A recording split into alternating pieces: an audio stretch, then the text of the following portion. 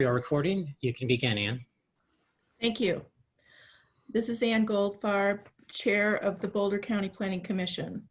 This August 18th, 2020 meeting of the Boulder Planning Commission will now come to order.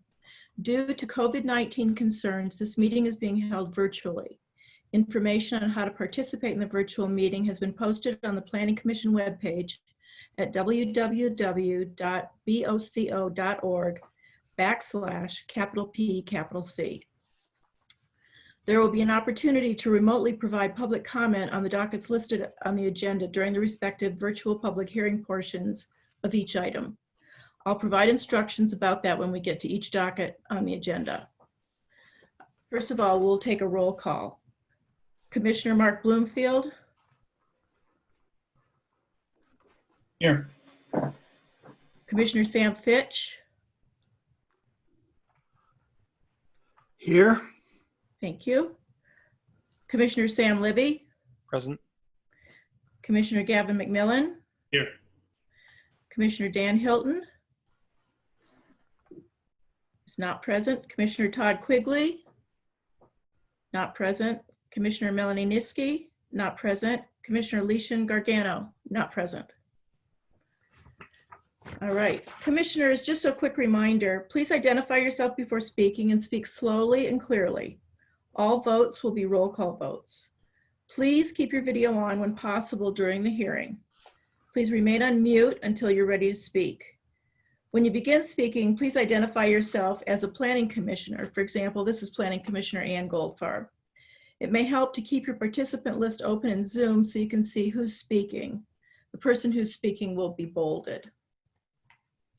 First agenda item here is the minutes. Are there any additions or corrections to minutes from the July meeting?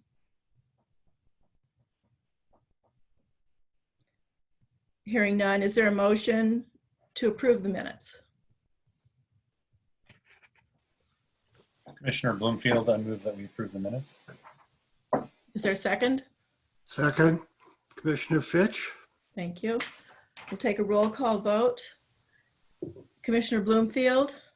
Aye. Commissioner Fitch. Aye. Commissioner Libby.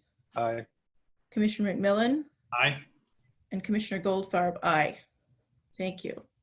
Are there any staff updates today?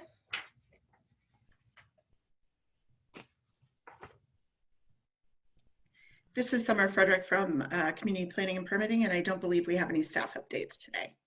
Thank you. All right, then we'll proceed to our agenda items. Let me explain the public hearing process. We have 2 items scheduled for today's Planning Commission meeting. At this time, I'll take the opportunity to explain the public hearing process. There'll be an opportunity to provide public comment remotely on the subject items for which we have specified we will take public testimony during the public hearing portions for each item. The order of presentation will be to hear from staff first, next the applicant, and then we'll move to accepting public comment from any individuals who wish to speak. Some people may have signed up in advance and will be called on first. If you did not sign up for public comment, you may sign up in the chat. Please direct your comments to the board. The chair will direct any questions that arise during the hearing to the appropriate party. Once we've heard all testimony, the public hearing will be closed.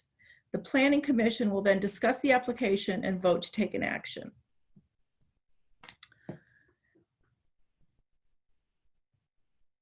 All members of the public will have a chance to speak, even if you didn't sign up from the Planning Commission homepage beforehand. Once those who've signed up in advance have spoken, I'll call for additional members of the public to speak. If you joined by computer, you could sign up by submitting your first name, last name, address, and the docket number in the chat box to the right. As each person who is joined by computer and signed up to speak is unmuted, Zoom will adjust your participant status so that you can speak and be seen via video. Once you're finished speaking, Zoom will place you back into the room as an attendee. If you dialed into the meeting via phone, please raise your hand by pressing *9 and we will unmute you when we call on you to provide comment. When it's your turn, the system will request that you unmute yourself with *6. Once you're unmuted, either via computer or phone, if you've called in, please state your name and address for the record before providing comment. Each speaker will be allotted 3 minutes to speak. A timer will beep at the end of your speaking time. Time can be pooled at 3 minutes per person for a maximum of 10 minutes. You will need to provide the names and addresses of the other people, up to 3 others, besides yourself, who are in attendance and donating their time to you. Anyone who is pooling time will need to attend the virtual hearing so we can verify their presence as we would at an in-person hearing. Please do not submit comments or questions in the chat box during the meeting. The chat box is for speaker sign up only. Please remain on mute when possible. The moderators will mute you if we see that your connection is the source of background noise. Members of the public will be unable to share their screens during public comment. Applicants, please have your presentations pulled up and ready to go. I'll announce that when we're ready for you to present, and at that time, you can share your screen. All right, with that behind us, this is a public hearing for docket number V-20-004, the Sharma vacation. And do we have a staff here to present on this? Yep, Jasmine Rodenberg with Community Planning and Permitting. Let me just Thank you. pull up.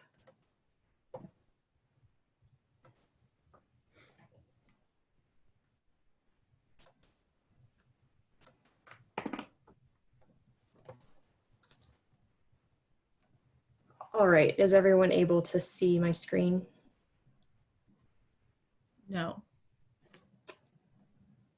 Okay, let's give it a second then.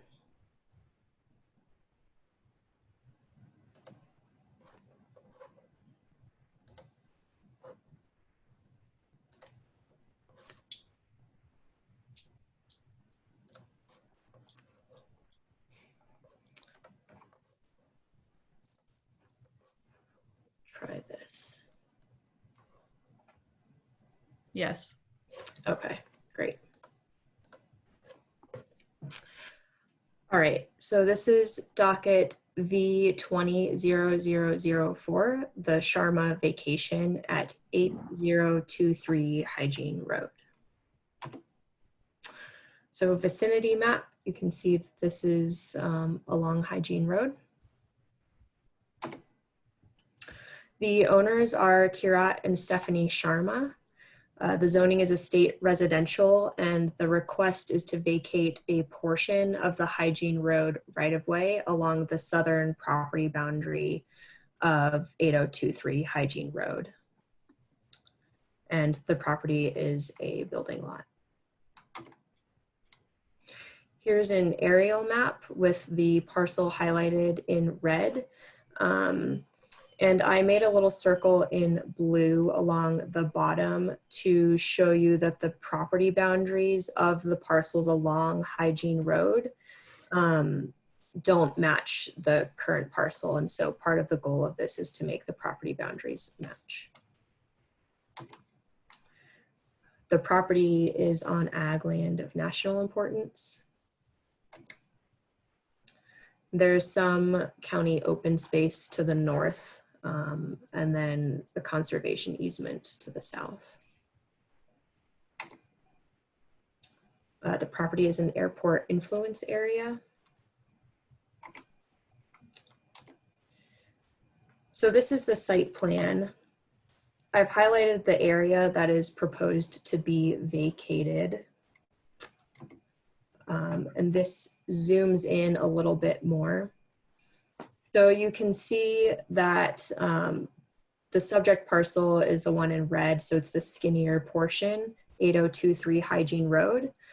And as part of a lot split in, I believe, 1974, this entire parcel, both of these two were split. And as a result of that, Boulder County retained additional right-of-way along Hygiene Road in the event that it would be needed in the future. But Boulder County hasn't used that, and so the applicants are requesting that it be vacated.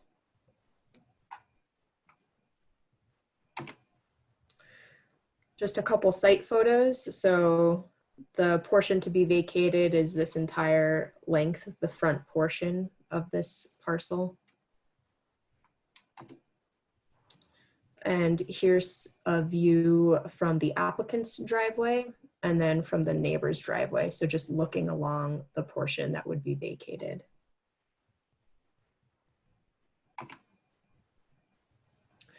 So the referrals that we received back, there were two. So the first is from Boulder County Parks and Open Space, concerned about the view protection corridor of Hygiene Road and the ag lands of national importance, and because of that, what could or couldn't be developed in the vacated area. And then the Boulder County Development Review Team Engineering supported the vacation request as proposed, because no public improvements were existing in that right of way and there weren't any planned to be in the portion that's going to be vacated. It would also not hinder legal access for any property in the area.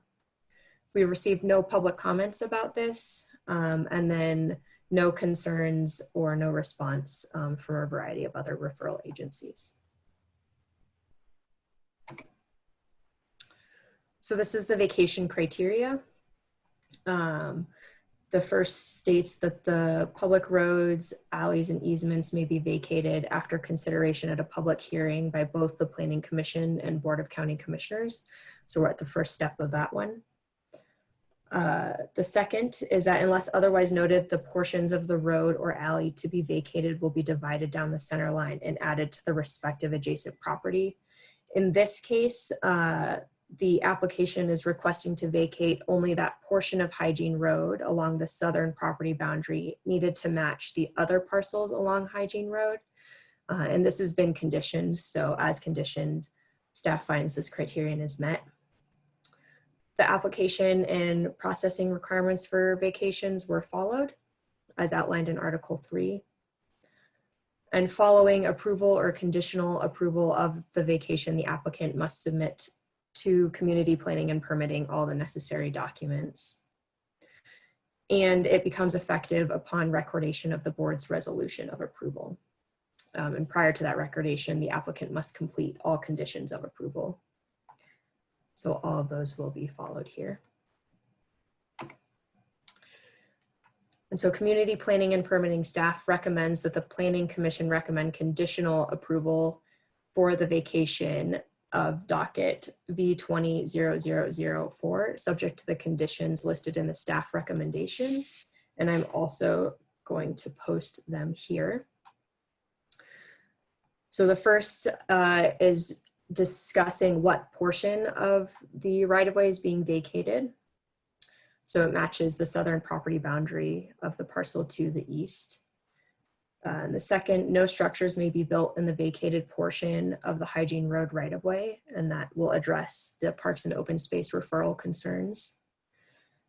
The third is pretty standard language that the applicant shall meet all post-approval requirements, which will include a new deed with a new legal description approved by Community Planning and Permitting within 1 year after the date of the Board of County Commissioners resolution approving this.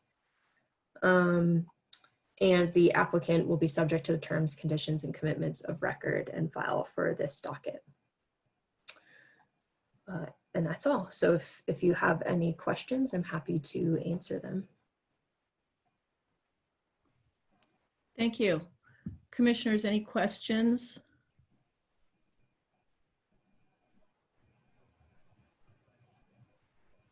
Seems pretty straightforward.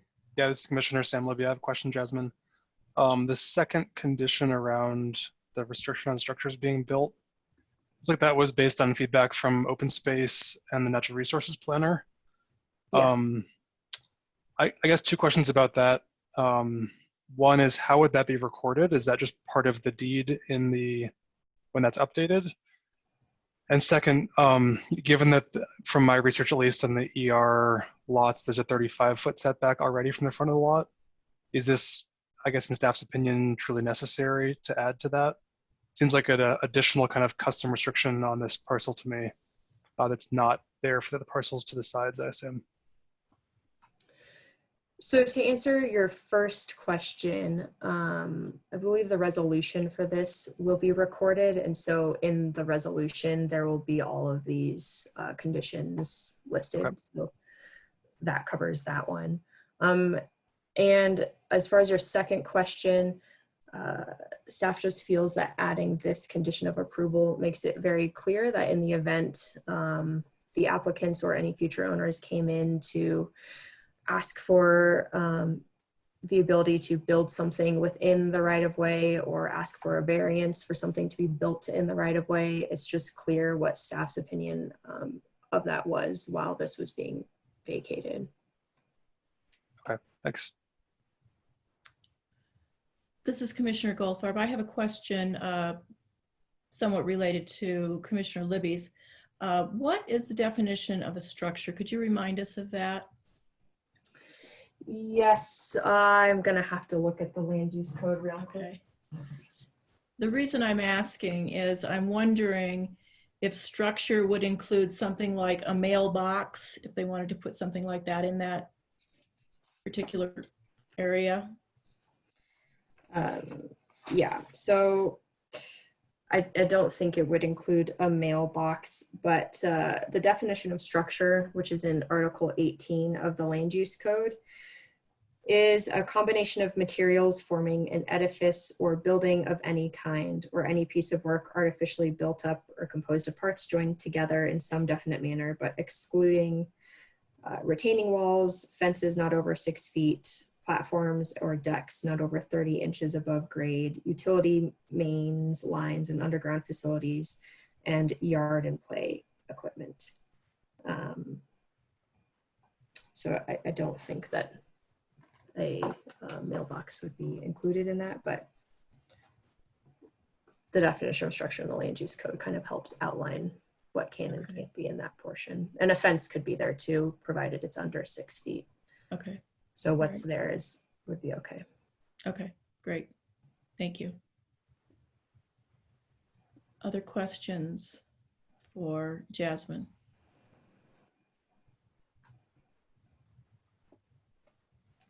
Okay, then we can move to the applicant's presentation. The applicant owners are Stephanie Sharma and Kirat Sharma. Are you here? We are here. Great. Could you please state your names and address for the record before you begin your presentation? Yep, and we have no slides. I'm Stephanie Sharma. I'm Kirat Sharma. And we live at 8023 Hygiene Road, Longmont. Great. You have up to 20 minutes to make a presentation for us if you'd like. Okay, I'll start off with some comments and if you want to add, Kirat. Thank you for the time today and for this opportunity to really hear our thoughts about this. Really, we're super excited to be on farmland in Colorado. And so our #1 priority for our property is to maintain that farmland view and livelihood, I guess, for the grasses that we're using, and maybe even think about different sorts of crops in the future. We have no desire to build a building on the front of the road. We have no desire to build a barn. We're pre-permitted for a barn near our house, and we actually plan to replace an existing shed. So we don't really plan to add any more roof space. So that would all be behind. We are very sustainable, so we like to do everything naturally. We're saving all of our horse manure for compost. We planted tough grass in the front. This property, when we bought it, had been neglected from a water perspective, and the grass we planted uses half the water of normal grass. So we're trying to really utilize the land in the best way possible. We're taking care of the trees at quite an expense based on the water negligence of the past while the property was being renovated and sold. And so we're wanting to just have it look nice. So our desires to appeal to the structure piece, I think, will be met easily. Let's see. We hayed the back this summer, and we had 166 bales on the back, and that was without any natural fertilizer or anything. That was just cutting the grass as it was. So we're excited about that, and we hope to sell some of that hay. And finally, we hope to set up an LLC that allows us to utilize the farm in a way that would be somewhat of just a self-sustaining business, whether it's the compost or the hay or things like that. But we have no other big plans than that. I think the last thing, we both work from home. It's an absolute blessing that we can have 10 acres in such a beautiful place of the country. I have family in Nebraska and grew up in Nebraska. And so being able to work from home and then go out, you know, between calls and get some sun or take care of something like where the flooding is going has been just an absolute dream come true, especially during COVID. So we're excited to have this kind of be complete. This came up during the purchase of the land, and the people who sold it didn't know about this right of way, and the records were actually not maintained very well. So we're just excited to put it back to where it was and have that full autonomy with the property. That's all I have.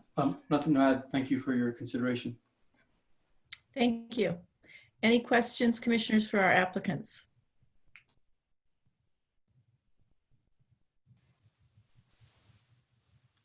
Okay, hearing none. Do we have any public testimony on this particular docket item?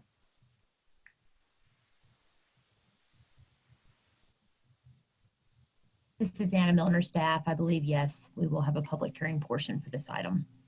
There's Okay, currently no one signed up. okay. All right.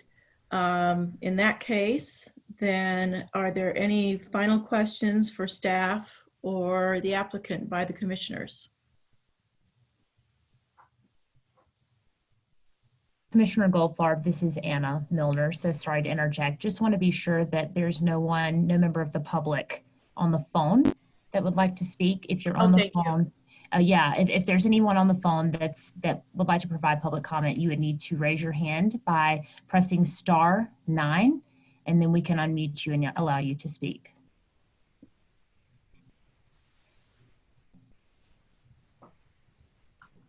And you'll let us know if anyone in fact does that? Yes, just giving them one more moment. Yep.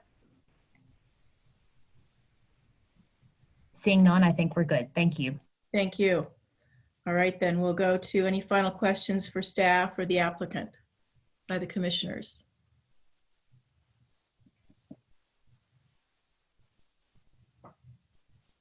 This is Commissioner Bloomfield. It seems pretty straightforward, and it seems like they're going to be doing good things with the land. So I don't have any further questions. Okay. Staff or applicant, any other final statements you would like to make? Nothing from me. And nothing from the applicants? No, just thanks to Jasmine for her hard work and for all of you for making this world virtual. I know this is a big change and we appreciate it. Thank you. All right. Then I'll open it up to discussion by the commissioners.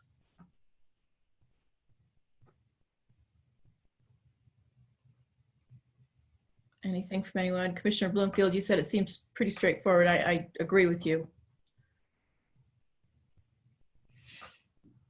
Yeah, I would agree. Anytime we can, this is Commissioner Libby, anytime we can clean up unused right-of-ways, I'm in favor of that. I personally don't like the idea of additionally encumbering with a different setback requirement, as I said before, but happy to go with staff recommendation on that. Okay.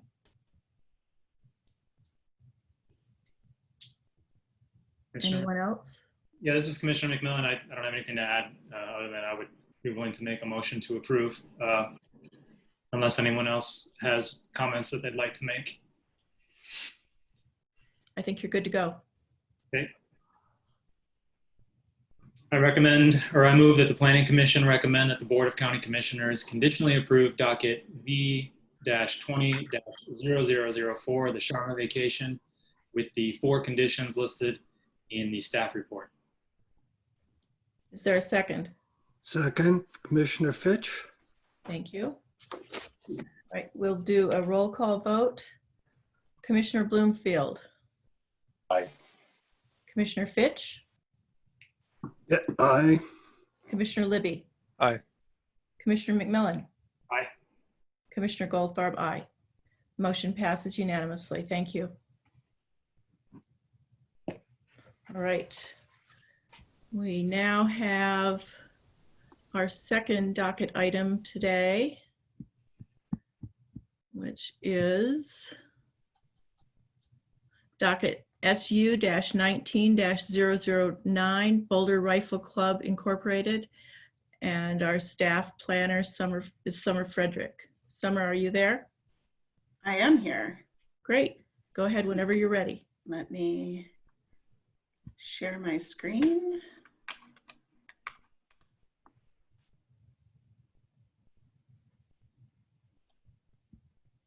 I could just confirm that Planning Commission and others see my screen. Great. Yes. Great. So, good afternoon, Commissioners. This is Summer Frederick with Community Planning and Permitting, and this is docket SU-19-0009, the Boulder Rifle Club application. A quick overview, the location is 4810 North 26th Street. It involves two parcels, and they are both at the northern terminus of North 26th Street, a little over half a mile north of its intersection with US 36. The first parcel, parcel 146-307-001-001, is approximately 6 acres in size. The other parcel, number 146-307-001-002, is approximately 18 acres in size. The zoning is agricultural, and the owner is of both parcels is the Boulder Rifle Club, and their agent is Rosie Dennett. So the request before you is a special review and site-specific development plan to allow for development of a currently vacant parcel, which is the second parcel, approximately 18 acres. And that development is to include the construction of 5 outdoor ranges, 5 approximately 3,000 square foot range shelters, 3 approximately 100 square foot bathroom facilities, an approximately 20,000 square foot indoor range building, 7 2,400 gallon fire suppression cisterns, 6 new parking lots, which total 209 spaces. The access will be realigned, and overlap grading for site development and drainage, which comes out to approximately 100,000 cubic yards of non-foundational earthwork and a little over 11,000 cubic yards of foundational earthwork. The request also includes an amendment to an existing special review on the currently developed parcel, which is approximately 6 acres. And that is to include the construction of a new 1,612 square foot 10 bay firing line shelter for the existing 200 yard range, a new range barrier, expanded parking lots and retaining walls, as well as a portion of the realigned access. So to give some context of where we are, this is the vicinity map. The 2 subject parcels are outlined in red, approximately in the center of this parcel. Here is a closer up version of the parcel map. As you can see, the larger of the 2 parcels is the western parcel, and the existing rifle club is on the smaller eastern parcel. This is an aerial of the site. And this is a zoomed in aerial, and from this you can start to get an idea of both the vacant parcel as well as the parcel that has the existing rifle club on it. You can see the 4 existing ranges are here, and this down here is an existing indoor range and where classes are held. So this is the comprehensive plan map, and as you can see, the parcels are within an environmental conservation area, the Boulder Valley Ranch Beach Open Space Conservation Area. There are ag lands of local importance, which are shown in yellow. This very small portion of the northeastern corner of the developed parcel includes ag lands of state importance. There are wetlands and riparian areas associated with various waterways and water bodies located in the area. And this is the public lands map. As you can see, both parcels are surrounded on the west, north, and east by open space and mountain parks properties. And the vacant parcel is currently encumbered by a county-held conservation easement, and we'll talk a little bit later about that. Just a really brief history. As you can see here from this portion of the parcel report, there were 2 special reviews previous, one in 77 and one in 87 that approved the Boulder Rifle Club use. And an overview of what those special reviews included. The first one in 77 was the original special review that approved the Rifle Club use. The second one in 78, again, was approved by the Board of County Commissioners and had 6 conditions of approval that you see here associated with that special review. Just of note, a portion of the land immediately south of the existing Rifle Club has been purchased by the Rifle Club from the city of Boulder. And the area that was purchased is shown here in yellow. And this transaction was done in order to allow for the existing and some of the proposed entrance to be on property held by the Rifle Club. So you can get an idea here. I don't know if you can see my cursor, but the existing access road comes in from North 26 on the southeastern side, loops around through the city of Boulder parcel, and then enters the existing developed parcel from the city-owned parcel. And so this will allow for that to be on property that is owned by the Rifle Club. The Rifle Club has submitted a subdivision exemption application to alter the boundary lines as you see, and that subdivision exemption will go in front of the Board of County Commissioner for review and action when this special review is in front of them as well. So a little bit of history about the larger undeveloped parcel. You can see here that there was a limited impact special use review application, and this was approved to allow for 98,000 cubic yards of fill to raise the grade. And this was essentially the action that allowed for a good amount of fill to be placed on top of and with construction debris that is currently found underneath the top layers, sometimes emerging from the top layer of the soil on the vacant parcel. So there was also a special review in 2003, and that was another special review for requesting for Rifle Club expansion. That did go in front of both the Planning Commission and the Board of County Commissioners.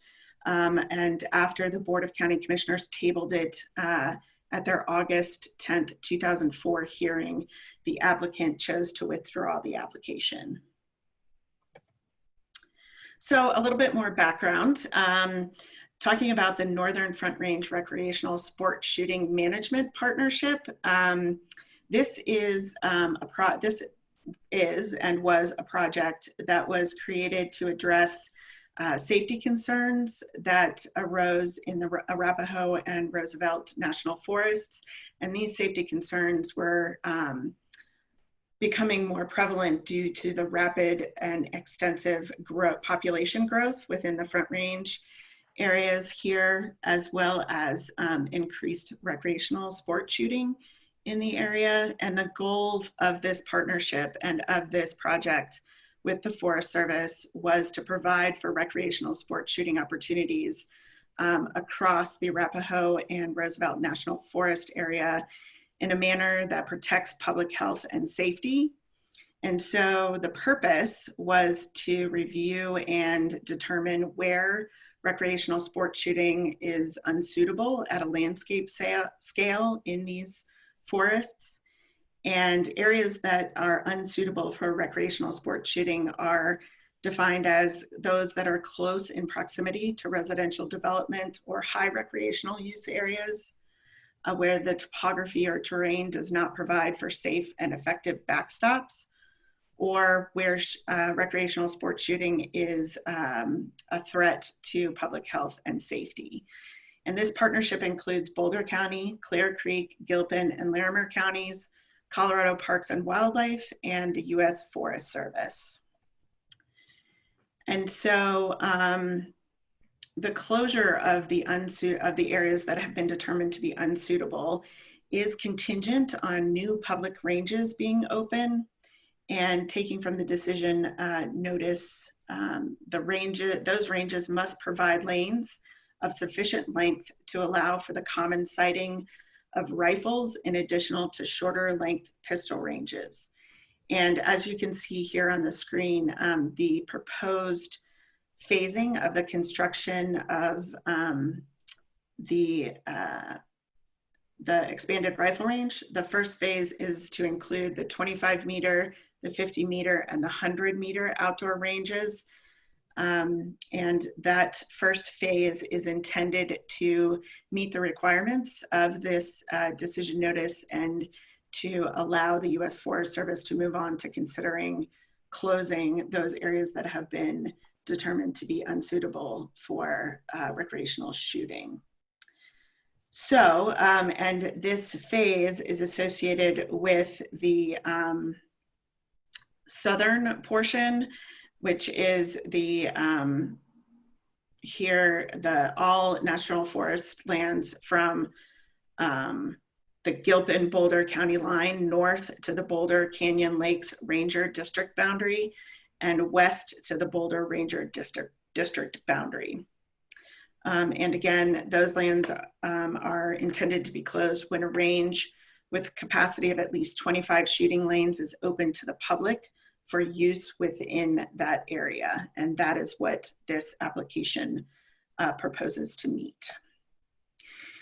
And this is the map that shows the recreational sports shooting management final decision area. And I realize the zoom in is a little blurry, but the areas that you see in that gold orange color are the areas that have been deemed to be unsuitable for recreational sports shooting within Boulder County. So the larger map shows the area of the project in its entirety, and the zoom in are those areas within Boulder County.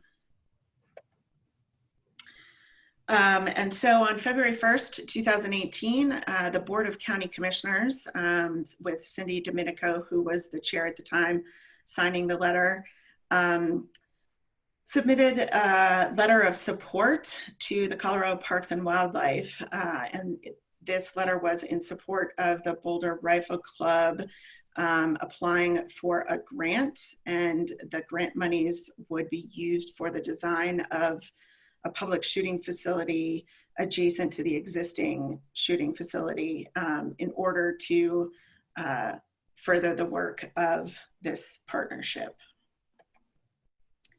So moving on to the actual site, what you see now is the site plan of what is existing. As you can see, there are 4 existing outdoor ranges, 25 yard, 50 yard, 100 yard, and 200 yard. This also shows that there are existing firing shelters with 3 of the existing ranges, the 25, 50, and 100. And these are aerial shots that show the existing ranges. And from this, you can see that the ranges have been excavated into the topography. And so they all do have safety berms in between them as well as behind them.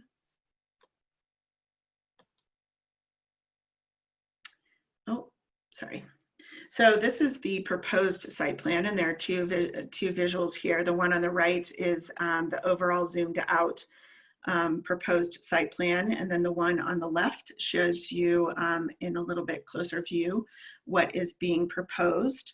As you can see, there are 5 new outdoor ranges with firing shelters associated with them, as well as parking lots and an expanded parking lot here on the existing rifle range, There is a proposed new indoor shooting range, which is down here in the southwest portion of the property.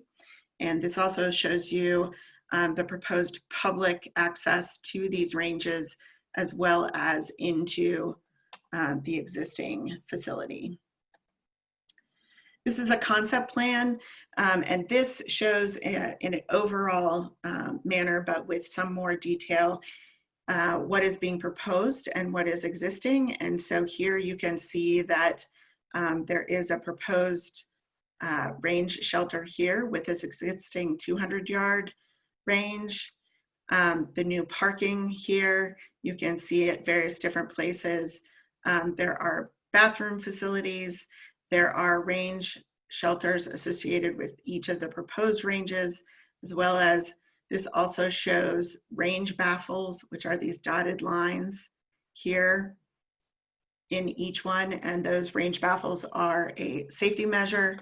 You can see that there are side walls proposed with each of the ranges, as well as backstops. And then here in this southern portion is the future indoor range building, as well as proposed landscaping and parking. This is a little more simplified view of that site plan.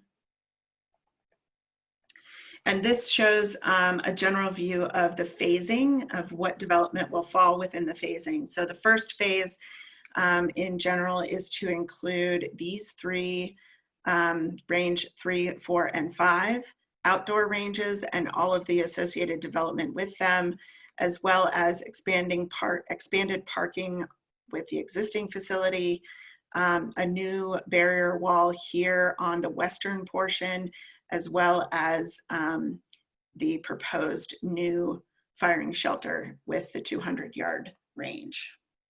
Phase 2 is the larger or longer ranges, new proposed outdoor ranges, and then, oh, I'm sorry, this is phase 3, not phase 2. But phase 3 is the proposed indoor range building, as well as that associated parking.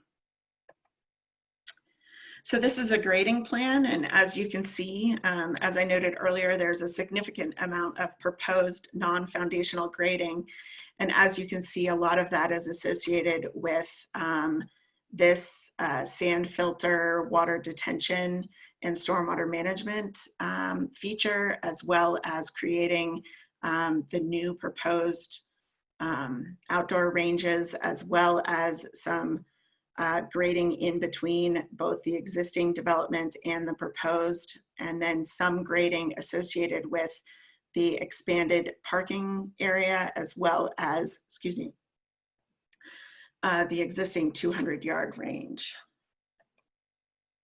This is the stormwater management and revegetation plan.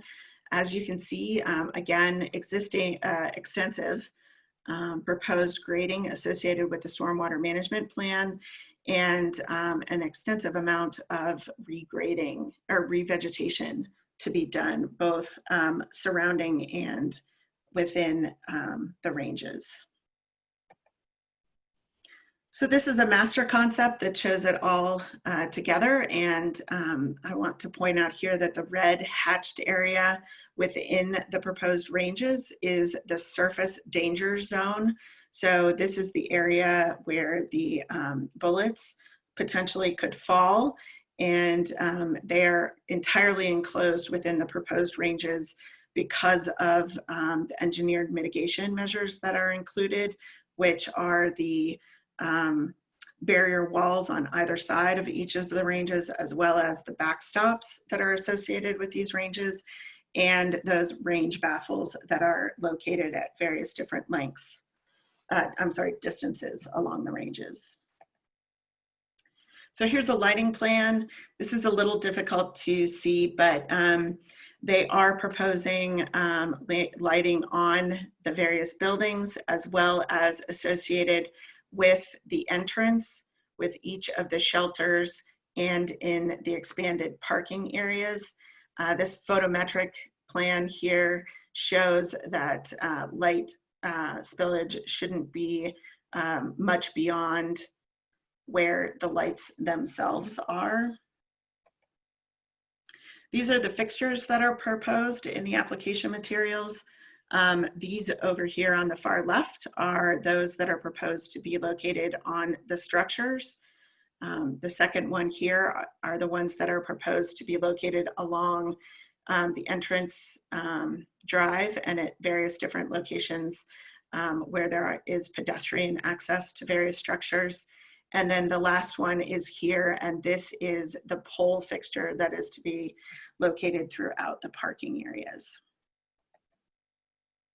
This slide shows a cross-section of the new proposed ranges. As you can see, there are firing shelters associated with each. There are baffles located at various distances along the ranges. And then at the end of each, there is a barrier, a backstop, as well as a bullet catchment system. So this gives you the elevation of a range. This is the range that is 25 meters, but it is pretty typical of what you will see. So as you can see, the sidewalls are proposed to be a minimum of 11 feet tall on either side of each range. And then here is a typical of that backstop. And again, these backstops are to be 20 feet tall. And then this shows the bullet trap system that will be put in place. Here is a typical of the firing shelter. As you can see, they have both seated and standing positions. And here you can see typical of the of the range baffles, which translates over to this image. And this is the elevation of what those baffles will look like. So the line of fire, as you can see here, goes underneath these baffles, and the baffles are intended to be located in areas where stray bullets that are going in an upward trajectory may be caught. So getting into the structure elevations, what you see here is the typical of the 12 station firing line shelter, and those are the shelters that are proposed for each of the new ranges. And here you see both elevations for the proposed bathroom facilities, as well as the new 10 station firing shelter, which is proposed with the existing 200 yard range. And these are elevations for the new indoor range building. You can see there is a north elevation, and this is the elevation that would be facing open space and mountain parks property. The south elevation would be facing North 26th Street. The west elevation will also face open space and mountain parks property. That property that is to the west is under an agricultural lease and is in active ag production or active ag use. And then the east elevation is that elevation that faces, again, open space and mountain parks, but is also visible from North 26 as you approach the facility. Just to give you a little reference as we move on to the floor plan for this building, I've labeled these doors and then again labeled them on this floor plan. So this is the indoor firing range. And so as you can see, these doors give you a little bit of context to these elevations. So again, here on the right is the lower elevation, and on the left is the main floor. And these are photos of the existing structures on the developed parcel. You can see the indoor building here. That is the Quonset hut type building. And then there are photos of the existing firing shelters, as well as other storage buildings and bathroom facilities. So this was referred out to all of the standard departments, agencies, and divisions. And the comments and referral responses that we received back from the Boulder County Parks and Open Space Conservation Easement team They identified an existing conservation easement that is on the vacant parcel and acknowledged that that conservation easement does not allow for a shooting range. They also acknowledged that this expansion is needed to fulfill Boulder County's commitment to the Northern Front Range Recreational Sports Shooting Management Partnership. And they support the proposal subject to a recommended condition of approval requiring a restrictive covenant be placed on the parcel's deeds. And that restrictive covenant will replace the conservation easement and will allow for a public shooting range. The Parks and Open Space Natural Resource Planner, their referral response acknowledged that the revised and additional materials included significant improvements to the application. They did identify some remaining concerns, primarily the northern retaining wall is still approximately 10 feet from existing surface flow. Had questions about the types of materials that are excavated during grading, requested information related to the intended purpose and future of identified monitoring well and cleanout monitoring well. Also identified prairie dog mitigation measures as well as revegetation and weed control measures. And so just of note, staff has recommended conditions of approval to address these concerns. Boulder County Public Health just identified the existing permits for the existing bathroom facilities and indicated that the owner or agent must apply for appropriate permits when proposed bathroom facilities are to be built. The Development Review Engineering team did verify or did confirm that legal access has been demonstrated and identified that the proposed access drive is in compliance with the multimodal transportation standards, and also confirmed that the traffic impacts were appropriately considered in the traffic system impact study. They did identify that the project will approximately double the average daily trips. On weekends, that will go from 86 to 190 average daily trips. And on weekends, that will go from 262 to 576 average daily trips. This team also requested submission of traffic control plan or a method of handling traffic and a hauling plan to be submitted with building permit plans. They specified that 1 bicycle space is required for every 10 parking spaces, vehicle parking spaces.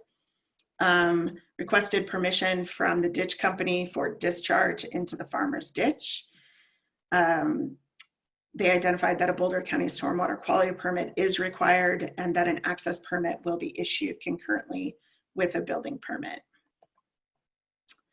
The Historic Preservation Team, the Colorado Division of Water Resources, and Excel all responded with no conflict.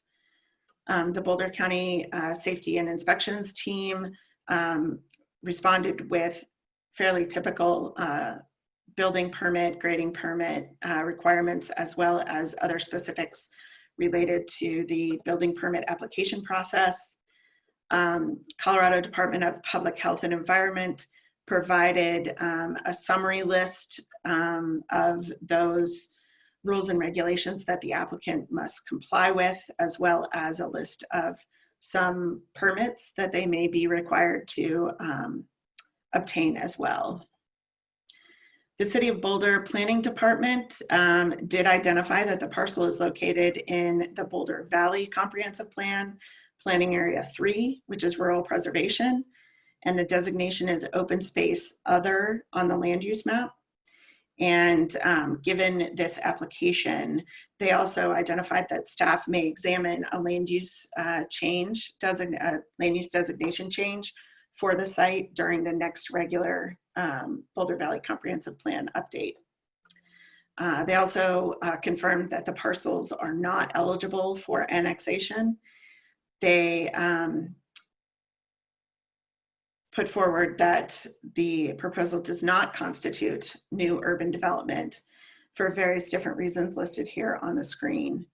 And they also stated that based on the stated level of use, that any future expansion may require urban services and then may need to be located in the city of Boulder.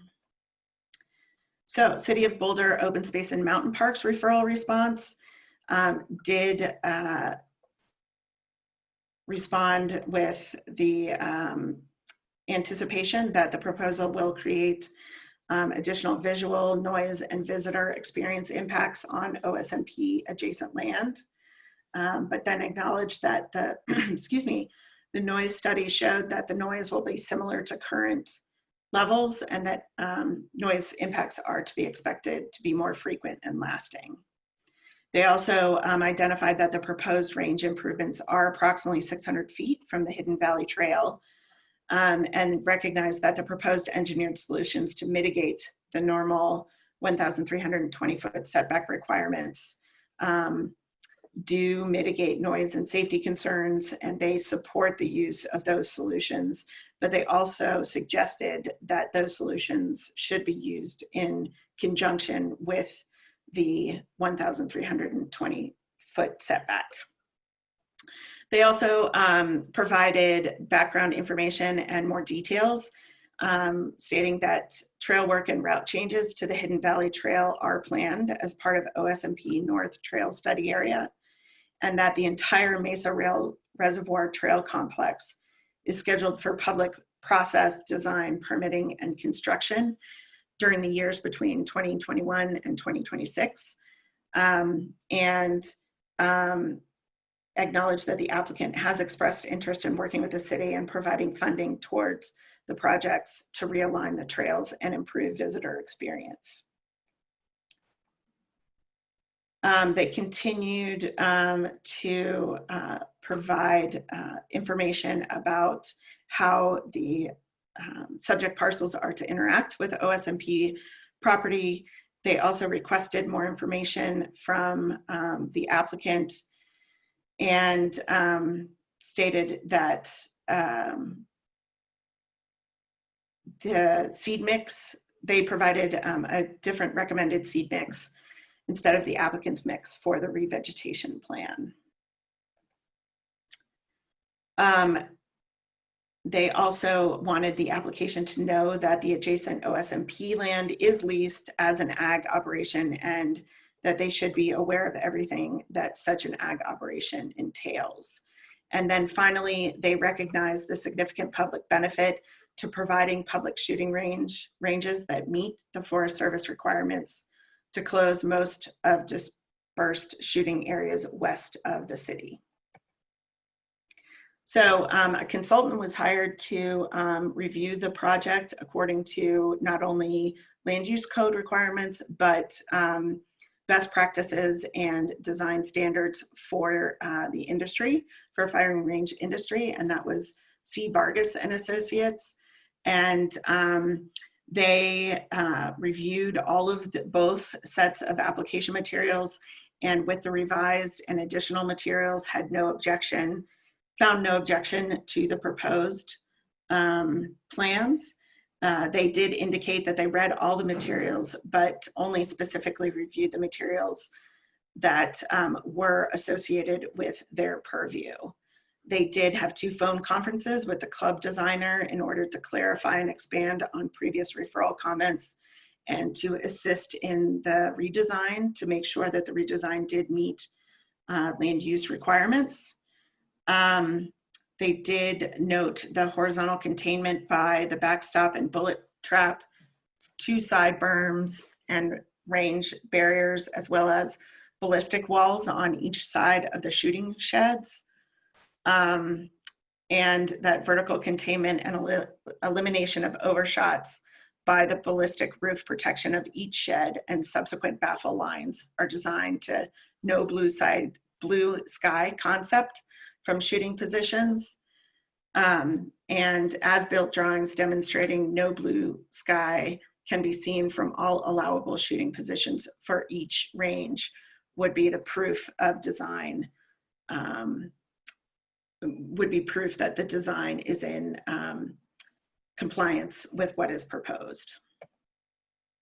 So adjacent property owners, I'll note that we did expand the notification area from the required 1,500 feet from the subject parcel boundaries to 1 mile from the subject parcel boundaries. Between the two referrals, both the original and the re-referral, staff received over 300 public comments via email and phone. The majority of those were included in your staff recommendation document.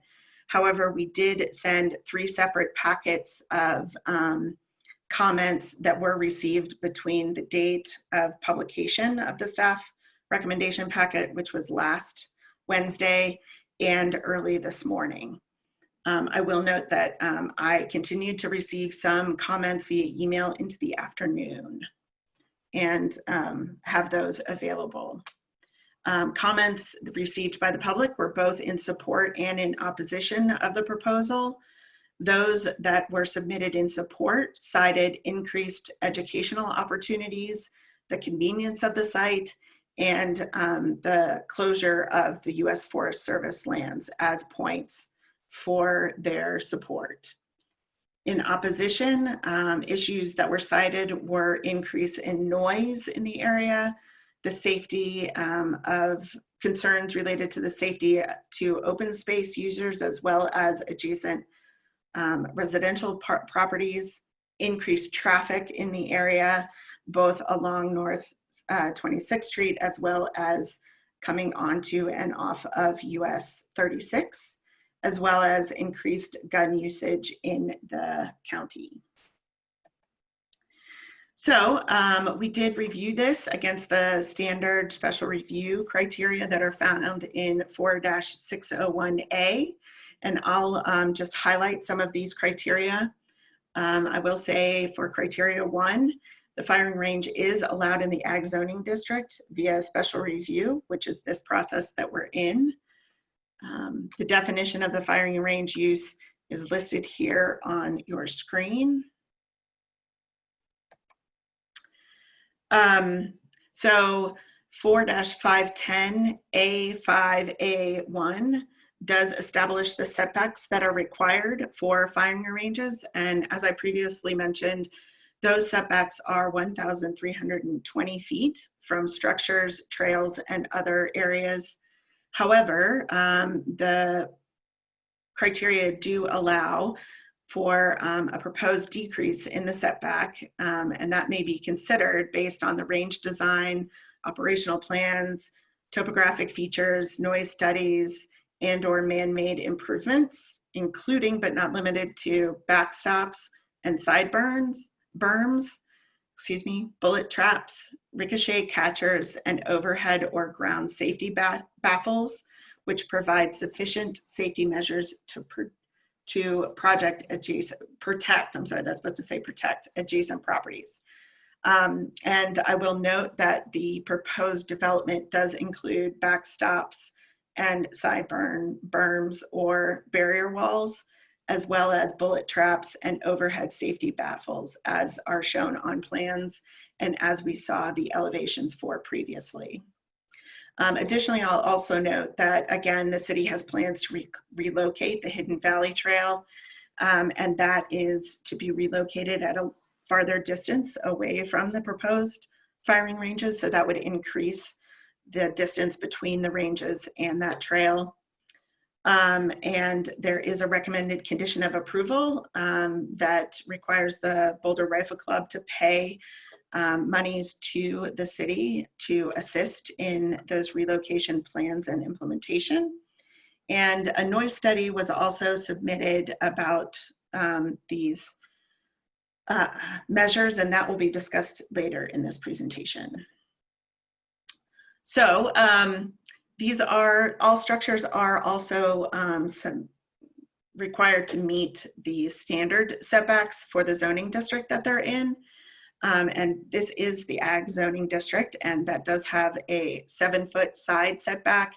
And it does appear from the submitted plans that the northern portion of the proposed range barrier associated with the existing 200-yard rifle range is within that 7-foot setback. And so staff has recommended a condition of approval requiring that either there is a setback survey showing that it's not within 7 feet, or they redesign the barrier, or they apply for a variance.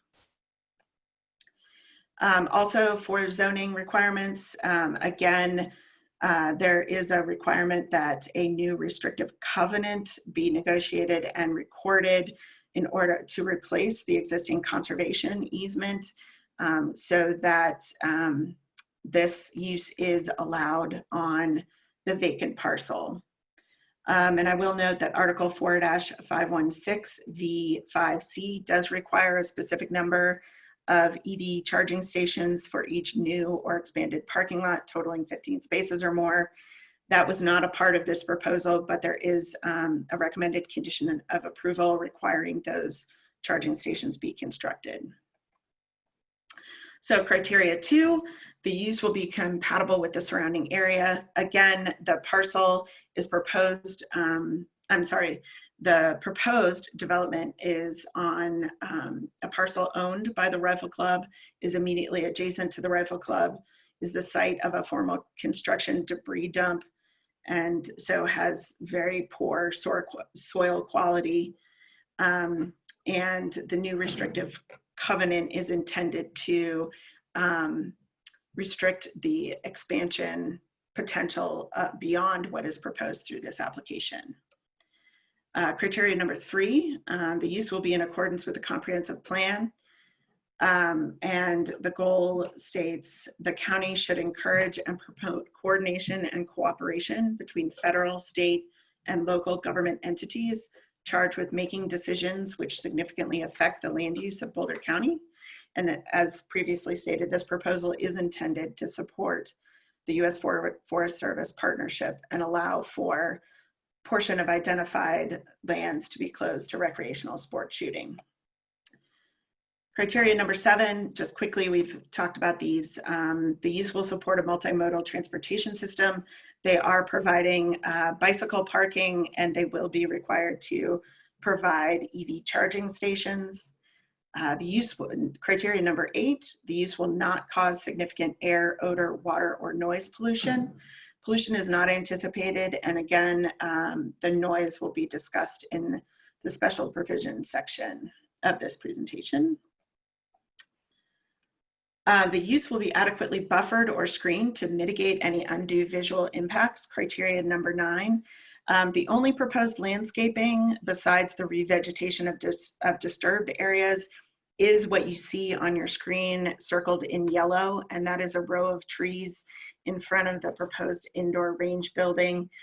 Staff has recommended a condition of approval requiring tree plantings around the perimeter of both parcels where it is feasible. And this is intended to provide some visual breakup, of not only the proposed structure, but of the use itself. Also in visual impacts, the new indoor range office and classroom building is proposed at a height of 38 feet. The majority of other structures on the existing Rifle Club, as well as the firing range shelters that are proposed, are approximately 20 feet or lower. And because this does present a significant bulk and mass to both North 26th Street as well as the residential parcel immediately to the south and surrounding open space and mountain park properties, staff has recommended that the height be lowered, and there's a recommended condition of approval reflecting that. So this was also reviewed against the special use special provisions for firing range outdoors, which can be found in 4-602F. I'll just point out that this range design is for pistol and rifle firing ranges. It is not for shotgun ranges, and those are two separate distinctions within the code. I will also note again that the proposal does include overhead safety baffles, backstops, side berms, and bullet traps. Provision C, This is about the noise. And again, there was a noise study that was submitted. There was one submitted with original application materials. Staff identified that that wasn't quite enough. And so an amendment, addendum was submitted with the revised application materials, providing a larger range for that noise modeling. And that addendum is what we are working with here. And so there were 4 monitoring locations. The monitoring was done February 8th through 11th. The shots for the data modeling were shot on February 8th of 2019. They were shot from a .22 caliber long rifle and a .300 Winchester Magnum. Again, the modeling was expanded to a wider range, and those results were included in the second submittal. So in review, there is a chart located within the first, which is within the first application materials. It's on page A130, so it's in the A attachment of your staff recommendation document.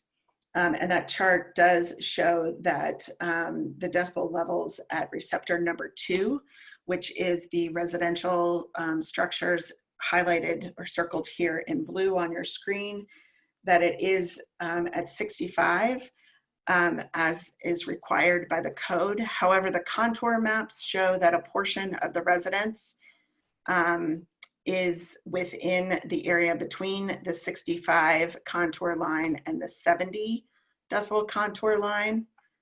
And this is the map for the existing mitigated 20-yard range. So this is a shot modeled at this existing range here with the proposed firing shed.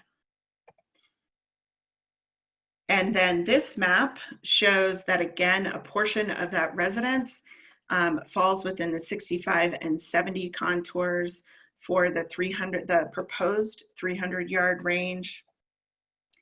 And this one shows that it is definitely within the 65 and 70 contours for the existing 100-yard range.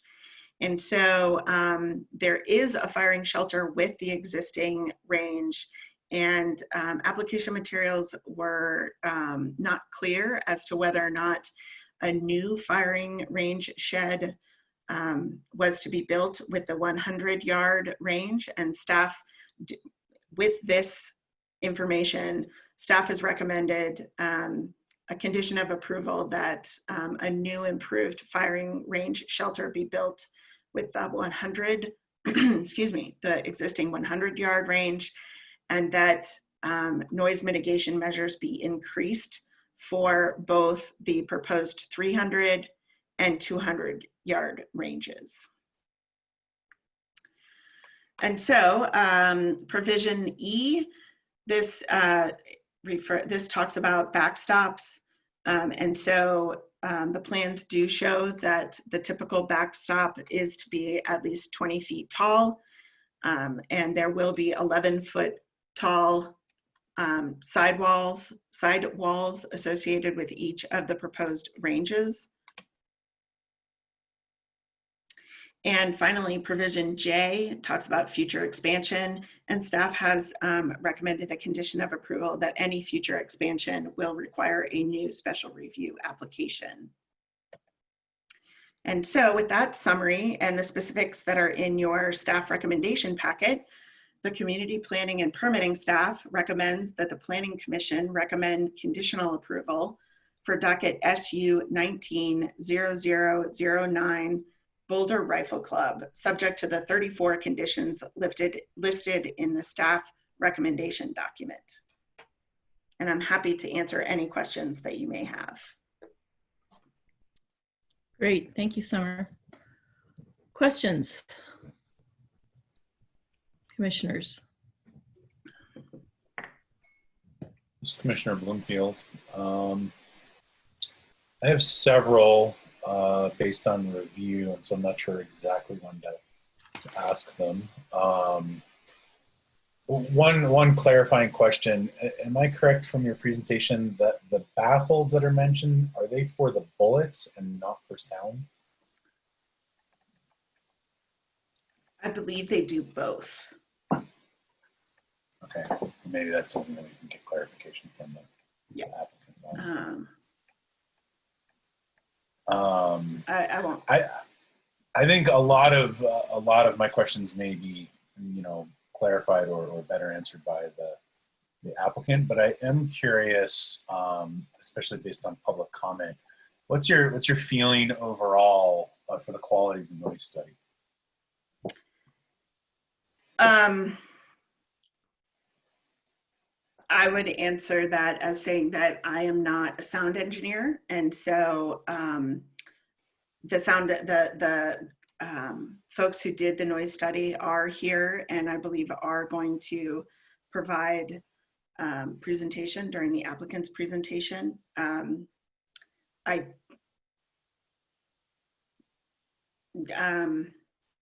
think the information that they gave us, the noise study did explain their methodology well, and the results seem to be in accord with their methodology. Okay, I'll table that question then. Okay. Thanks. So this is Commissioner Fitch. Summer, I have a question about the phasing of the applications. And the staff report tells us which facilities are proposed to be built in phase 1, 2, and 3. But what determines how fast phases 2 or 3 actually get done? So it's not clear to me what their proposal is saying in terms of particularly the indoor facility is the last thing to happen. That is correct. The indoor facility is the last thing to happen. And the timing of the phases was not a specific point of discussion in the application materials to any degree. So I would say that that is probably best answered by the applicant. Okay, that makes sense.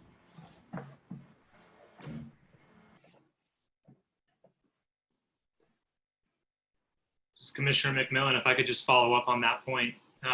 Related to the closing of the national forest areas, which is, I believe, contingent upon this complex being built. Is it the entirety of the complex that needs to be built? Or, and I asked this in relation to Sam Fitch's comment, if we just built phase 1, would that still trigger the closure?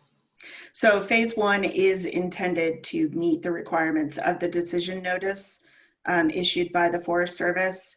So, and to break that down a little bit, to make it easier to understand, phase 1, yes, is intended to provide what is necessary to allow the Forest Service to move forward with considering closure of the identified lands.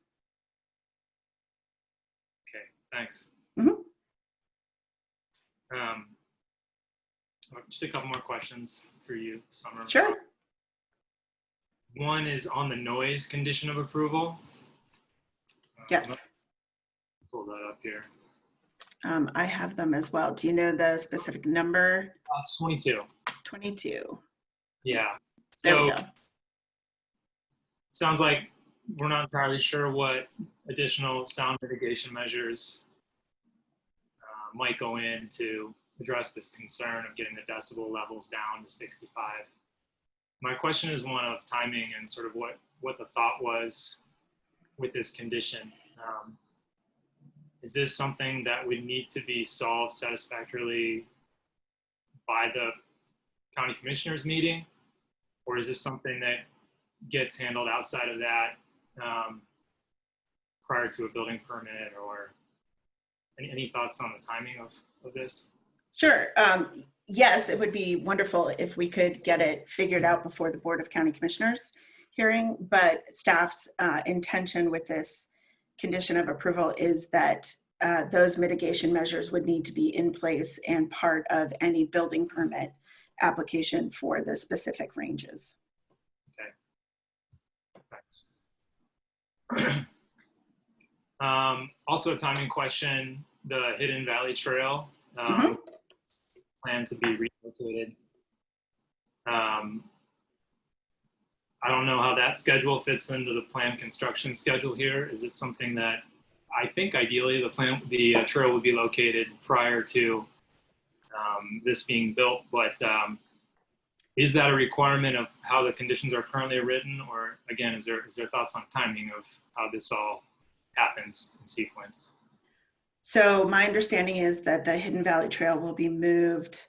The whole process is to both the planning and the public engagement at the design and implementation is to take place during those 5 years between 2021 and 2026. I would guess that some of that phase 1 would likely, construction would commence also during those years. So the conditions of approval are not contingent, one is not contingent on the other. The reason for that is that the engineered mitigation solutions, such as the sidewalls, the backstops, the bullet traps, the baffles, are in place and show that the surface danger zone is completely contained within each range's area.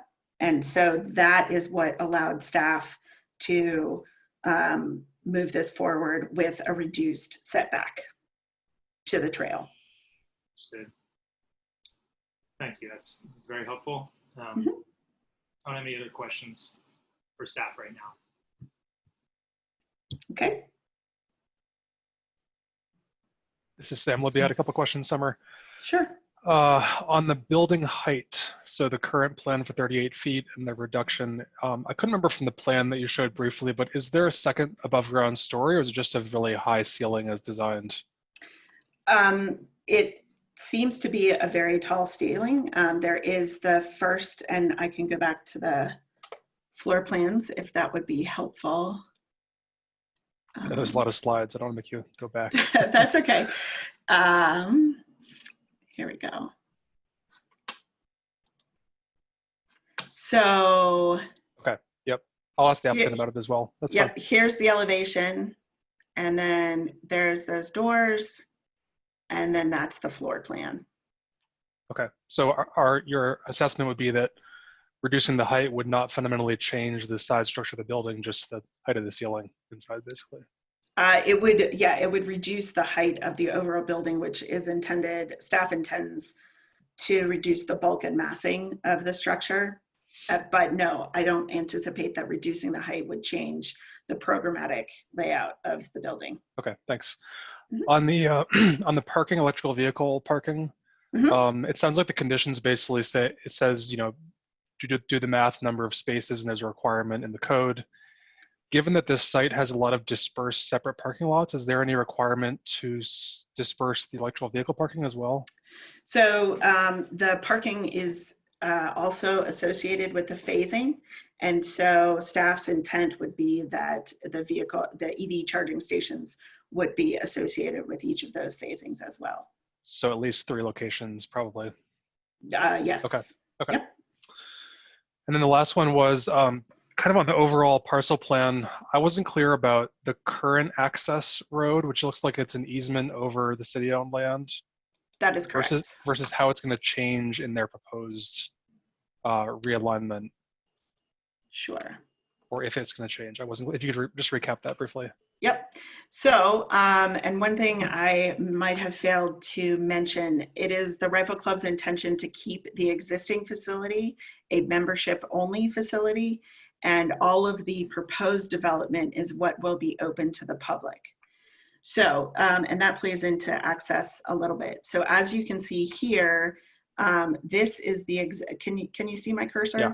Okay, so this is the existing access that comes in here and accesses the existing facility. This is the proposed access here. And so this access is intended to remain, and members will continue to be able to access the facility with that, as well as I understand that the City of Boulder's police force and Sheriff's Department also uses this access to access this area for various different reasons. So both accesses will be open on final. And that kind of straight road that runs east-west along the south part of the city parcel, Here. is that a public road? That's North 26th Street. So it comes up and goes along here. Oh, it takes a left and it's public access until the new access point. Correct, until over here, I believe. Okay. I think that's all for now. Thanks for the clarification about public versus private. I think that's an important thing that I'm guessing they'll speak to as well. Sure.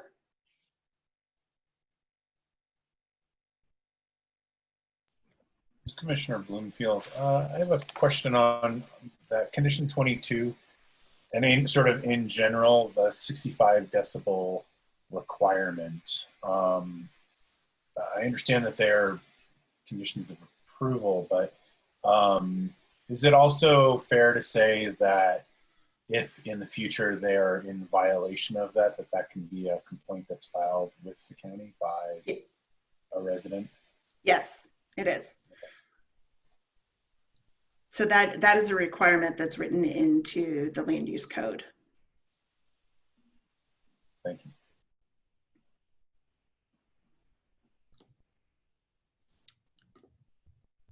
you. Summer, this is Commissioner Goldfarb. It seems to me that there are a lot of conditions that are going to be required prior to obtaining a building permit, but then there are some conditions that seem to be something that would come up in the future. There's something about there's a commitment to a couple different things going forward.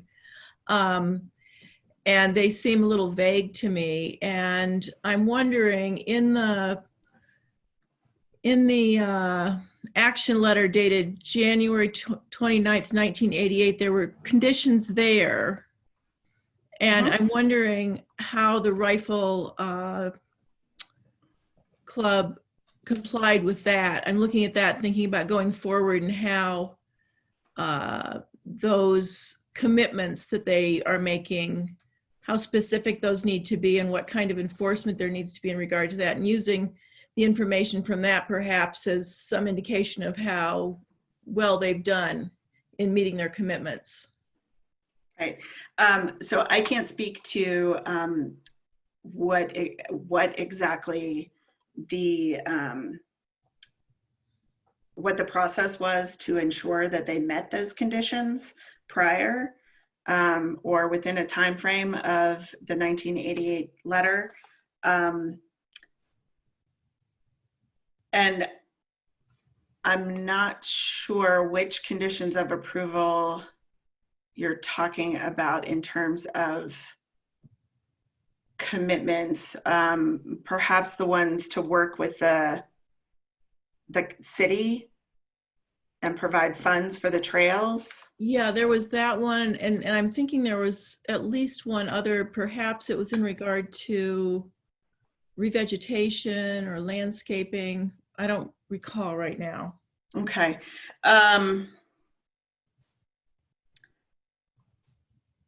But I'm looking at these things that they were supposed to have done.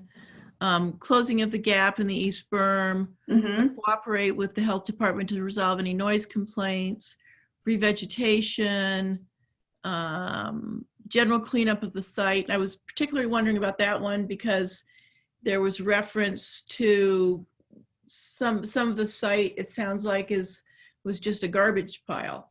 The majority does that mean that they did not comply with that then? No. So again, there are two parcels involved here. Right. The special review that exists is for the smaller parcel that is currently developed. The limited impact that allowed for the extensive amount, the substantial amount of fill or construction debris is on the vacant parcel. So that is not included in that. And so the cleanup of the parcel that is currently developed did happen through the Boulder Rifle Club's efforts. Okay. So that's happened. The existing construction debris that is currently buried on the vacant site is there because it was permitted to be there. Okay. All right. Okay.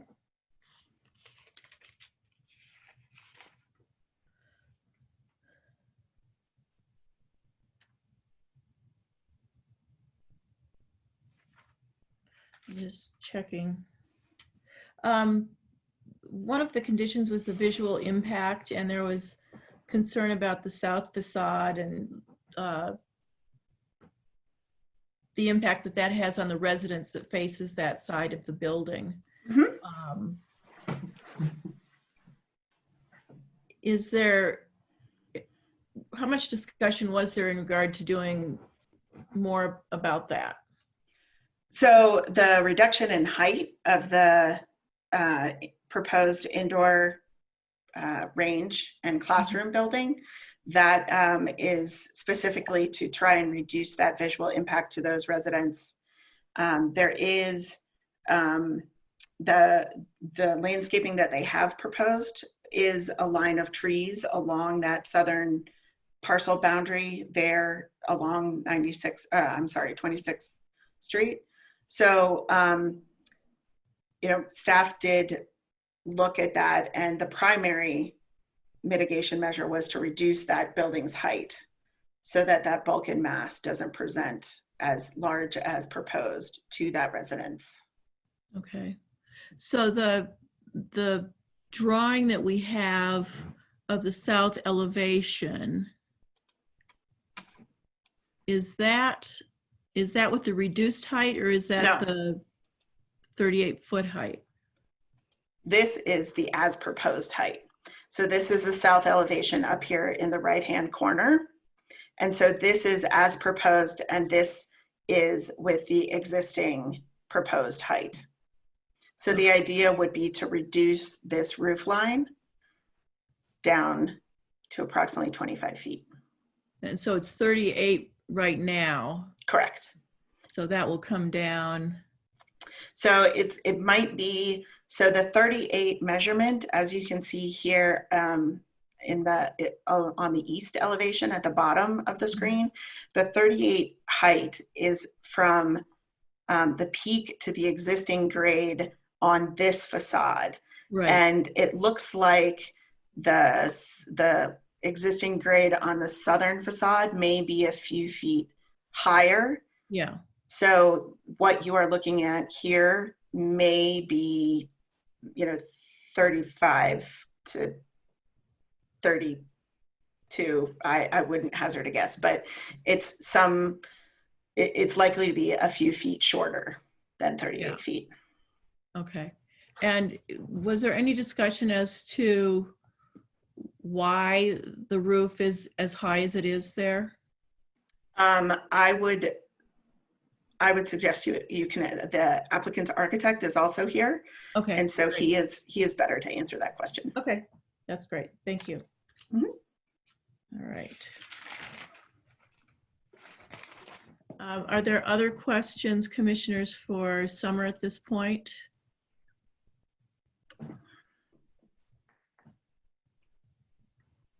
Okay, hearing none, then I would like to invite the applicant to make a presentation, if they would like to. We definitely want to. Okay. This is Rosie Dennett. Rosie and I, Tom Moore, the architect, are sharing a station, so. We thought it would be handier if we had two of us here at the same place. I'm Rosie Dennett. I'm the planning consultant, and for the applicants, and I reside at 210 Lincoln Street here in Longmont. I have specific comments with respect to the staff's recommended conditions of approval. I can answer some of the questions that you just raised. And then our architect, Tom Moore, is going to walk you through the design specifics of the proposed improvements. and our acoustics consultant, Andrew Truitt, will explain the sound study and the noise mitigation. And then our entire team is available to answer questions that you might have that we can't answer. And that team includes Steve Martin and Phil DeClose of the Boulder Rifle Club, Garrett Wallstad, our civil engineer, our traffic engineer, Joseph Delich, and our wildlife consultant, Jerry Powell. They're all hanging out and listening into this. So if you have questions that we need their assistance, they can chime in. Okay. Before you get started, I'd just like to remind you that you have 20 minutes for your presentation, and that would include anything that anyone on your team would like to present to us. Yes, that's our goal. Great, thank you. Okay, so I think I'll just jump right into the conditions of approval because that seems to be where your focus is. So while Tom pulls up those conditions for anyone that's watching that might not have those in front of them, I'll let him do that. But specifically, there are 3 conditions that we believe are not applicable and could actually even be removed. Most of the conditions, I'll just say, we don't have any problem with meeting. And we obviously concur with staff that we believe that the application does meet the standards for approval of a special use. We just need some clarification on a couple, and then these 3 conditions, number 6, number 19, and number 22 are not applicable, we believe, and I'm going to explain why very quickly here. So specifically, condition number 6 requires us to work with the City of Boulder to relocate the Hidden Valley Trail and pay the committed $30,000 for trail relocation. While the city has the trail relocation noted in their master plan, and as Summer has described, they're planning on relocating that trail soon. The Rifle Club did offer to donate $30,000 towards that effort. When the city recently entered into a legal agreement with the Rifle Club for that sliver of land that Summer described in the boundary line adjustment, it made sense to include the $30,000 donation in the agreement.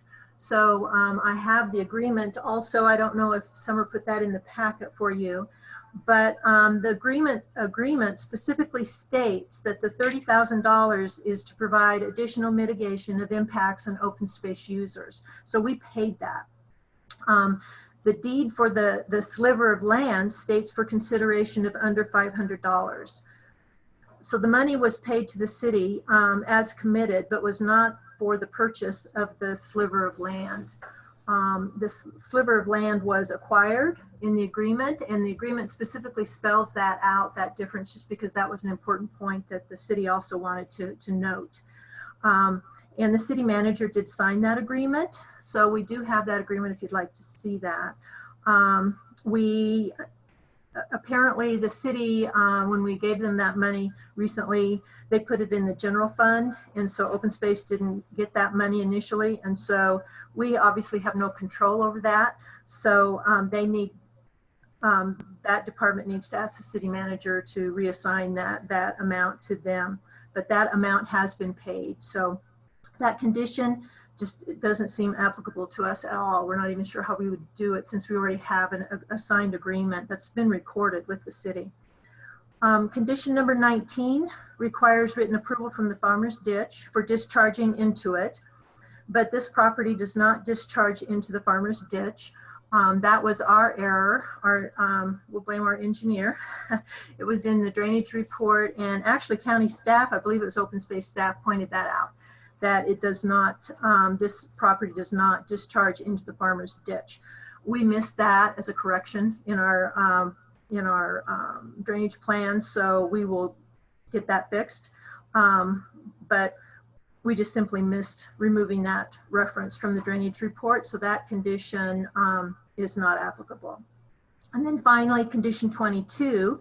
There have been some discussions about this condition that requires the additional sound mitigation measures to ensure the maximum noise level allowed in the code, that it's met for the residents located on the adjacent property to the south. We believe that staff misunderstood the noise study because it shows that the code required noise levels will be met for this house. An explanation from our acoustical consultant we forwarded to Summer last Friday after we got these conditions, and I'll just read it to you. I don't know if it was in your packet. Our noise consultant says, the noise study has been interpreted using the noise contour maps instead of the tables shown in section 5.6 of the report. The accuracy of the noise contour maps is dependent on grid spacing and the way the software interpolates the lines drawn between grid points. They are a visual approximation of the way noise is propagating in the general area, but are not intended to be interpreted for compliance at any specific point. To remove the effect of any inaccuracies in the software generating the noise contour map, receptors were evaluated in the noise study at specific points shown in figure 5.1. These receptor points were placed at the structure as per the code requirement. Receptor 2 was calculated at the property to the south as referenced in the recommendation. The results in table 5.7 through table 5.11 show compliance at all receptors, including receptor 2, with the installation of the firing shelter. Based on this analysis, no further measures are necessary to comply with the county's code requirements for noise. So we don't believe that we even need to have condition number 22. And Andrew can address that a little bit more too if you have more questions about that. And then we just had 3 other conditions that I just wanted to make clarification on. On condition number 7, it requires that side yard setback variance if the range barrier is closer than 7 feet from that eastern property line. And we just want to state on the record that we have measured that and we believe it's over 10 feet away. We will have it surveyed to verify that, but we can reflect that, the correct setback on a revised site plan. So we'll clean that up and make sure. I just wanted to let you know that that's not, we don't believe that's going to be an issue. And we don't have a problem with that condition because we would meet it. With regard to number 17, that restricts the indoor range to 25 feet in height, as you've been discussing. When we were proposing the 38 feet and a zoning district that allows up to 50 feet. We initially thought that we were going for an agricultural look like a barn structure, since there's a structure to the west that's a barn, and that would be preferred. But we can certainly meet the 25 feet if a more residential looking structure is desired. It may restrict our plans for roof mounted solar panels and other mechanicals, but it can be done, and I'll let Tom Moore, our architect, address that a little bit further. And he's got drawings of that so you can see it.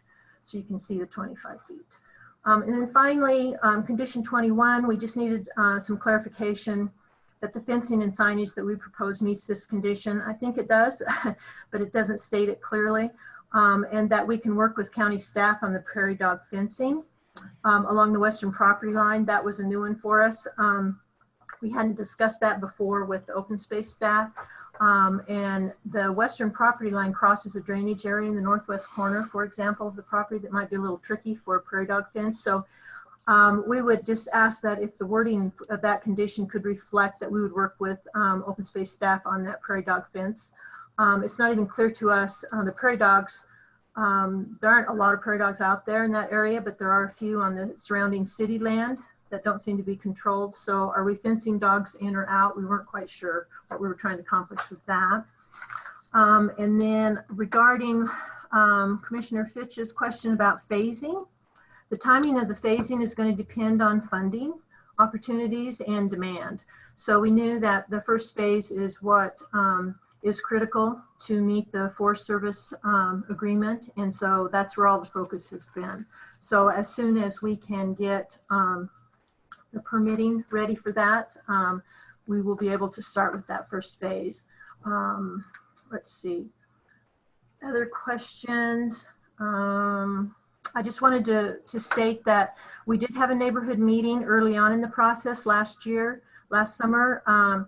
And we notified the folks within 1,500 feet, but then we extended it south to Yarmouth because it didn't include that many people. So we did have a neighborhood meeting at the Forest Service office, and we had 7 people, I believe, there that attended, and we went over the proposal and the sound study. And then we also reached out to these folks when we were setting up the noise monitors to see if they wanted the monitors right next to their houses, just to have a good assurance that we were meeting the noise standards. So I am going to turn it over to Tom at this point to walk you through some of the design issues.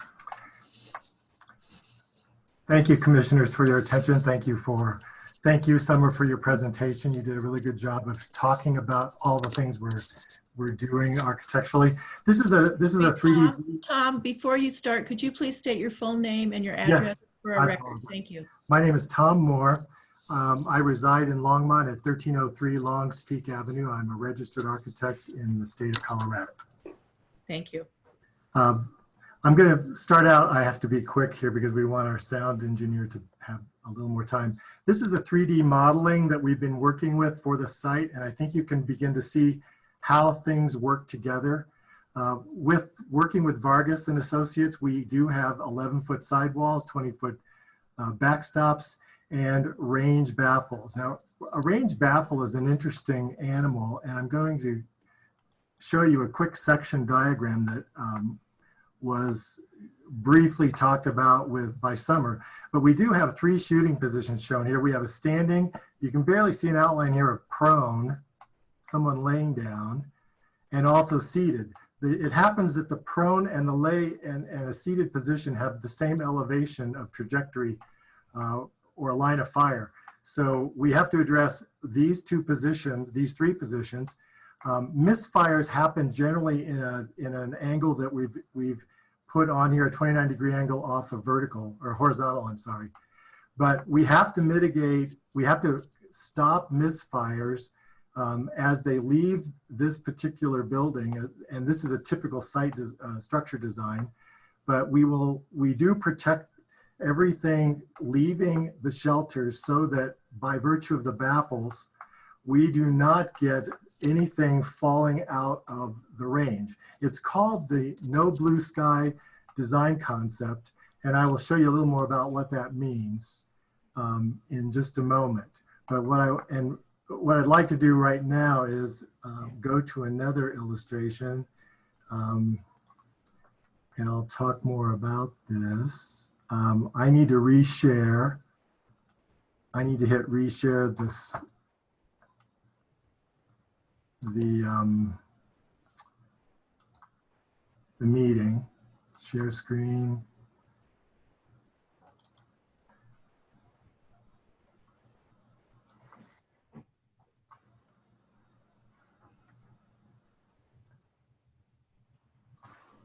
Okay. I'm sorry, I don't see.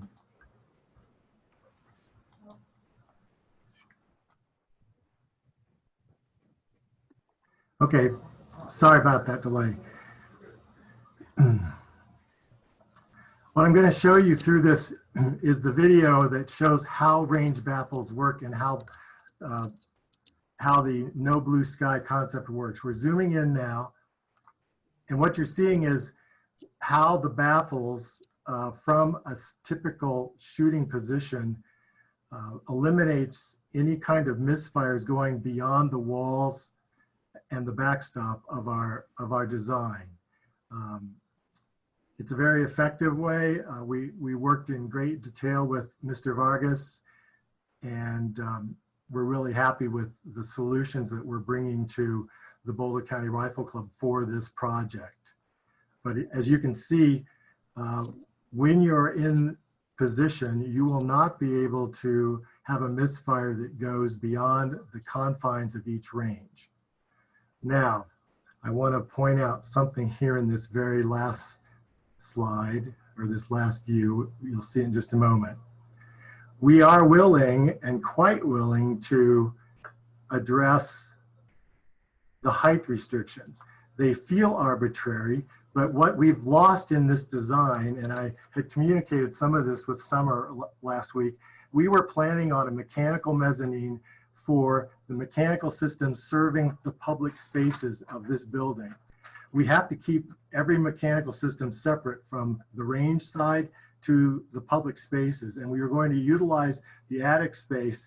We weren't going to have a full height ceiling, but we were going to have high ceilings and pleasant spaces, but we did need a portion of this height to allow us to have a mechanical mezzanine so we can keep equipment inside the building.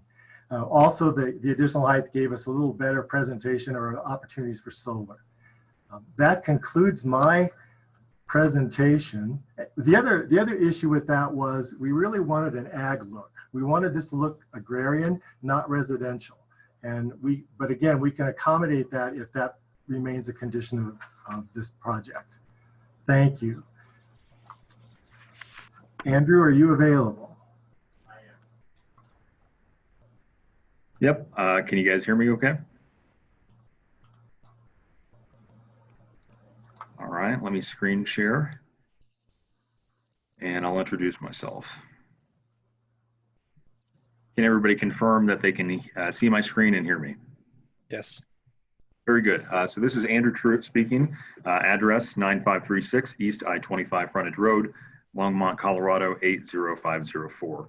I'm a senior engineer with Barons and Associates Environmental Noise Control, and we were contracted by the Boulder Rifle Club as well as Front Range Land Solutions to conduct the acoustical engineering analysis for the proposed expansion. What I'd like to do for you here today is briefly, in the interest of time, run through kind of the due diligence that was exercised here. I know that acoustics is, under the best of circumstances, niche and may be foreign to some folks, and so I'm hoping that I may be able to give a little bit of transparency to where we got the data from, how we use that data, and ultimately what the results of the study are. So, jumping right into things.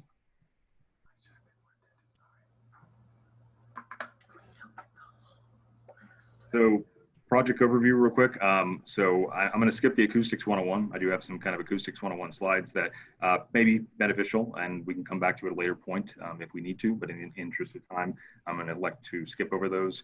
So we'll jump right into project overview, talk about the methodology and criteria, some of the on-site studies that were conducted, and then get into the noise modeling.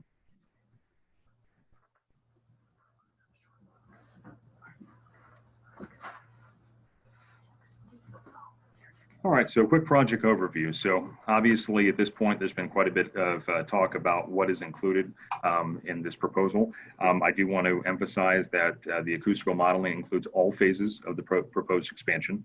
The acoustical mitigation efforts come in the form of the dirt berms, the acoustical barriers and walls, and the mitigated shooting structures. So all of those are present and included in the modeling. Topography particularly can be one of the more significant variables that affects how sound propagates over distance. So when barriers and dirt berms were proposed, that proposed topography is also included in our model, as well as the physical structures that are represented. This modeling is based upon on-site data collection, and I'll talk about that a little bit more. So this is not just a theoretical analysis, but there's also experimental data that is representative in this study. Jumping into the noise study criteria and methodology, ultimately, the modeling meets the criteria of the Boulder County Code. The county code requires the maximum impulse metric and looks at a 65 dBA target for that. In order to investigate this, we used 3D commercial sound propagation software called SoundPlan, and that allows us to calculate the propagation of sound in 3 dimensions, including topography, weather effects, et cetera, et cetera. The modeled receptor locations are consistent with the measurement locations during the study, as well as potential receptor locations per the code. And when we say receptor locations, what we mean is we literally inserted a calculation point within the modeling software at that specific point. So when the computation is done for that, it is giving you a specific value at that specific point, whereas the visual noise contour maps do include interpolation between points, and that's part of the comment that Rosie addressed and kind of our rebuttal. I do think it's worth noting that Boulder County has a unique code in this case. I would argue that the noise standards that are levied against a gun range are probably the strictest in the state in Boulder County. Equally, I think that the mitigation measures that are being proposed here today, at least in our history, we have not worked on a project that includes mitigation this robust. So I think this is a very high standard set by the county, but is an equally high standard that is being met by this proposal. So we did conduct an on-site sound level study. This was conducted between February 8th and February 11th to get a couple daytime, nighttime cycles of sound in the area. It included sound from the existing environment devoid of the field activity for the range, as well as operational activity during the range. The study was conducted in accordance with ANSI standards, as well as Boulder County. And we also conducted an on-site live fire test. And so we tested 22 caliber rifles, basically representing kind of the low end of the spectrum, and then all the way up to 300 Magnum calibers to represent the upper end of the spectrum. And that input data gathered from that testing was used as the input data for the modeling. So this isn't just a theoretical exercise based on a typical gunfire, but actually gunfire that is representative of the proposed activities for this specific site. I'm gonna skip over some of the graphs here. None of this is anything that is not included in the submittals already. So this entire presentation is derived from that. So if we need to, we can dive more into the nitty-gritty, but I just want to give a high-level overview at this point. So as far as the modeling is concerned, once again, we included all phases and we included all ranges. Smallest to largest calibers were present at each one of these ranges. Receptor location was chosen to be consistent with the code, and the modeling included all the berming we were talking about. One thing that I think it's worth noting is that the phase 2 mitigation efforts that are being proposed here today are also going to be present for the existing ranges. So not only are the mitigation efforts that are being proposed here, frankly, significant for the proposed expansion, but this would bring the existing structures up to a higher level of standard than what they currently need to be out there. So that is a kind of a fringe benefit of this exercise. Once again, these are images from the report, but kind of zone in and show you the specific locations of some of these firing shelters. And then ultimately, this is what was kind of referenced in the comments in our response comment, is that these are the tables that really should be referenced when we're looking at the particular compliance points, as they represent those specific calculation points at those specific targets. And what you'll see between tables 5.7 to 5.11 is that with the mitigation in place, we are predicting compliance with the Boulder County noise limit at all modeled receptor locations. It's also worth noting that there was a figure that was referenced, figure B3, if I'm not mistaken.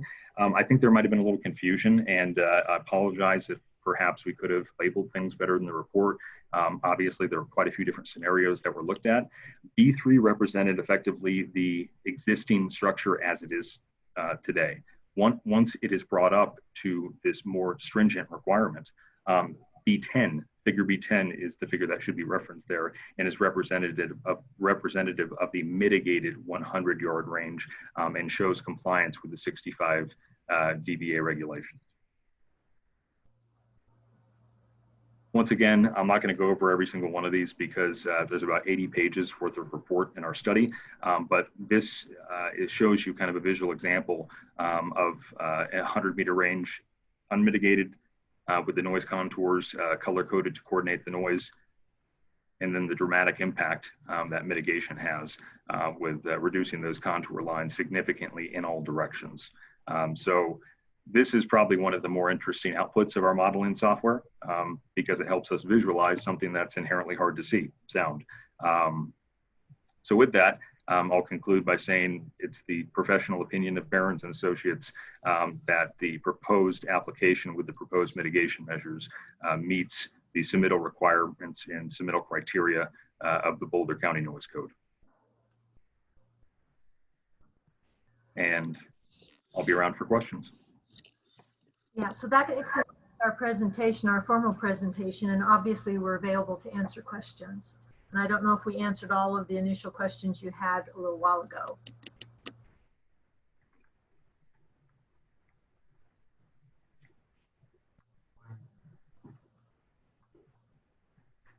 Commissioner Fitch. So I would like to ask the question from Andrew Truitt from Barron's. The condition of approval that the commission is examining as recommended by staff is intended to ensure that the actual measurements in neighbors, not just the ones that you looked at that are closest to the new existing and proposed sites, that the limit be noise levels not be in excess of 65 decibels at the property line or at the actual residence. But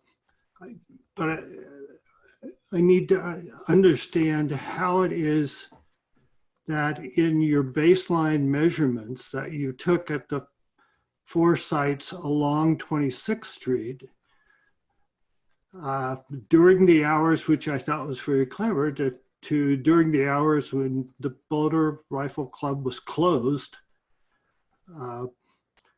that they all had unmitigated measurements were in excess of 65 decibels, which obviously isn't at that point in the middle of the night due to the Boulder Rifle Club. It's due to the ambient noise generated off of 36 or whatever other sources were being existed at that point. So if I were a neighbor who is further away even, how could I tell what the impact was if the measured, how could I tell whether this is actually in fact getting worse instead of better if we add those 5 additional outdoor ranges, because it's already over 65. How do you separate out what portion of the noise load is really being generated by the Boulder Rifle Club, either in the existing configuration or the proposed configuration, from all the other sources of sound? Thank you for your question, Commissioner. I think I heard in general 2 questions in there, so I'll answer them separately. Okay. So your first question, in regards to the propagation of sound. So sound, at the end of the day, we're talking about a pressure wave here, kinetic energy. And in general, that energy will always dissipate as it propagates away from the point of origin, the sound source. So as distance increases, the energy will decrease without any other outside influencing factor. So what that means is that the closer the receptors are to the range, the greater the impact and the more critical the need for compliance. And so when we look at the nearest receptor locations, that is the strictest effectively design standard that needs to be held. Any receptor that is further away from the nearest ones will inherently have a lower impact due to that increased distance. And so if you reference the noise contour maps in the report, you'll see that to be true, that in all directions, as you increase distance, the sound pressure levels reduce accordingly. So yeah, the closest points were referenced specifically because they are the most impacted. And if you are under at the closer receptors, you will inherently be under at further receptors. Does that answer that question? So that's what's in the model. Well, that's based upon the physics of sound. So that the modeling reflects those physics, but that is a true physical phenomenon of sound. Okay. And then the second question regarding the ambient. So one of the reasons why we typically do ambient reports is to understand what is the existing soundscape of a given environment prior to additional contributions. And you're absolutely correct. The ambient measurements devoid of the existing Boulder Rifle Club activity did show max impulse noise measurements in excess of 65 decibels. In fact, it was in excess of 65 decibels for the vast majority of the time. We investigated that further by use of audio. So typically when we do a survey like this, we'll enable audio on our sound level meters so that we can actually listen to the sample recordings and correlate that with a peak. And in most of the cases, there was air traffic, ground traffic, and other environmental factors that caused those registrations, and that was confirmed with the audio. That can, as you illuminated, that can create a regulatory challenge in some cases where how do you establish compliance if in some instances compliance may already be exceeded by activities not of the proposed activities.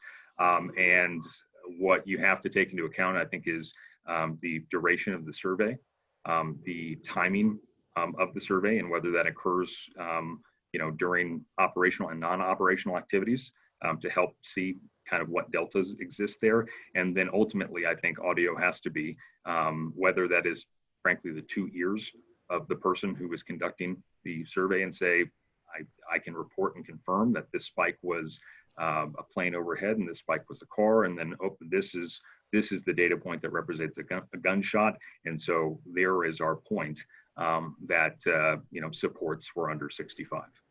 So it does become more complicated in a complex environment that is not devoid of noise currently, but it's not impossible. Thank you.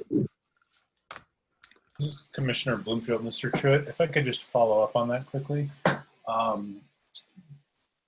Was there a sense, I mean, is there a directionality here? Because there's a mention of the American Legion shooting range in a lot of the public comments, and I'm wondering if you're able to distinguish a gunshot from there versus the Boulder rifle range.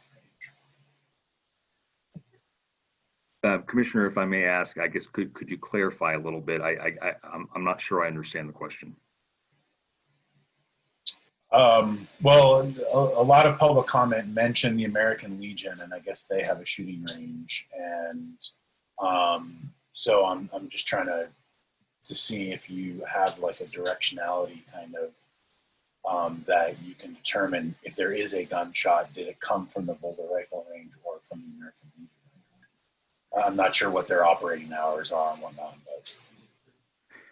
So it's my understanding that that other range is the shotgun range. I do not believe that that was detectable, at least at the monitoring locations during our survey. But I guess I want to be clear that what we were showing with the modeling results are the Boulder Rifle Club activities alone. And that's all that we can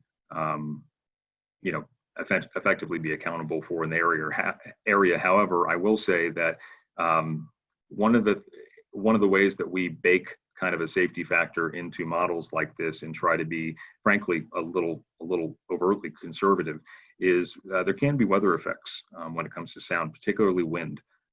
So believe it or not, if you are downwind of a sound source, that wind will actually help push and propagate that pressure wave. And so if you are downwind of a sound source, not only will it be perceived to be louder, but you'll measure it to be louder as well.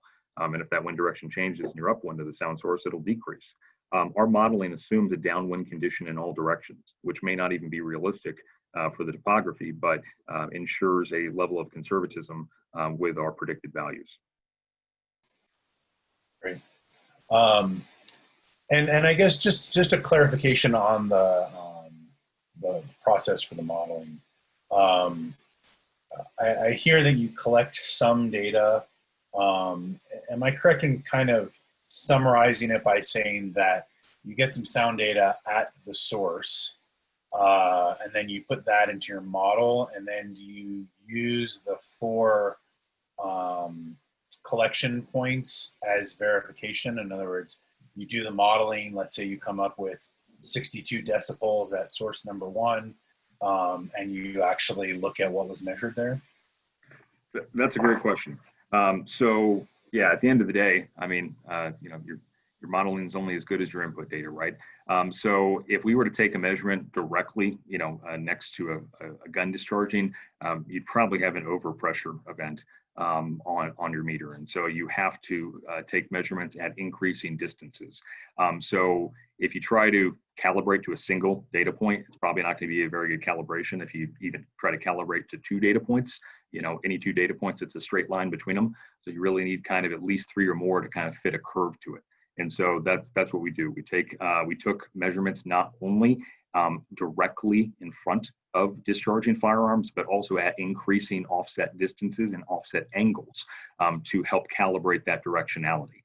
So our calibrated input levels, and that's shown in table 5.1 of the report, are calibrated not only from multiple points at different distances from the muzzle, but also at different angled offsets from that. Furthermore, we did correlate our calibrated sound power levels with textbook values to make sure that we were well within the range, and we found that to be true. And so just to be clear, because sometimes this is a point of confusion, when you're looking at the measured values out at a distance, you're looking at pressure. You're measuring that pressure wave. If we're modeling, we use sound power level. And what the best analogy I can give you for that is if you go to Home Depot and you buy a light bulb, you're going to buy a 60 watt, 100 watt light bulb. Doesn't matter where you stand, how far away you are from that light bulb, that is always a 100 watt light bulb. What changes is the lumens. The further away you are, the less lumens you're going to pick up. Sound power level is dimensionless at the sound source. And as I answered the other commissioner's question earlier, as you increase distances away from that source, your sound power never changes, but your sound pressure levels decrease with distance. Got it. Thank you. That's very helpful. Sure.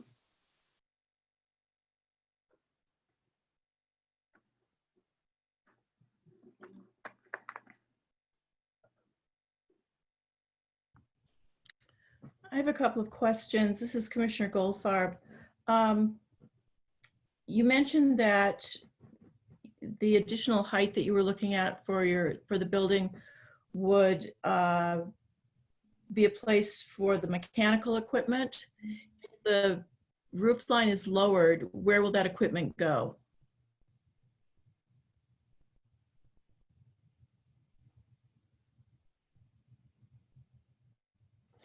I can't, you need to unmute. We can't hear you.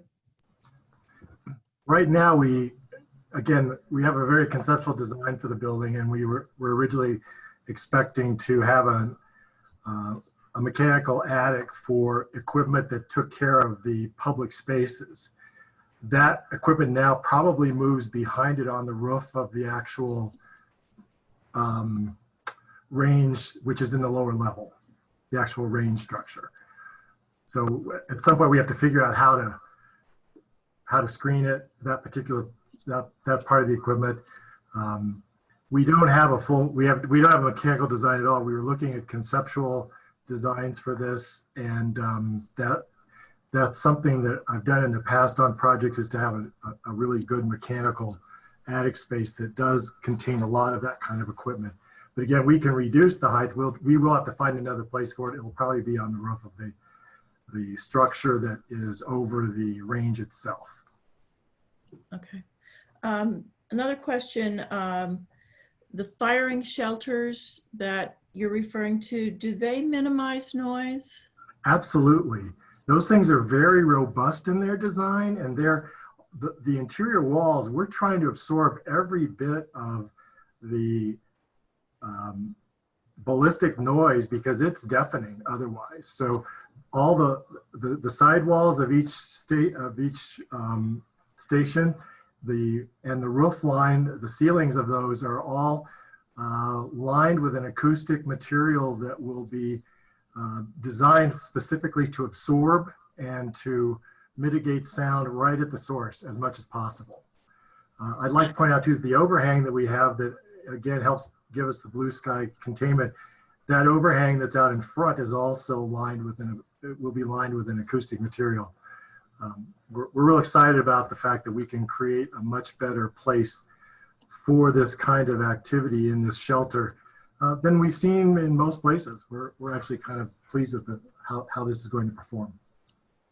And you'll have those firing shelters at which ranges?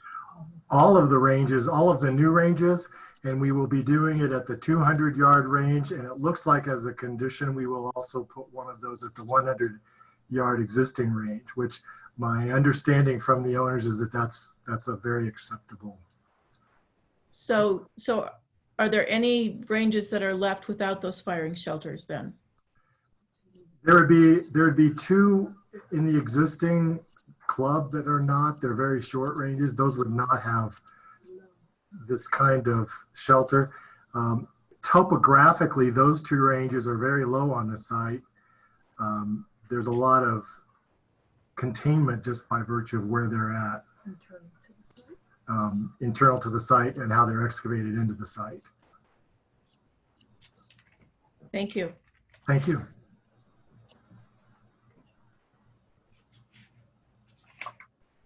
Commissioner Bloomfield, I have a question I think probably for Rosie. I'm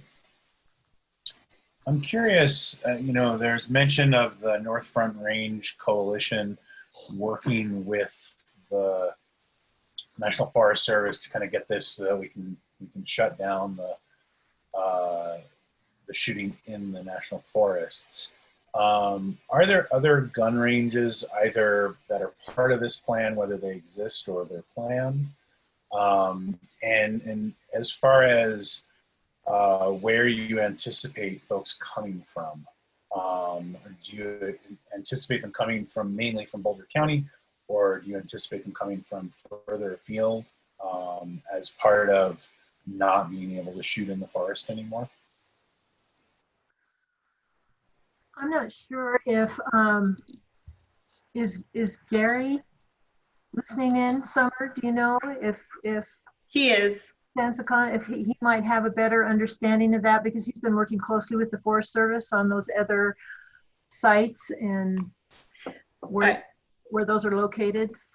I think Gary can answer that. Can the club answer, or can you answer the question about where you anticipate folks coming from to use the public ranges? Let me check with the owners real quick here while Gary answering the rest of it. So Gary Sanfason, Boulder County Office of County Administrator. I was assigned in 2013, in January 2013, to be the project coordinator for the Northern Front Range Sports Shooting Management Partnership.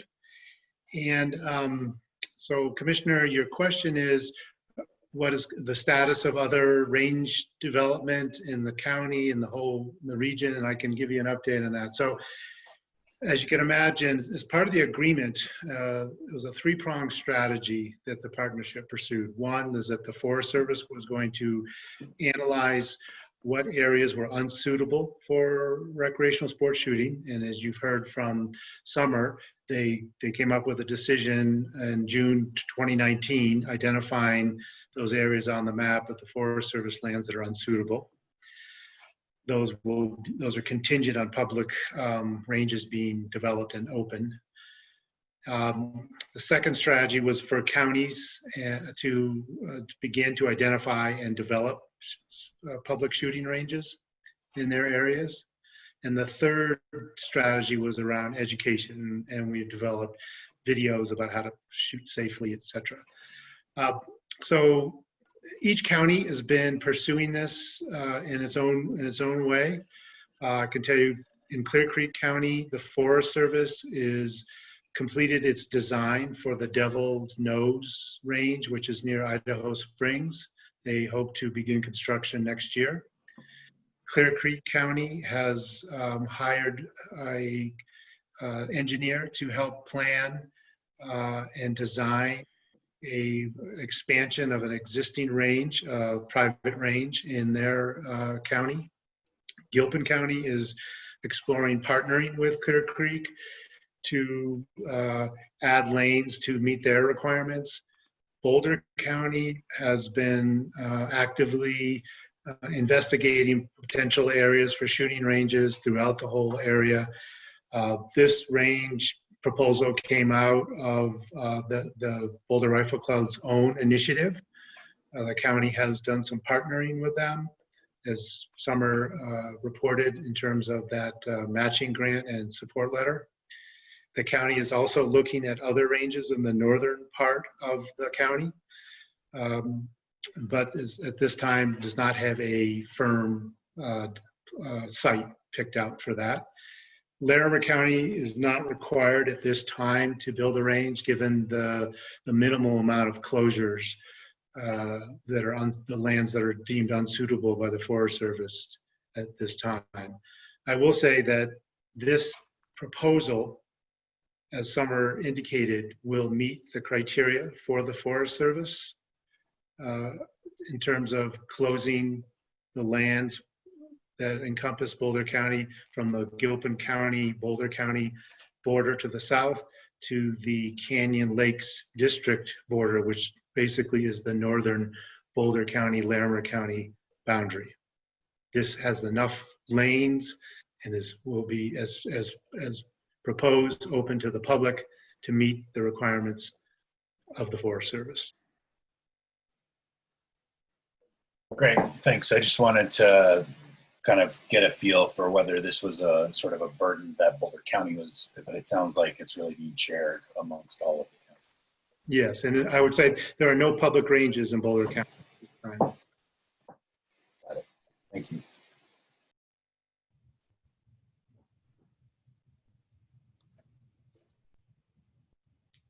Other questions at this point? The applicant?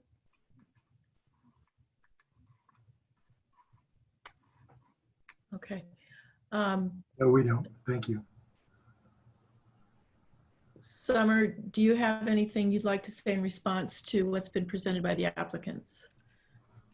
Sure. So there were a couple of the conditions of approval that they spoke about. So in terms of condition number 6, which is the condition that references working with the city, and the applicant indicates that they believe they've already paid that. That is something that the city and the applicant can work out. And if they have indeed already paid that money, and they can provide information from the city showing that the city agrees with the same take, then that condition would be considered met. So at this point, there does seem to be a little discrepancy between information we got from city parks and open space and mountain park staff and the applicant, and that may just be a miscommunication, but it's the intent to have that condition in there to make sure that it gets sorted out. There is, they also spoke about the farmer's ditch condition, and if the drainage plan that comes in with the building permit shows that discharge does not go into the farmer's ditch, then that condition of approval would no longer be applicable, so it wouldn't be needed.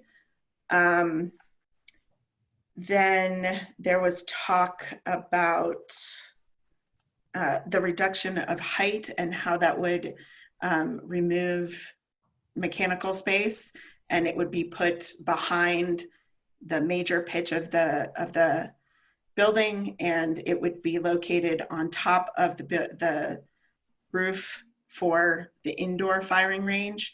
And if the mechanics are located there, that would still provide, reducing the height would still provide significant visual mitigation of the bulk and mass of that proposed indoor range building. In terms of the condition of approval about the 100-yard range, the existing one, and the firing shelter, I think I touched on it in my presentation. Application materials were not consistent as to whether or not a new firing range shelter was proposed for that range. And so the condition of approval that the range be built, the range shelter be built, the improved range shelter be built for that range is intended to ensure, excuse me, that the noise levels are those that are shown on the map that was referenced as the mitigated 100-yard existing map, which do meet conditions. I think those are the highlights that I wrote down. I'm happy to answer any questions.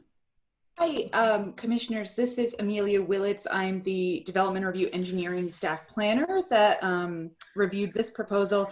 I just wanted to speak really quickly about the drainage to the farmer's ditch. If it truly was an error that they were planning to, that they were not actually planning to outlet to the farmer's ditch, I would like to see an updated drainage study prior to building permit application submittal. Clearly demonstrating how they are planning to outlet the remaining drainage and to ensure that where they do plan to outlet it, that it can adequately handle the drainage that is planned to be outletted. Thank you.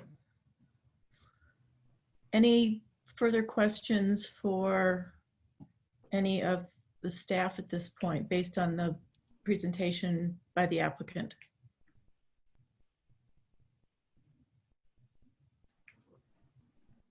I'm wondering if the applicant has an answer to where they expect the traffic to be coming, or the clients to be coming from.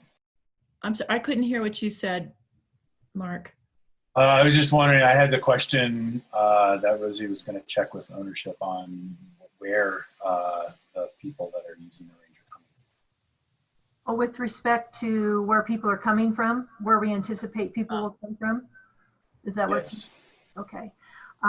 Yeah, the anticipation is that the majority of the people are Boulder County folks, but we don't know for sure. As Gary described, you know, it's a large area of the Forest Service land that will be closed down, so we can't be sure. But based on the current membership, majority would be Boulder County residents. And then, you know, the focus has been more on providing the public a place to shoot in a public range at this site. So that's where our focus has been. Okay, thank you. Okay. Anything else? I did have a question, if that's appropriate for Summer. She mentioned all of the conditions.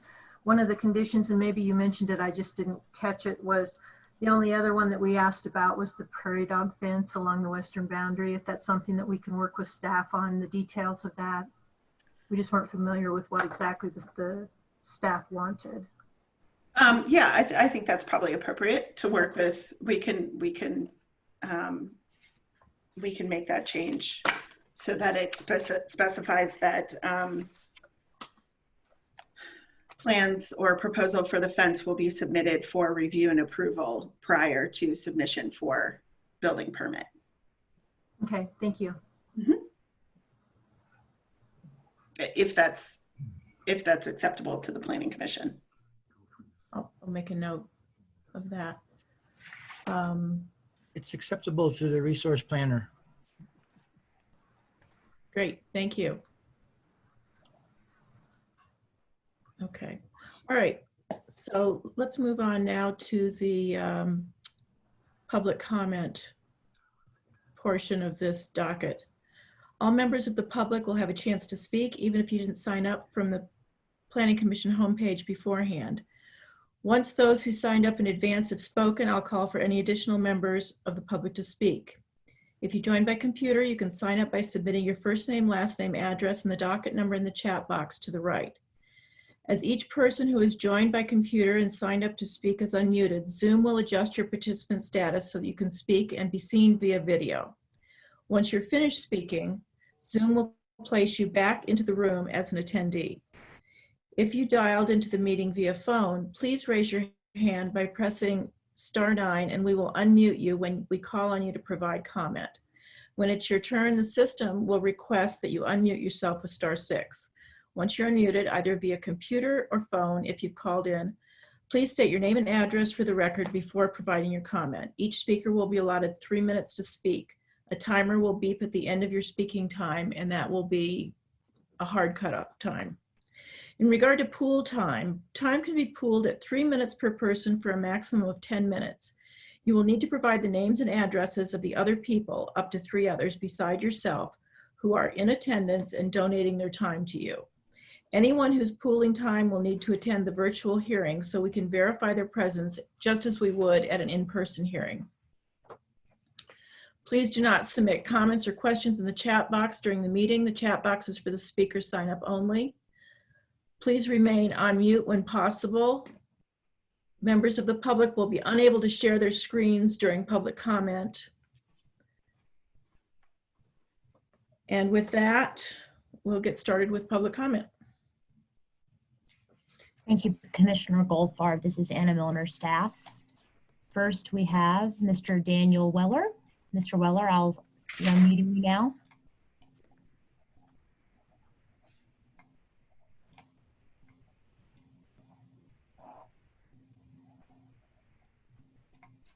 Mr. Weller, you can go ahead whenever you're ready.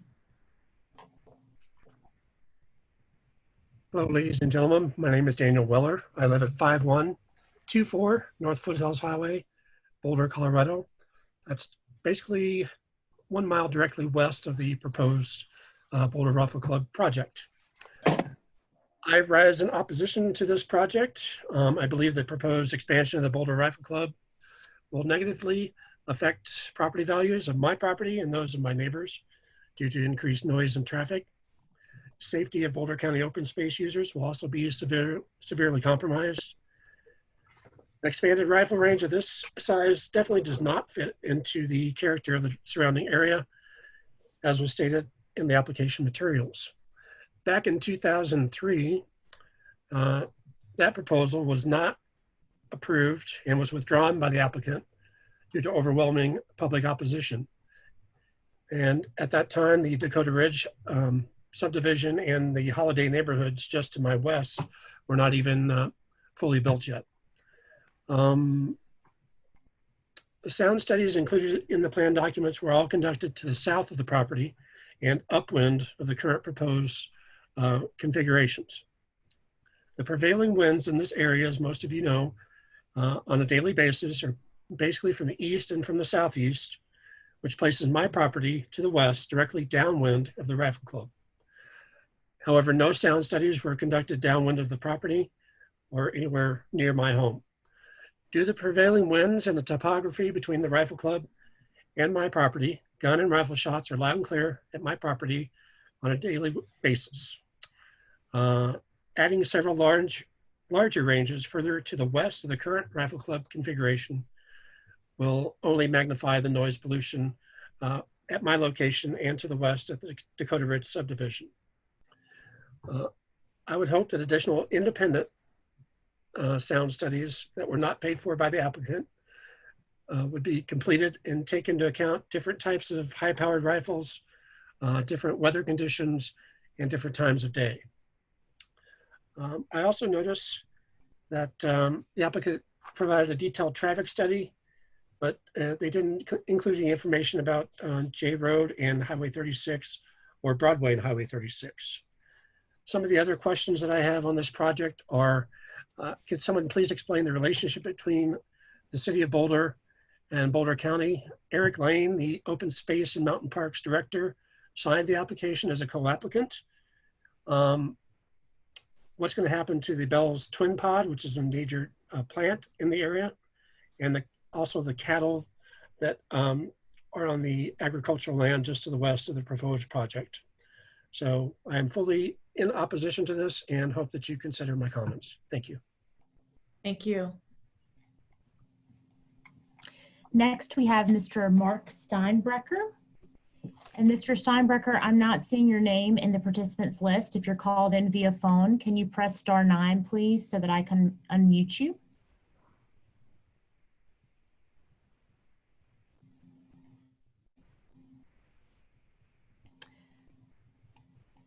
As I'm not seeing Mr. Steinbrecher, I'll come back to him. Next, we have Mr. William Ellis.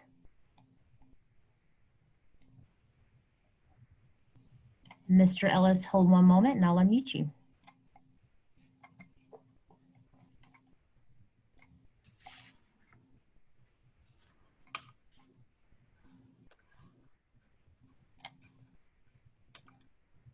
Begin when you're ready, Mr. Ellis.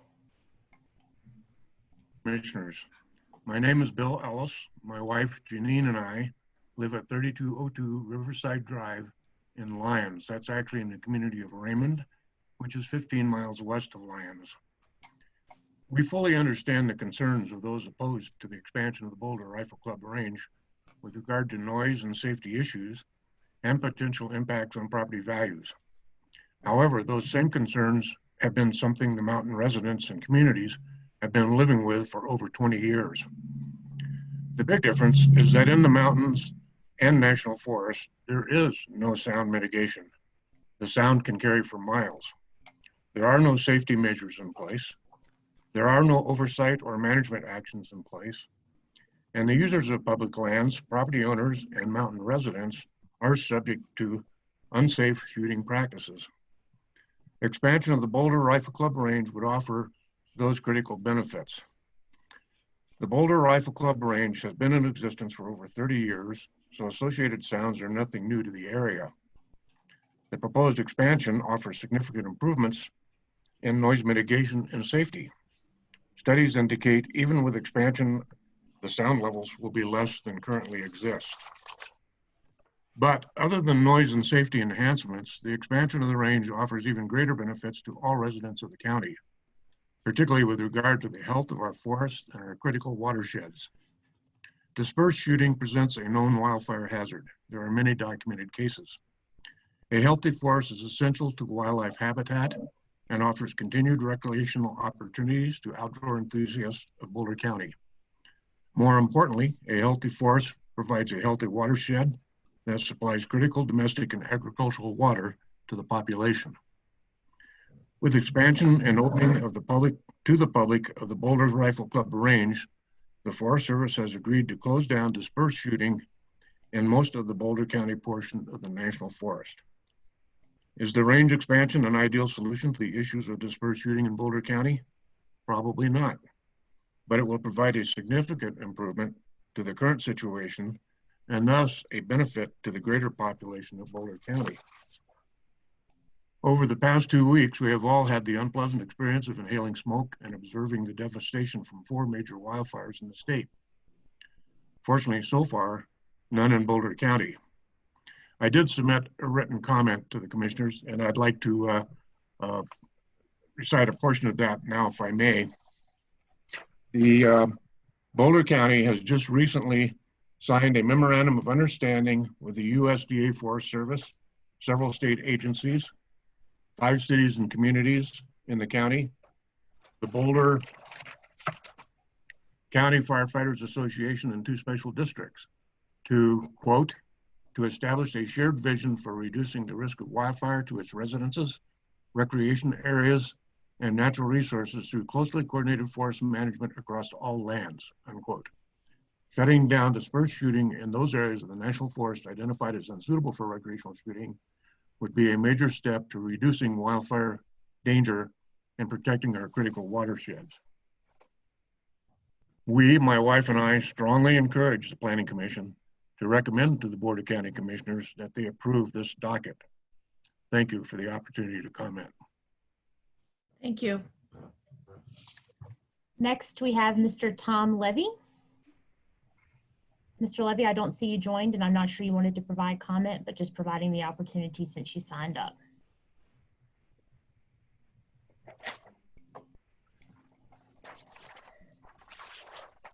We'll come back to him. Next, we have Jane Curtis. Ms. Curtis, I'm promoting you now.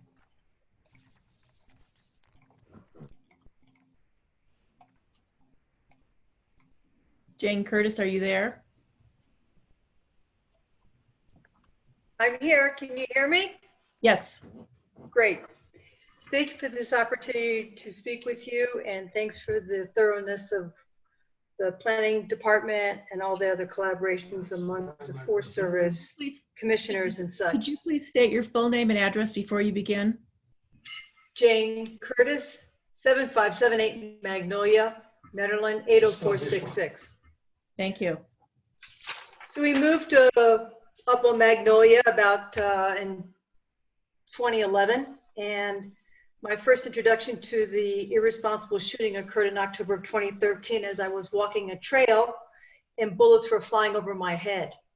That trail was fire service road 357, which is approximately maybe 800 feet from my backyard, which borders forest. So we use these Boy Scout trails regularly. And so that was my first opportunity to see that we have hikers, bikers, shooters, dogs, horses, baby strollers, and joggers all on the same trail. So obviously that was very unsafe to me and to all the others that live in the community.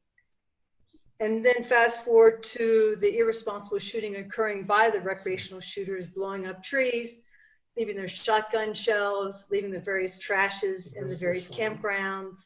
And so we felt like we were under assault by the continuous shooting of shotguns, rifles, 357s, some serious firepower literally in our backyard on a fairly continuous basis. So I've been communicating with commissioners and various other folks here about my concern about the safety. Obviously, it's very unsafe, and it's just a matter of time, we feel, I'll speak for myself, that someone is going to be injured or killed, as was the case in Colorado Springs with the grandfather by an irresponsible shooter. So this opportunity to be able to work and partner with the Boulder Rifle Club to expand and all of the various safety measures they have in place, from traps to berms to baffles, makes perfect sense from a safety and health perspective. And that's been our ongoing concern up here, is obviously we'd like to be able to enjoy the forest. We'd like to be able to use the trails. And yet at the same time, we're really commenting about the irresponsible shooters that are shooting across trail, blowing up trees, leaving their trash, and obviously not having a safe space at all to shoot in. So I concur with your previous person, I believe Bill Ellis, in that we're trying to come up with a good solution to an ongoing problem. A safe place for shooters, some educational opportunities that can happen in the classroom so they understand how to properly shoot and handle a gun, and the ability for us who pay fairly high taxes to be able to use our trails. And so I am encouraging the Planning Commission to recommend this to the Boulder County Commissioners, continue to work with the Boulder Rifle Club, and coming up with a win-win for both the forest, for the people who live near the forest, for the shooters who want to target practice. And the whole thinking for me is that we want to save our forest, we want to save lives, unless we don't want to repeat what happened in Colorado Springs. And we want to work with a partner who has a well-developed and safe solution to this problem here. Thank you very much. Thank you. Next, we have Chris Bergquist. And please begin speaking when you'd like. Okay, yes, hello. My name is Chris Bergquist. I live at 4151 Pleasant Ridge Road, Boulder. And we live just to the west in the Pleasant Ridge subdivision. We're downwind when the westerlies blow. And we have lived here since 1977 and have been subjected to frequent noise from the gun range.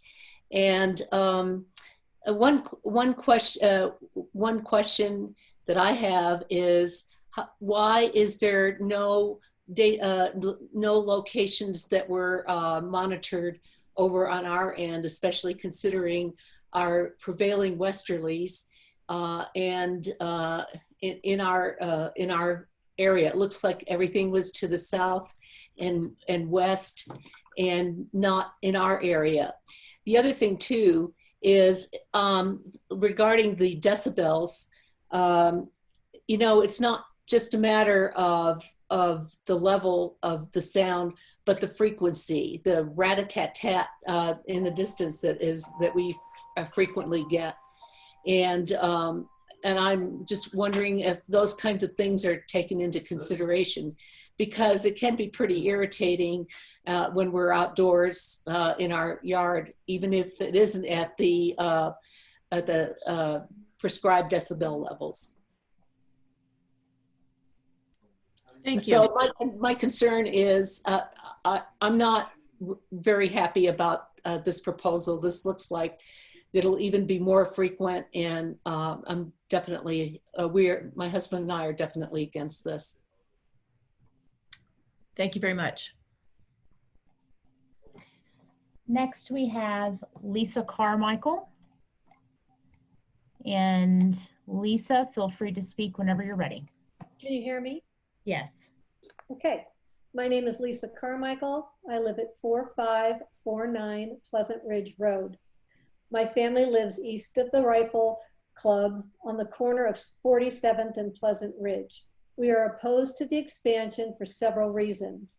If this expansion is approved, we have been told that the increased usage of the current gun club will not increase their noise level. Currently, all my neighbors can clearly hear the gunfire. It is very disconcerting and upsetting to hear constant gunfire on what should be a peaceful day. If this gunfire noise does increase, we will have no easy recourse, and all my neighbors will have to live with it forever. I am very concerned about the pollution that gun ranges produce. I read a report that these create tons of toxic pollution each year in the United States with little regulation, that they contaminate nearby soil and water with lead, as also expresses a concern of Boulder open space. This gun range has water ponds directly downstream to the east. We shop at Harlequin Gardens on 26th Street for our garden and beehive supplies. The access road off of Highway 36 is extremely dangerous.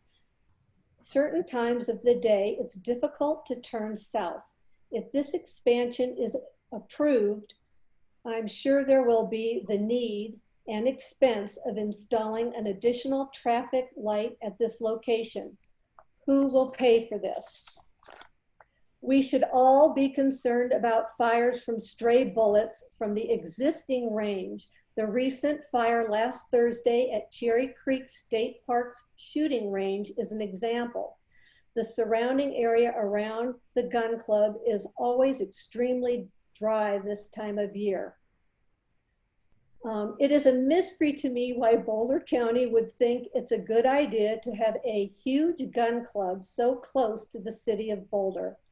I believe as a society, we should discourage the purchase and use of all types of guns. Allowing this expansion suggests an endorsement of guns and all the negative issues associated with them. Thank you for listening to my concerns. Thank you. Next, we have Mark Dolphin. And Mr. Dolphin, I'm unmuting you. One moment, please.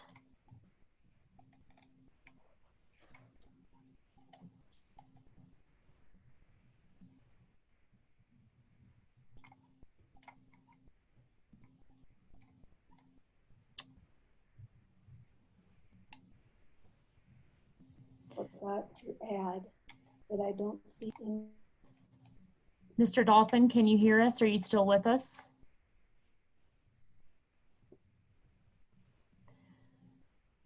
I believe we might have lost him. So next, I will come back to Mr. Dolphin, and next we have Heather Colleton. Heather, if you'll bear with me, I'll unmute you.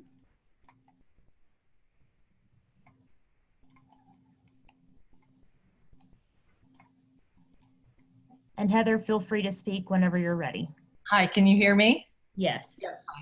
My name is Heather Colleton. My husband, James Griffey, and I live at 3800 Pleasant Ridge Road in the Pleasant Ridge subdivision, just east of the gun club. We've lived here for over 20 years, since 2000 on our farm here. We are opposed to SU 19-0009, the expansion of the Boulder Rifle Club, in the lack of transparency and how this development has been promoted in the county.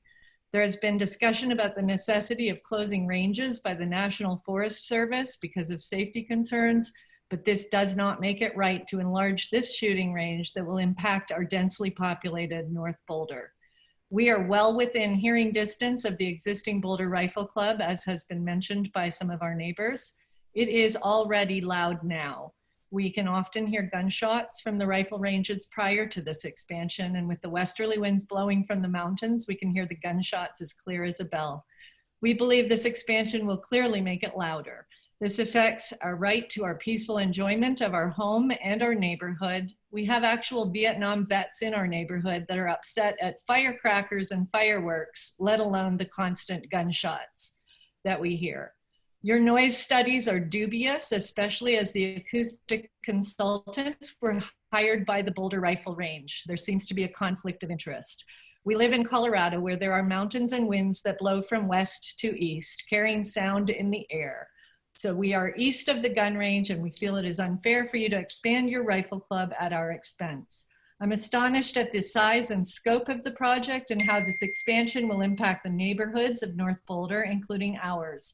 Why, as someone mentioned, can we not partner with another county or explore relocating this range in the northern part of Boulder County where it is less dense?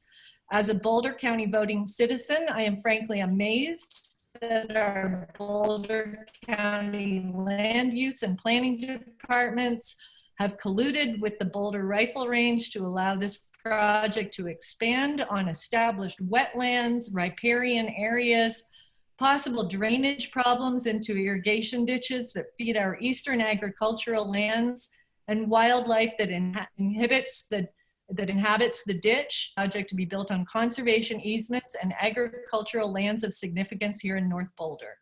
After witnessing the types of projects with much fewer obstacles that Boulder County has typically rejected in the past, this seems to be the very definition of an area that is completely unsuitable for such a recreational shooting range. It has been admitted that traffic will more than double in numbers in an area where more than 11,000 Boulder citizens are currently peacefully residing.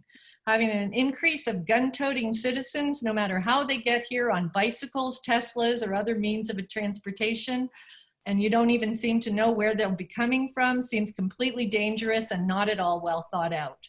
It leads one to ask, why is this being built in an area with subdivisions, walkers, hikers, families, horseback riders, mountain bikers, in an area that is uniquely known across the country for its environmental consciousness and peace-promoting ethics? Why is this project not being considered in a less dense part of the county? And why can't we partner with a county that would be more simpatico with gun enthusiasts such as Weld or Larimer County? Regarding wildlife disruption, Pleasant Ridge is located at the top of a ridge. We are constantly visited by large predators, including bears, mountain lions, bobcats, that we see and photograph here virtually every week. This would absolutely affect the habitat, including prairie dog habitat as well, and lesser animals. A new way to transport across the area. Heather, this is Richard Hackett, staff. Your time has expired. Okay, that's all I have to say. Thank you for considering this, and I think we can do a lot better than this for our citizens. Thank you. Thank you. This is Anna Milner, staff. I want to take a moment to go back to Mr. Mark Steinbrecher, who is now able to join us. Mark, you can speak whenever you're ready. Hi, this is Mark Steinbrecher. I'm at 2141 Yarmouth Avenue, and I'm one of the closest neighbors to the shooting range. I strongly oppose the expansion. The proposed expansion would bring the range from a current distance of 1,800 feet from my house to just 800 feet. This and the vast increase in number of shooters and hours of operation will surely degrade the environment for me and my neighbors. The shooting range property is nearly surrounded by a City of Boulder property, open space. All this land must remain safe for public use. It's a peaceful reprieve from life in the busy world. It should remain that way. It's hard to believe that an outdoor shooting range with up to 30 shooters at a time can allow for a peaceful environment. This argument is even more important due to the much higher grade, higher elevation of the proposed expansion. The proposed expansion looks to me like it's at least 30 feet higher than the existing range area. So more noise and more visual impact, more lights, and all of the things that go with that. I've walked hundreds of miles and I biked thousands of miles on these trails that are, just to the north of the shooting range and the surrounding area. City and county residents have paid for decades with their taxes for this open space and don't want this asset to be spoiled by shooting 7 days a week.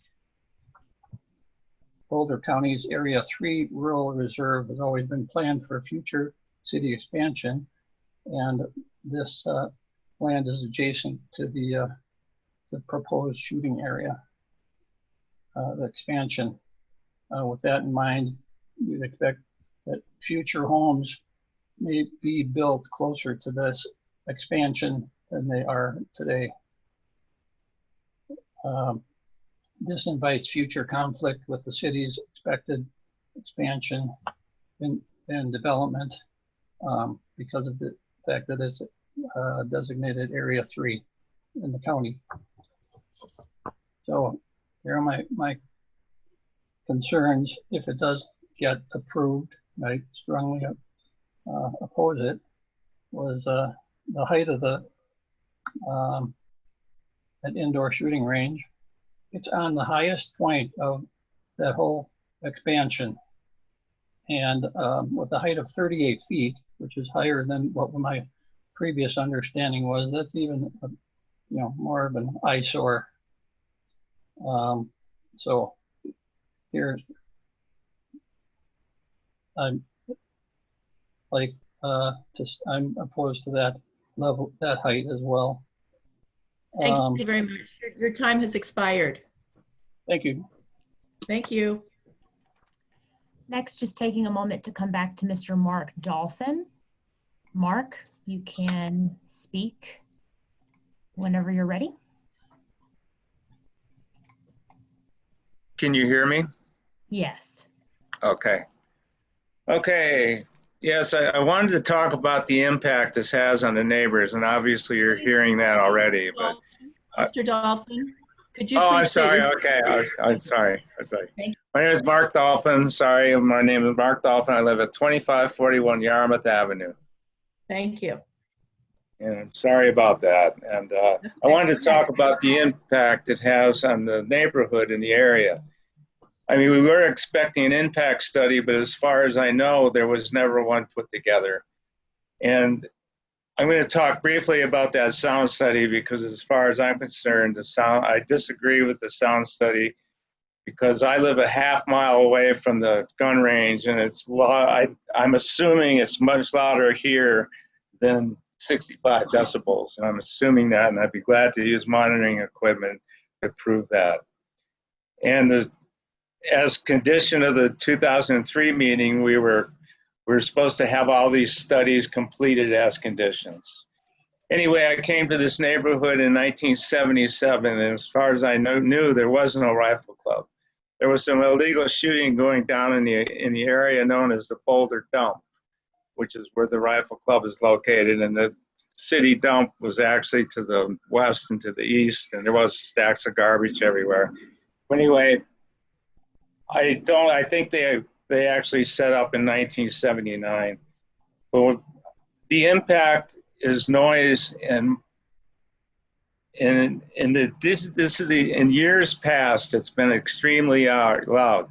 The Rifle Club told me to complain to the Sheriff's Department if I was bothered. I called the Sheriff's Department many times and never received any response or any return call. And the noise affects and impacts a large amounts. This whole area is affected by it. And I want to say that the people that go down there and shoot, what they don't understand is that they go down there and they shoot for a half hour or an hour, but then they go home. And the people in the neighborhood have to put up with the noise for 12 or 14 hours. Many days nonstop shooting, and it starts to drive somebody crazy. I'm sorry, but it does. It starts to drive you crazy. And I know I've been working in the yard at some points in my life, and I've been out working in the yard, and I start screaming at the top of my lungs because the gunshots are like, you know, constant and loud, and time, you know, hour after hour, and sometimes, like I said, it goes on for 12 hours. And I do own handguns. I own 2 handguns and 2 shotguns. So I am a gun owner. So that's not the issue with me. It's just the constant exposure over several hours, especially in the early mornings. In the past, people would shoot from sun up to sundown. Being woke up many mornings is very annoying and frustrating with no consideration for the neighbors. Even 7 o'clock is too early because there's many people that want to sleep in on weekends and Fridays. And even 7 o'clock in the morning, it sounds like people are shooting in my backyard. In 1986, I built a deck for cookouts and so forth to have friends over. And what happened is I invited a group of people over, and the shooting. Your time is up. I'm sorry. Time's up already? Yes. Yep. Okay. I'm sorry. Thank you. Next, we have Dale Pugh. Well, my apologies. Don Dolcinos was signed up to speak, and he was unable to stay on. He let us know in the chat. So now I'm moving on to Dale Pugh, who is pooling time with John Arkin, Jed Gladue, and Dan Siddall, all of whom I see here on the line. Mr. Pugh, you can begin whenever you're ready. And let me just clarify, Mr. Pugh, you have 10 minutes, is that correct? Am I correct on that, Anna? Yes. Yeah, okay, so 10 minutes. Go ahead whenever you're ready, Mr. Pugh. Am I unmuted now? Yes. You are. Go ahead. Thank you.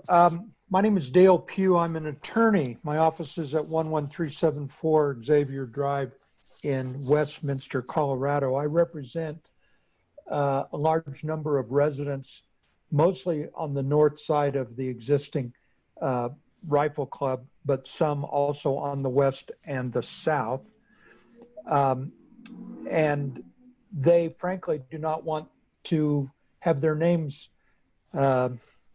known here because of a concern about the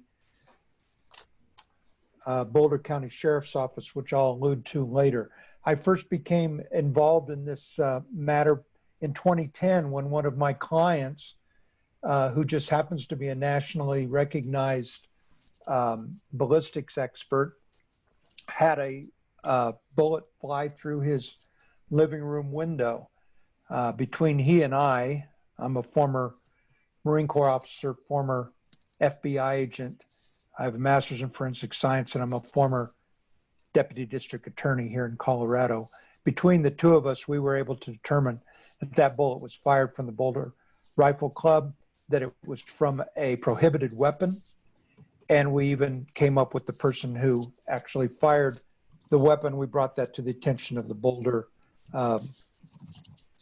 Sheriff's Office, and as far as we could tell, they did absolutely nothing about it. Now, the safety issues would normally be a problem, but I am satisfied that the new expansion areas do take care of the safety issues that I would normally present.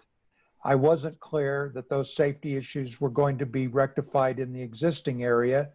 I understand that maybe at least in one of the lanes that exist now, it's going to be done. So perhaps our concerns about safety are not as important now as they might have been otherwise, but I can't be sure about that. either. The main point we'd like to make today is about the noise. You've already heard from several other residents about the noise issue, and I anticipate that anyone who's opposed to this expansion is going to be on the basis of the noise problem presented. I will tell you that despite Mr. Truitt's very technical explanation of the sound study that he did, as far as we're concerned, it's garbage in, so it's garbage out. As you already know, they only did the study from the south, so people on the west, the north, the east, they're not included in this. They also did the study in February, 2 days after 7.5 inches of snow had already fallen. So we have 7.5 inches of snow on the ground in February when they do this study. And as anyone who knows anything about sound knows, that snow compresses sound. Therefore, all of their data that they got only from the south side of the area is compromised, because it wasn't done at a time when there was nothing in the atmosphere to compress that sound. And this is to set aside, frankly, the issues of temperature, wind, and relative humidity that also have a great impact on the compression of sound. So that study, as others have noted, was done by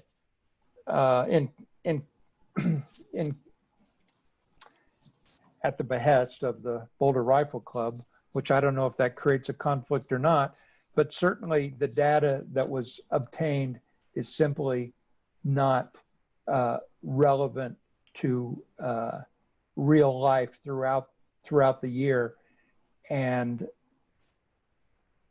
as you've already heard, everybody that's opposed to this is already telling you that we have a sound problem here. And that's the practical issue. There can be all kinds of equipment to mitigate the sound. There can be all kinds of issues around trying to do that. But from a practical standpoint, the people who actually live there, the people who are, in fact, your constituents, Board of Commissioners, they don't see it that way. They hear this noise all the time, and it's all day long. One of my clients says that even though it's a 7 a.m. to 7 p.m. time frame for this facility to be open, he's been awakened at 6 a.m. And he believes that it is, in fact, the police department and/or the Boulder Sheriff's Office that is firing at 6 o'clock in the morning. He also states that he's heard gunshots from the club as late as after 8 p.m., which is another violation of their time frames.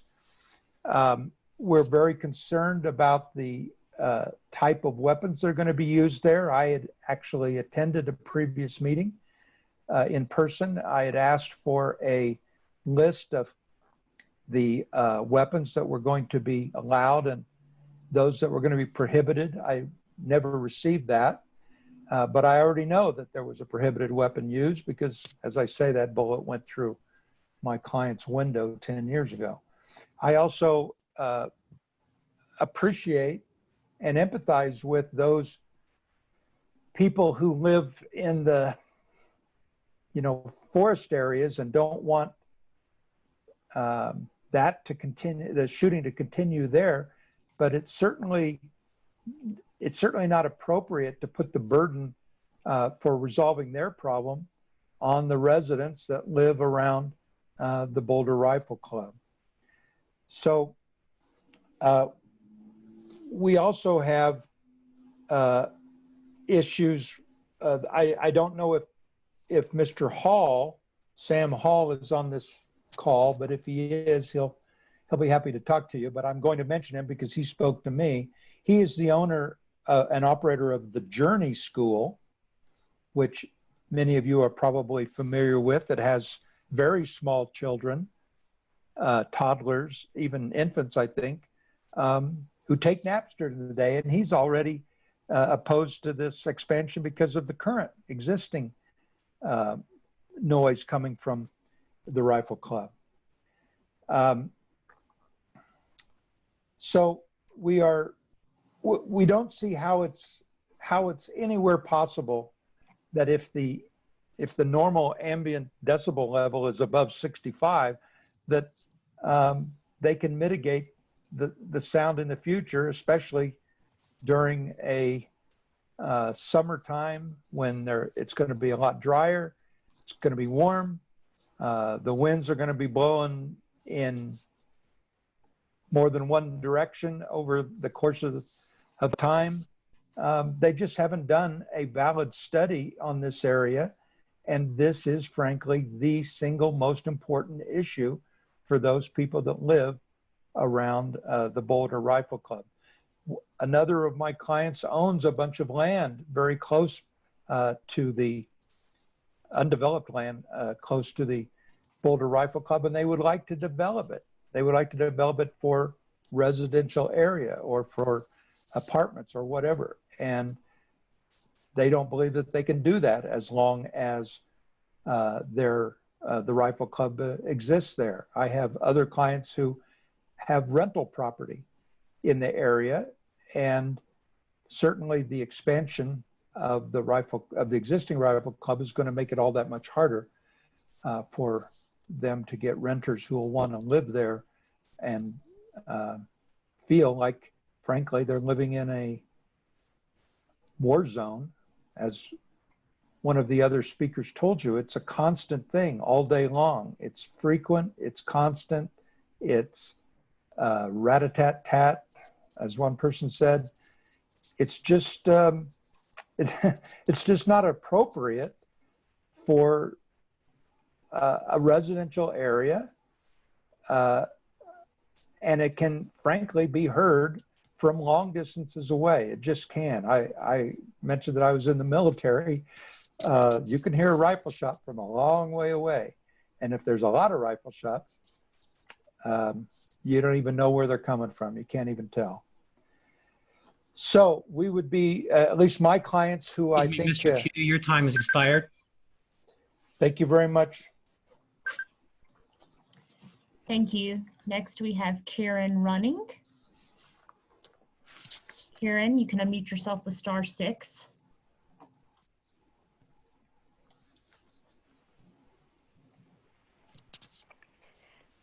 My name is Karen Running. I live in the 18th Street at Yarmouth, which is about less than a mile away from where the Boulder Rifle Club is. And I can't believe what I've heard, that they paid money, the Boulder Rifle Club. If you want to be looked at as an honest organization, you don't pay money before you get approved to the city of Boulder or counties, governments to do this project. I ended up in the emergency room of Boulder Community Hospital not too many years ago while I was in graduate school, and I had migraine headaches, and I've had a concussion, and the repeated sound of 20 years of listening to the bullets shooting rat-a-tat-tat over my head, over my roof, over my bedroom has been painful, agonizing, and expensive in the hospital costs and the ambulance costs. And what ends up is those of us who are elders of 75 end up with Medicare paying for everything. So thank you to the, taxpayers are going to pay for all of this. Our young children, as a special ed teacher, neurologically, their ears and the hair and the cilia inside of the ear has to be preserved without loud blasting shots. I hear it from 6 in the morning through all day long, 7 days a week. You've got the Boulder Rifle Club. You've got the Sheriff's Department deputy shooting Sunday, 6 a.m., 7 a.m. You've got the City of Boulder Police Department have to get licensed once annually, and then you've got the American Legion Club. That's 4 shooting ranges already, and we think we need more? This isn't going to help the people in the mountains. Their density is less. Since 1998, when housing was being developed north of J Road, thousands and thousands of residential homes have been built here, of which I am an owner of one of them. This is a nightmare for me. And I would like the commissioners understand that when the 70s and 80s, when they first approved this, it is now 50 years later, and we have to think differently. And I have asked the help of the police departments, the sheriff department, and gotten nowhere. I went to a city council meeting, and this council members got up and said, we're not going to talk about this now. We're going to go in a private session. So I wasted a trip. I am disabled. I am an elder. And I don't like the disrespect. I know what happens to young children's ears when you do this and shoot over a baby's head repeatedly. These are families that live here. And I ask you to first come to the people who are the owners of the homes here, who are the residents, before you go to the government and city council office and then pay them a bunch of money to get your thing approved. This is unethical. Time to wake up. I am finished speaking. Thank you. Thank you, Karen. Next, we have Jean Cleveland. Bear with me, Ms. Cleveland. And you should be able to speak when you're ready.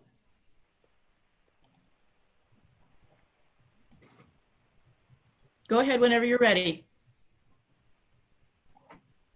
Jean, you may need to unmute yourself.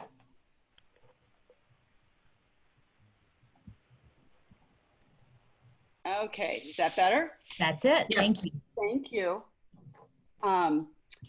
Jean Cleveland at 4655 Pleasant Ridge Road. You've already heard from some of my neighbors. I'm lucky enough to be 1 or 2 houses, 4 houses east of all of them. We've lived here for 21 years listening to the popping sound, or as many people said, rat-a-tat-tat, which is exactly what it is. What I would like or hope you might all be able to do is imagine in your head that your neighbors are building a house or re-roofing their house for 21 years or 10 years or 1 year, whatever it is. It is constant. I'm lucky I'm a little bit further east and I'm a little more protected, but when I go on walks, I'm just astounded of what my neighbors have to listen to at a different volume. So the whole thing of the 65 decibels, that would be deafening to be anywhere near that, because it certainly isn't that level here, but it is something we listen to all the time. When the wind is blowing the right way, I've been told by people that work at Crestview Elementary that they hear it there. That's very inappropriate for any school in today's day. There are housing projects and communities all around. There is Holiday, Dakota, our neighborhood of Pleasant Ridge Road, North Rim, Valhalla, all the homes on the west side of 36. And I believe there's a proposed housing which will include a lot of affordable housing to the south, directly west of Pleasant Ridge, to the south of the Rifle Club. That will be a whole new development if it goes through, that will also be impacted. And I think everyone else has said this, but we are really shocked that on the edge of the city with county neighborhoods all around, that this is even being considered. Nobody's even mentioned that Gateway, a family entertainment area, is basically neighbors to the Boulder Rifle Club. I do have an ordinance here that my husband handed me, chapter 1.01, a declaration of policy that says it is hereby declared to be the policy of the County of Boulder that peace, health, safety, and welfare of its citizens require protection from excessive, unnecessary, and unreasonable noise. It doesn't really feel or appear that this is happening. You're servicing citizens that could come from far and wide at the expense of Boulder City and Boulder County residents that live in the area. It is a negative impact for thousands. It's a very interesting plan. I Ms. Cleveland, time is up. They need to get out of the mountains, but location, location, location. Thank you. Next, we have Amy Morphus. Hi, can you hear me? Yes. Yes. Great, thank you. My name is Amy Morphus. I live at 4555 13th Street in Boulder. And I want to go on the record as being adamantly opposed to this expansion. I do live in the neighborhood, although from where I live, I'm unable to hear the range itself, which is a blessing from everything I'm hearing. But I think this range was put in place when this was still a light industrial neighborhood, and it has changed significantly in the past 20 years. I know some of these have been mentioned, but now there's Dakota Ridge, the Holiday neighborhood, Uptown, there's the new Armory neighborhood that's going in, Violet Crossing. There's so many people here that are living here and have invested in property, which is the biggest investment of our lives. And the thought of that being taken away by, of all things, a shooting range being put right next to the city boundary, you know, in Boulder County is frankly kind of unfathomable. Where I do hear the gun range all the time is I like to hike, like a lot of people in Boulder, and I get outside, and there's a hogback trail by Dakota Ridge, and then of course there's the Boulder Valley Ranch space. And it is inescapable to get away from the sound of gunfire while you were out hiking. And as others have mentioned, this is taxpayer dollars that have gone to these trails, and they're just being ruined by the gunshots. And I can't imagine 5 times as many people. And the noise testing, I'm sorry, but that kind of sounds like a joke. You can't have a gun range hire their own noise testing. That is, I mean, a gun range is loud. They're gonna, of course, want to have a good report. So that is a complete and utter conflict of interest, and it's kind of a little insulting, actually. I did a quick Google search, and they say 70 decibels is a vacuum cleaner. Well, I would like any of you to come out to these trails and see if what you're hearing sounds like a vacuum cleaner, because it certainly doesn't to me. Lastly, really quickly, I just want to mention that access is also a problem, though that road is already dangerous coming out. Some people call it 28, some call it 36, but people are going to be making left turns out of there heading southeast, and it's going to be dangerous for both people who drive cars and especially for bicyclists and any kids who are out biking or walking along that stretch of road. Thank you. Thank you. Next, we have Diane Turacek. And Diane, you can unmute yourself and speak whenever you're ready.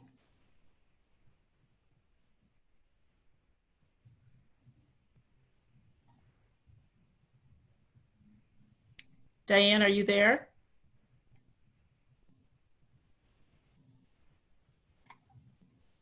Hello, Diane. Yes, I was trying to unmute. I was trying to unmute myself. We can hear you, Great. Diane. Thank you. Can you hear me? Okay. Yes. Okay. I live on Highway 72 in Ward, across from Camp Tahosa, the oldest Boy Scout camp in the state, and across from just beyond Camp Tahosa, and just across the McKenna Ranch, which is a nature conservancy, about a mile and a half up, mile and a quarter up road number 96. There's a pullout, and it just happens to be Forest Service property. So there are all kinds of people that go up there and shoot. And they tend to go up there around sundown and shoot even when it's a fire ban. So we're close to one of the dispersed sites up here in the mountains. And I've had my property for 43 years. So back then, the only thing you shot with was a camera. But now it's pretty prevalent and growing that people come with the guns, and they there's not any kind of control on either the number of shooters or the caliber of the gun. So I just have to agree with Mr. Ellis that this is definitely necessary to have controlled and safe shooting, because it's just not safe up here at all. There's hikers, there's campers, there's wildlife of all sorts. We have, on our property, we have a cougar and her 2 cubs. We have a moose that always calves here. We have bobcat. We have many river otter, all kinds of things that come here because we try to create a safe environment, but we're just up against all this gunfire. So it's just a conflict. It's a huge conflict, and the dispersed shooting that, you know, there is dispersed shooting. It's a national forest, so people just bring their guns here if they're coming to camp, if they're coming to do whatever they call recreation, drink beer, light a fire. They always have a gun. So just to enforce that it really is important to have a range such as what you've proposed out of the forest. Thank you. Thank you. Next, we have John Schaefer. John, I'm unable to locate you on the participant list. If you've called in via phone, can you please hit *9 so that we can identify you with a raised hand?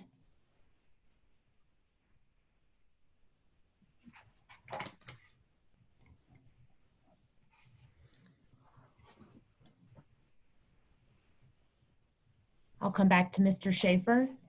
Next, we have Terry Tierney.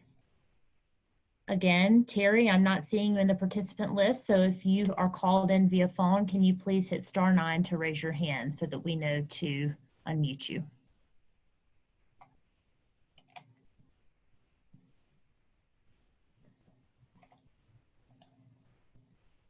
I'll come back to Terry.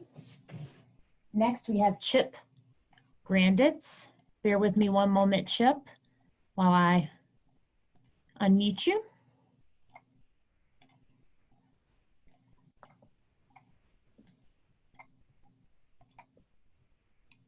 And Chip, you should be able to speak when you're ready. Can you let me know? Can you hear me now? We can. Yes. Thank you. Oh, thank you. This is Chip Granditz, and I live at 4725 North 26th Street. So that's very close to the gun range. It's on the same road. It's close enough that if I stand on my front lawn, I can see cars parked at the entranceway. They have been my neighbor for 15 years, and I have every bit of goodwill towards them. But I have extreme concerns about the ability of North 26 to bear any more traffic. It is a dirt road, and I'm sure the county people can check their records, that needs to be regraded about once per month. I would say over half of the time the condition of the road is poor. About a third of the time the condition of the road is terrible. So it's not even an issue of whether or not the additional impact would make it bad. It is bad already, and it can only get worse. Several of the other people have already talked about how where North 26th Street comes to 28th Street or 36, it is very difficult to come out. If most of the people come from Boulder County, they will want to return home by making a left. That is very difficult because there is a traffic signal at J and 28th Street. And from there, people want to accelerate up to 55 miles per hour when they're going northeast, or if they're coming back, or I'm sorry, northwest, or if they're coming back southeast, then they need maybe slow down from 55 to a stop sign. So basically, and I know for a fact that in the 15 years that I've lived here, there's been several deaths at North 26th Street and 28th Street. It's a dangerous intersection. I don't believe, because it's a designated as highway, that a signal can even be put there because it's too close to the signal already at J and 28. So the road would have to be redesignated as non-highway, I think, even for that to be done. So because you would have to get to this gun range from either North 26th or from Yarmouth, and those roads are already overloaded, and it's just due to the success of Harlequin Gardens, and the gun range and the circus center, all three businesses that are my neighbors that have thrived. but the road is overloaded as it is now. And until such time as the county, perhaps along with the city and the state, can come up with ways to mitigate the traffic issues for getting out onto 28th Street and back in, I see no way this expansion can be done. Thank you. Thank you. Next, we have Laura Lee Hollinghorst. And Laura Lee, you're ready. Hi, nice to see everyone, and I want to thank you for having me. My full name is Laura Lee Hollinghorst, and if you want to call me back for the full spelling, I know that takes like 10 minutes with my name. Happy to do so. I am at 5580 Stonewall Place, Boulder, Colorado, 80303. So I'm not exactly in the crosshairs of this, but I don't have children of my own. So I have, you know, nieces and nephews for my other children that I babysit, and most of them live up in the neighborhood. And I was asked to assist with this because they're homeschooling and stuff, and I don't have to. I don't even have a cat. I have to say, I don't hike, but there is a sign a mile into, you know, the area of open space. And for those of you that know my last name and my mother, Dickie Lee, and Ron Stewart and others that I've worked with, open space is part of our DNA. And there's a big sign that says, you know, be careful if you walk here, you might get hit by stray gunfire. I had a neighbor call me about that the other day. Noise is an issue. It's a huge issue. This gun club was set up when this was a rural neighborhood, okay? So it is no longer a rural neighborhood. It's a density neighborhood. We did that on purpose here in Boulder County. I have mixed feelings about it because I agree with your previous conversant. I don't think we've addressed traffic issues appropriately, but there we are. We've got this huge dense neighborhood now. And you're talking about putting a gun club with outdoor shooting that is already disrupting kids and parents and school children. I mean, I guess they all kind of fall in the same bucket. And I'm very disturbed, I must confess, by the prologue to this conversation that sounded like a presentation for, we are just going to do this.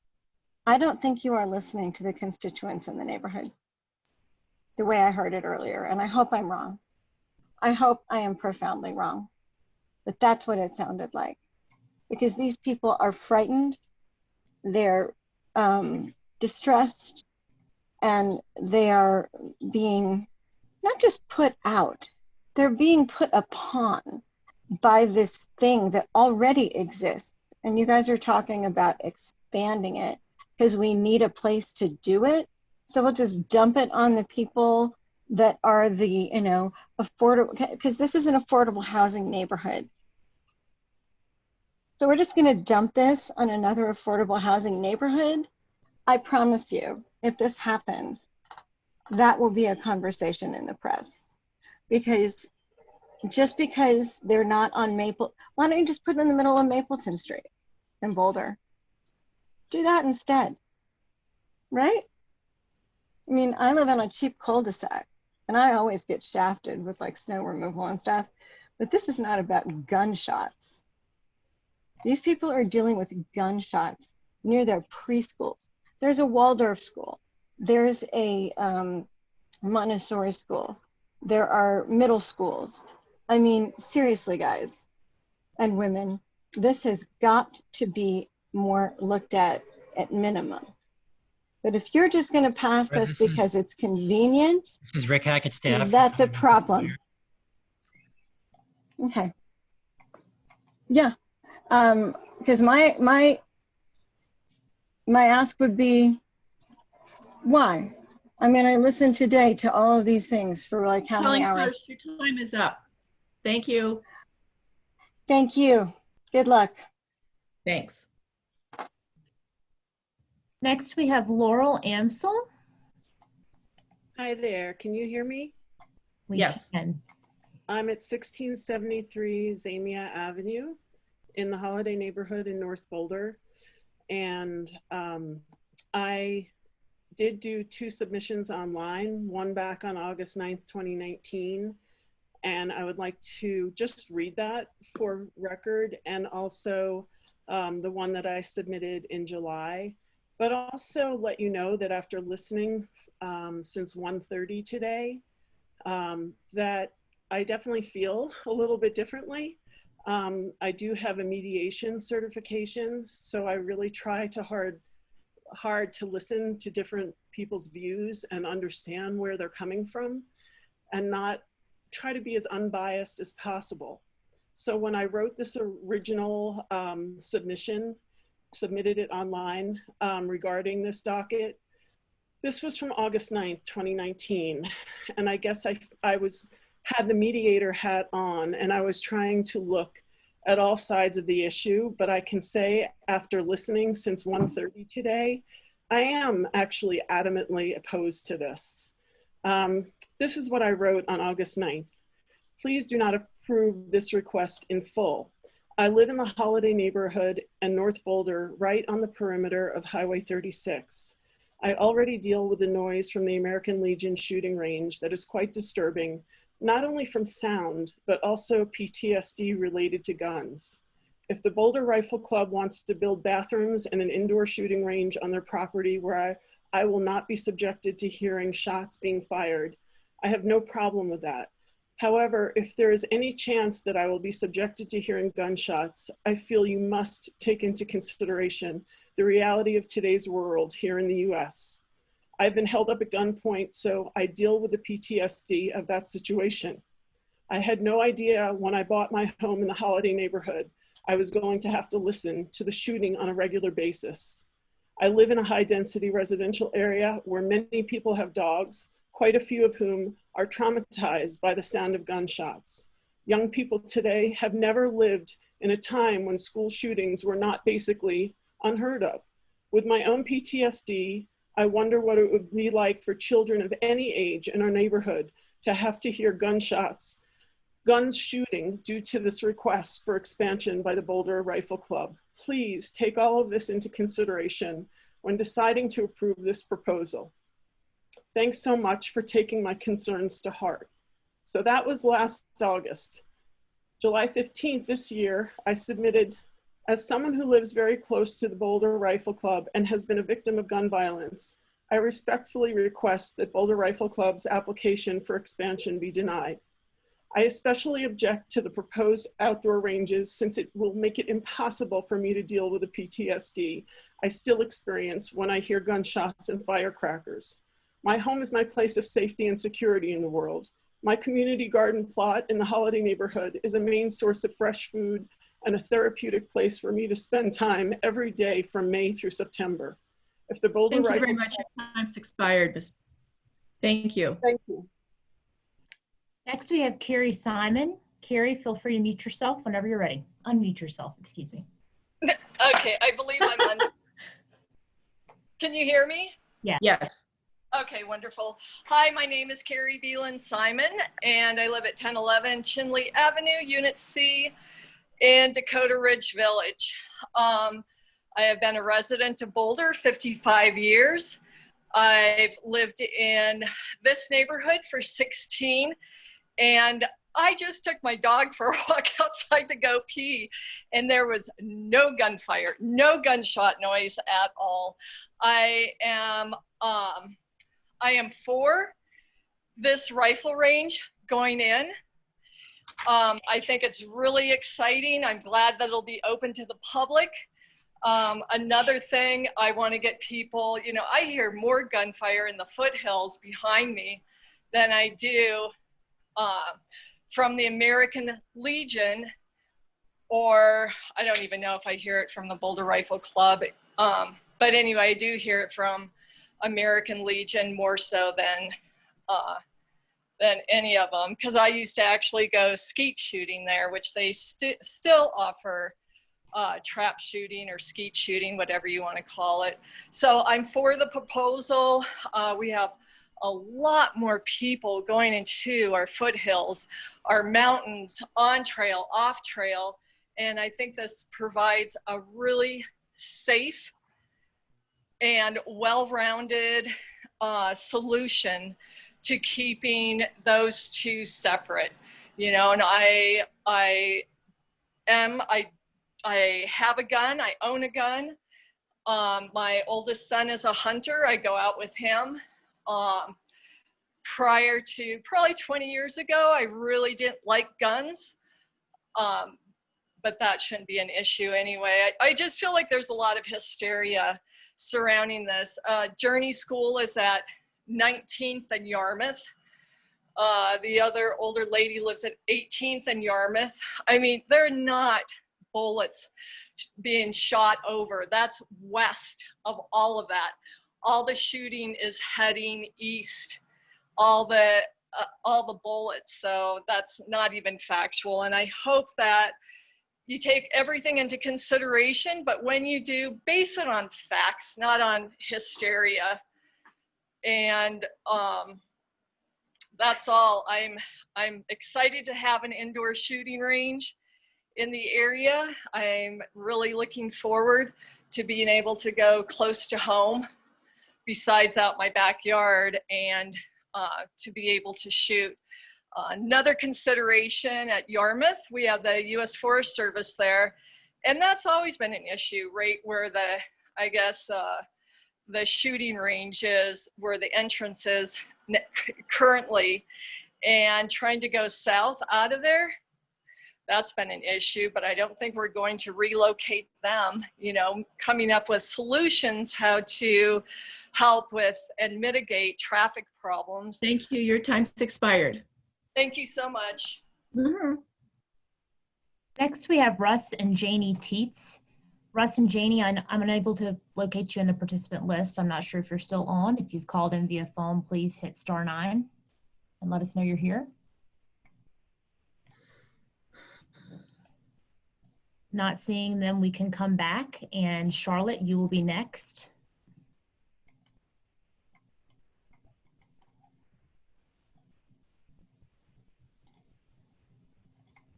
Charlotte, please state your name and address for the record.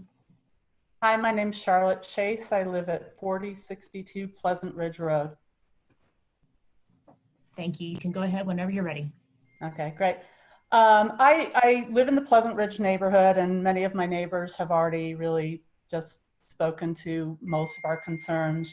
I'd just like to reiterate them in regards to the noise, certainly the frequency of the noise.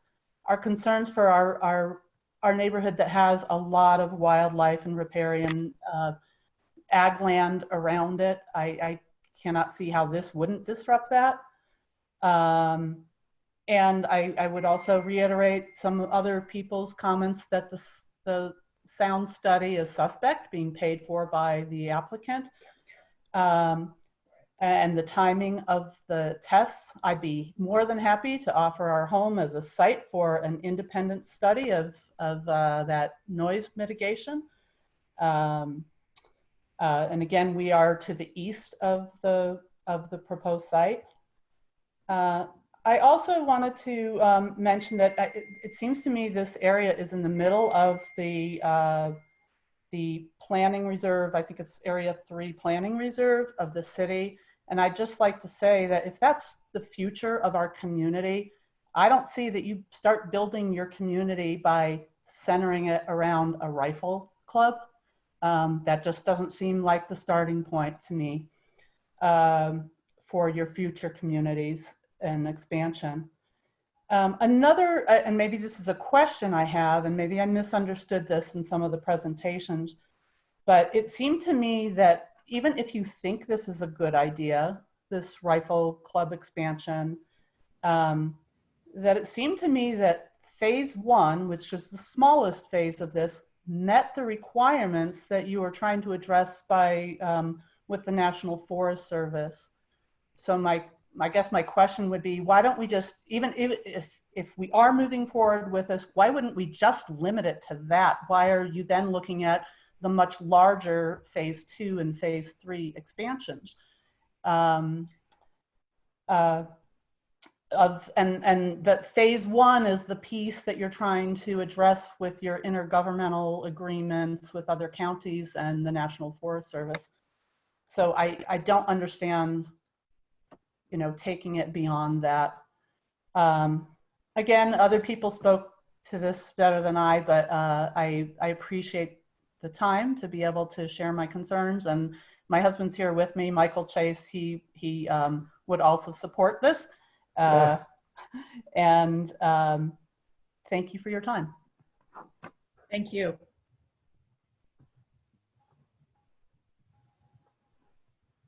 Next, I believe we have Bill DaCosta. Bill, you should be able to speak whenever you're ready, Bill.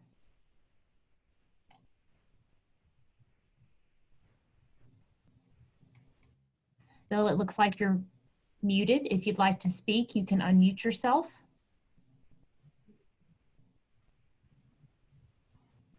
Hello? We can hear you now, Bill. Okay. All right, thanks. I'm not quite as organized as some of you are, but it's Bill DaCosta. I'm at 2049 Yarmouth Ave. I'm just outside the initial range that they wanted, the 1,500-foot range, but I did get something when they when it went to a mile. So I'm opposed to the gun club expansion, mostly due to noise and traffic. That's what most people say. The gunshots are already very loud and fairly consistent, and it's going to become much more frequent and much louder. Well, not much louder, but much more frequent and a little bit louder. But it's gunfire, it's gunshots. It's not a few extra cars or any other noise that just, I don't know, most of us can live with. You know, listening to gunshots is much different than listening to traffic or any other kind of noise. The acoustic sound study shows that it will be even louder and more consistent. I'm just reading my notes, sorry. The gun range is going to triple in size. It's going to be much bigger with much bigger guns.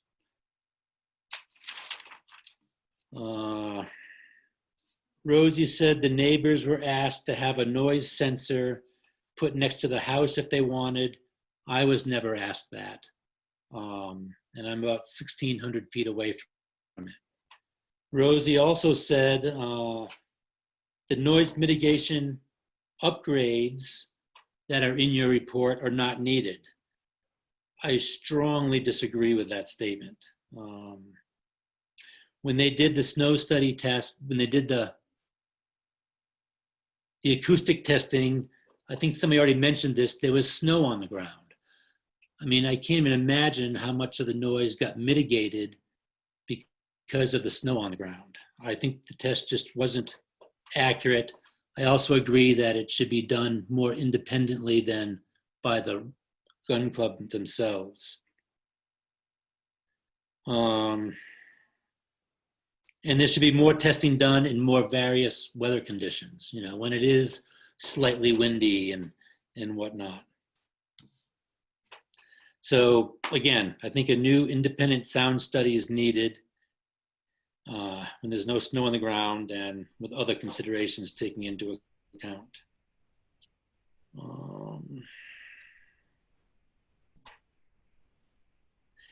If the noise and traffic projections are wrong,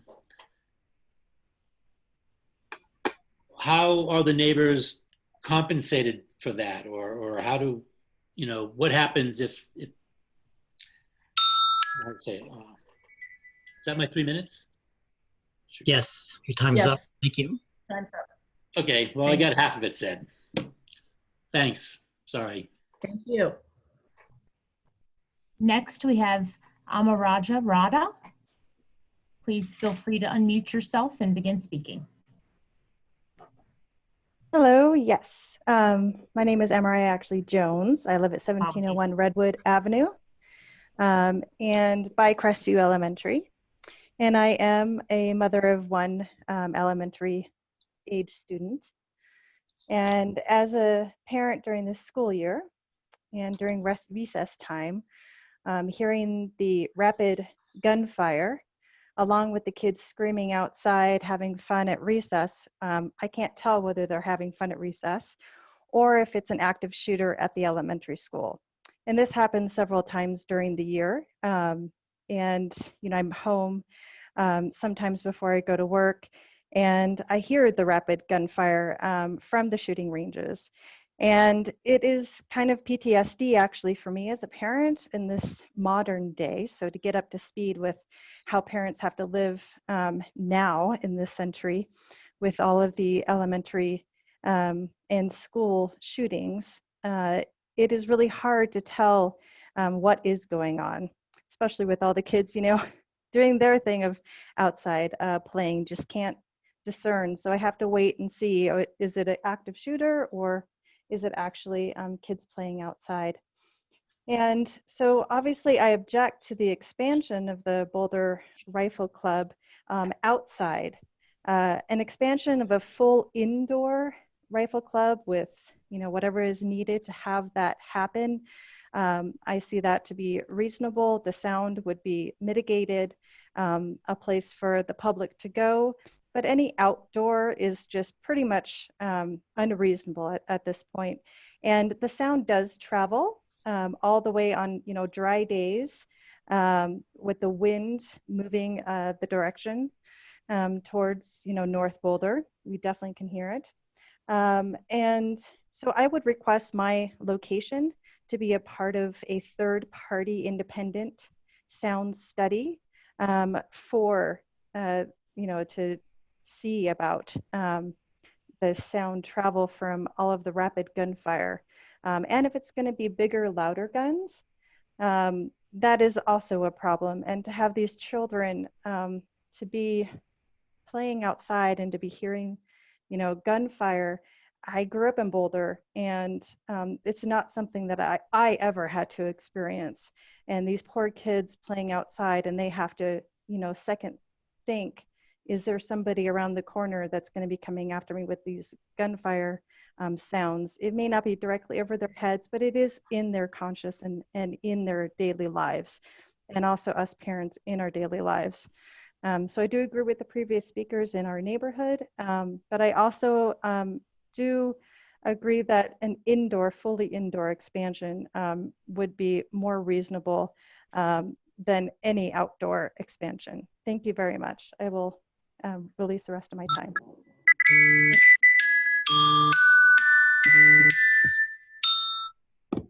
Next, we have Nina Asmus. Apologies for the pronunciation in advance. You can unmute yourself whenever you're ready. Great, thank you. My name is Nina Asnes, and I live at 1734 Sumac Avenue in Boulder. And I also am adamantly opposed to this expansion. I think it's an inappropriate location given how many more new neighborhoods we do have in the area from the initial Boulder Rifle Club's start. And I just think, yes, I understand we want to get safe gun shooting, but we need to find a better location that will not impact all of the neighborhoods. You've heard testimonial from a lot of our neighbors that they can actually hear the rat-a-tat-tat of the gunfire when we've had a noise study done in the middle of winter that said, no problem, this should be fine. So I think noise studies either don't work or this one was not accurate given the time of year, February 8th to the 11th, and where they placed the machinery to test the sounds. Also, another point I'd like to point out is we have 5 new shooting ranges proposed, and I read in the Daily Camera, I don't know if this is accurate, that each could have 12 shooting lanes in them. That would be 60 outdoor shooting lanes. And I don't know if that's completely accurate, but if that is the case, how are we going to test for that many more shooting lanes going off at one time rat-a-tat-tat-tat-tat 60 times. And how is that going to impact our neighborhoods? And I think it's inappropriate to push forward with this. I also am fine. You want to expand indoor shooting? That's great. I don't think that will impact our neighborhoods. There is the problem of the traffic on, I drive by 36 to make my left on Violet, and North 26 by 36 is a dangerous, dangerous area. It's already dangerous. And if you're going to increase traffic, you are going to increase the danger. So yeah, I think you have to find a less populated area to handle the goal of getting shooting out of the mountains, but not in our neighborhood. This is wrong and inappropriate. And at the very least, you need an independent noise study that isn't done in the dead of winter and is taken just something way more accurate and appropriate. So that's my points. Thanks for listening. And I really hope you're going to take into account the neighborhoods, the people that you are supposed to be taking care of, and hear us that we really do not want more noise in our neighborhoods, and especially gunshots. In this day and age, to be listening to gunshots all day long, that is so unconscionable, in my opinion, really. Okay, thank you. Thank you.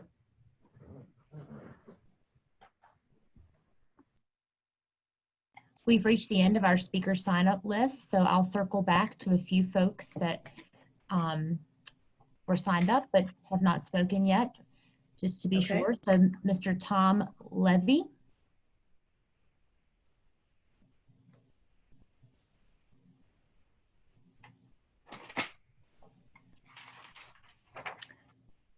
Mr. John Schaefer. And a reminder that if you're dialed in via phone, you'll need to hit *9 to raise your hand and be unmuted. Terry Tierney.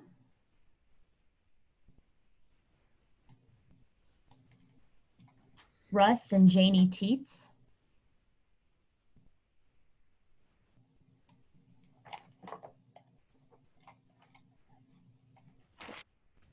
So Commissioner Goldfarb, I believe that's all the people on the speaker sign up list. Okay, thank you. So we're now at about 5:25. We've finished our public comment section. How are the commissioners feeling? Would you like to take a short break before we continue on with any further questions we might have for the applicant or for staff and also our discussion? Short break, please. Okay. All right. How long would you like? 10, 15 minutes? 5, 10? 5 or 10. 10 minutes? 10 minutes. Okay. So let's reconvene again in 10 minutes then. Thank you. Thank you.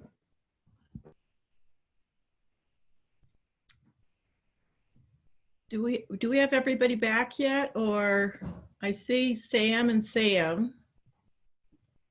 I don't see Mark. Mark's in now. Gavin yet. Is that right?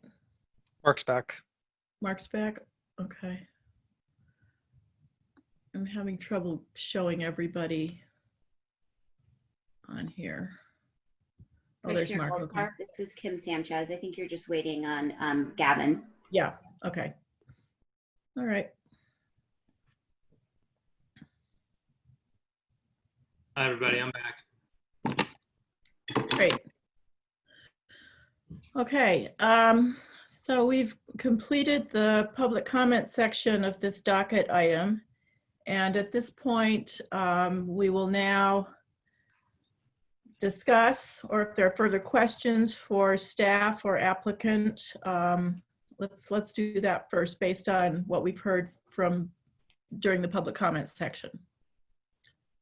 So any questions, any further questions at this point for staff or applicant?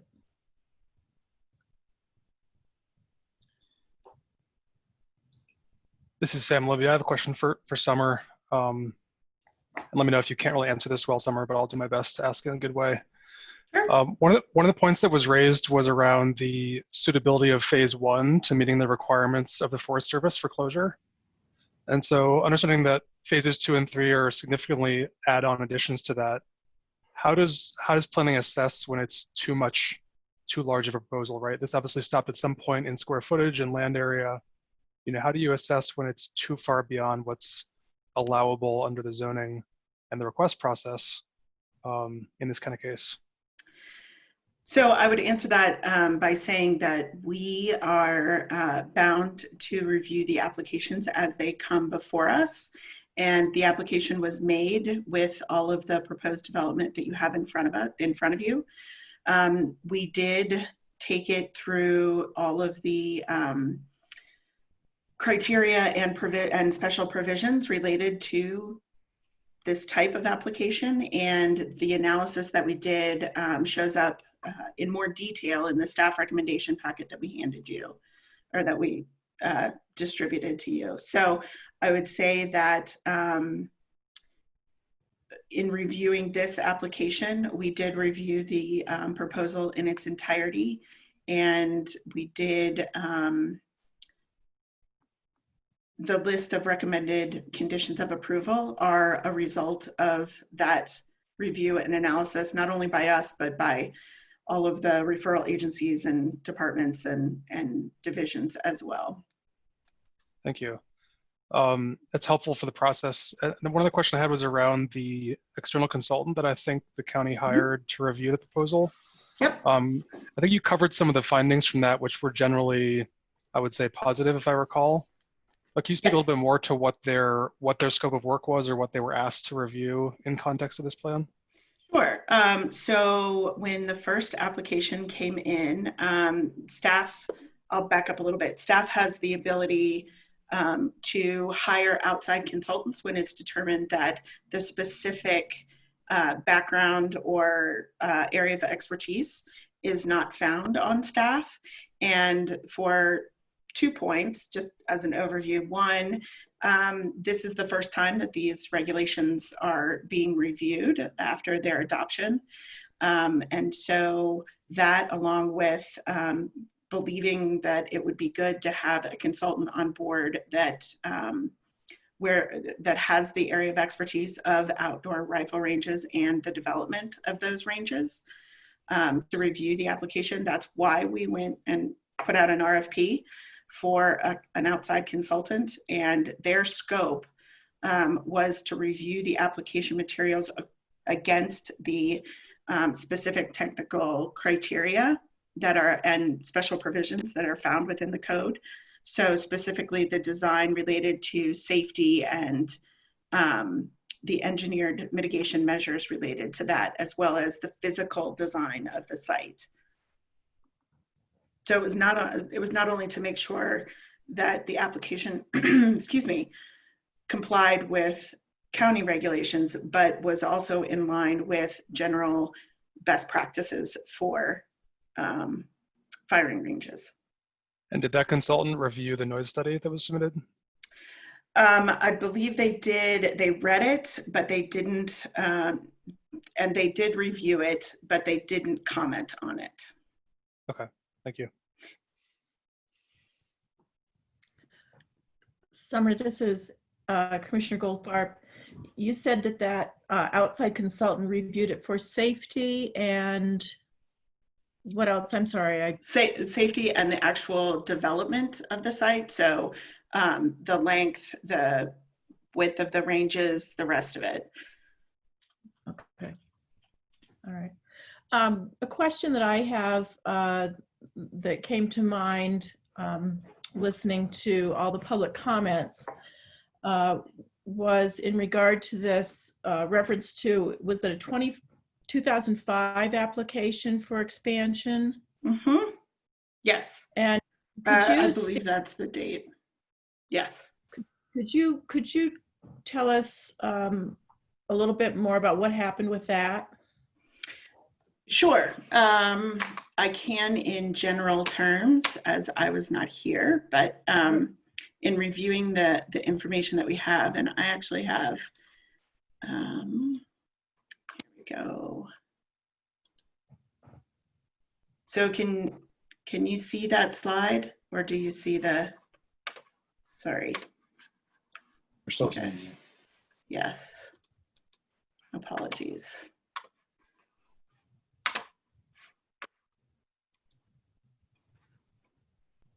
Okay, here we go. So this is a general overview of what happened with that slide, with that application. So in 2000, anybody, I don't see that slide. Are others We're seeing still it? seeing you. All right, I had this down the first time. Third time's the charm.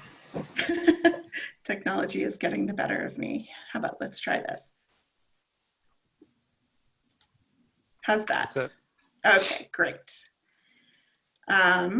Okay, so this gives you a general overview of the process that happened. So they did apply for the expansion of the existing rifle range, and that included an 1,800 square foot storage building. And then there was also a limited impact review for filling and grading and revegetation of the property. So it did go before the Planning Commission in October of 2003. The Planning Commission tabled it indefinitely because they requested the applicant provide more information. Then in 2004, the Planning Commission recommended that the Board of County Commissioners deny the application. It did go to the board, and again, the board tabled it in August of 2004 because they requested additional information of the applicant, and shortly after that, the applicant withdrew the application. So no final action was actually taken. Okay, so we don't really know anything more specific than that. At the moment, no. I can do a quick search if you'd like. And yeah, the reason I'm asking is because I'd be curious to know what the thinking was at that point in regard to tabling and denying. You know, did it have to do with the fact that there was noise, perhaps not, you know, at super high decibel levels, but the continuous kind of noise.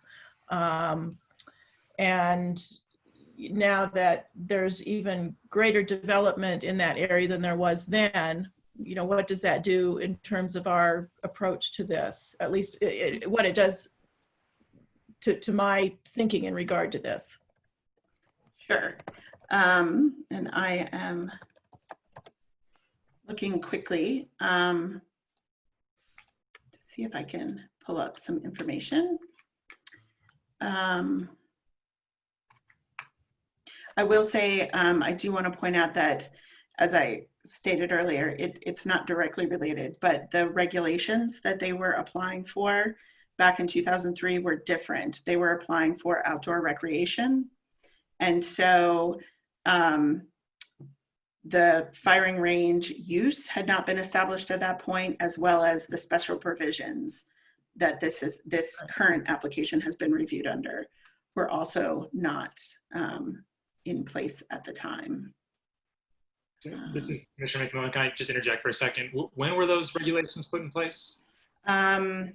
Just recently, within the last 2 years. The date actually is not coming to mind. Just, I think within the last 2 years is enough for. Yeah. Yep. Okay. So when did this whole process start of thinking about moving this, trying to get the shooting out of the mountains? Did the regulations come before that all came up, or did that come up and then regulations came up to address that issue? So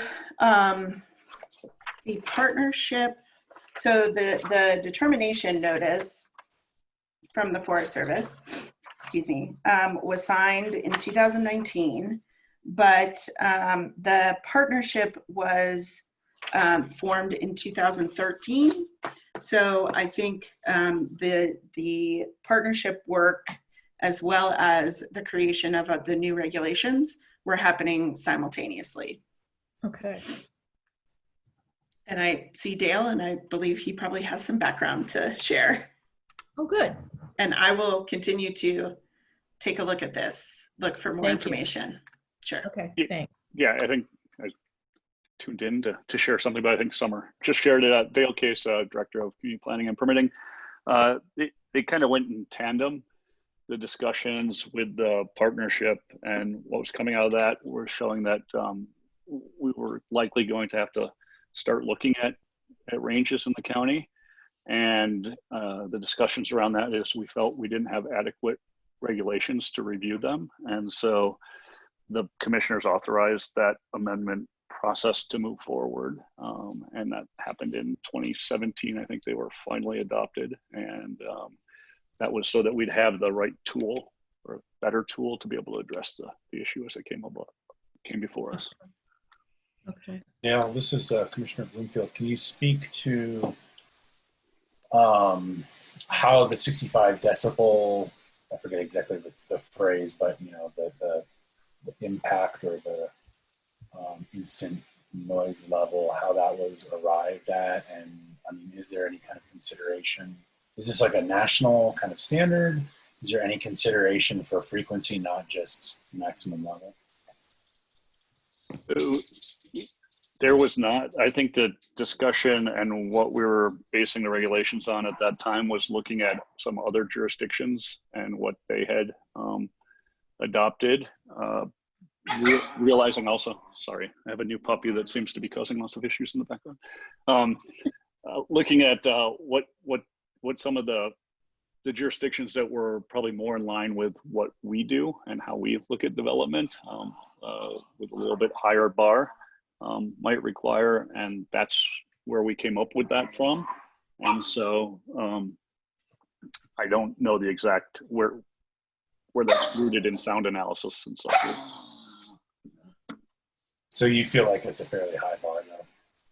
I do feel it's a fairly high bar, yes, compared to what we've heard, the feedback we've gotten on the regs, and that from some of the range designers as it moved forward, and that is that there was actually concern of that standard is really, really hard to meet. So, can you take her? This is Commissioner Goldfarb. Dale, was there discussion in regard to frequency? I don't recall around that issue. I think that that we understand that when at a range there's noise and there's going to be more of it, and it's kind of a constant, and so it was looked at from that regard, and those were the discussions that we had. But did I guess obviously decibel level is clearly measurable, and setting a standard in regard to decibel level is doable, but the frequency issue, you didn't come across anybody else who had looked at that particular aspect when you have a range that's nearby residential where they're hearing it, but it's not the 65 decibel level, but it's frequent. Yeah, no, I think that discussion came about more as in neighborhood character, us looking at hours of operation potentially, those sorts of things, but understanding that a range is going to have that more frequent sound than a lot of other uses, and that we're in a county that is it's hard to find a location that's going to have no impacts on any neighbors. We're a suburban county, and there's neighbors and places and developments almost anywhere we look when we try to do some analysis to to look for potential locations. So I think we can look at some of those hours of operation, days of operation, those sorts of things to kind of look at frequency if there's a way to control some of those impacts to neighbors and some of that piece of it. So the partnership that you spoke about, was there, so are there ranges in these other counties as well? I would say that Gary is probably the person who's most familiar with the partnership work. And so I'd ask him to. Yeah.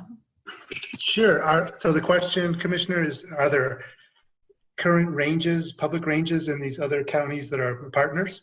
Yeah. At this time, they're not. They're all in various levels of design. There's only one that may start construction next year, but most of them are in early design phase. And I should just clarify, I know someone in the public made a comment about, well, if there's other ranges being built in other counties, doesn't that count for what Boulder County needs to supply? And that's not the case. Each county has to provide a range open to the public. And in this case, it has to include 25 shooting lanes for it to be applied to the closure order. So the purpose of the partnership then is what?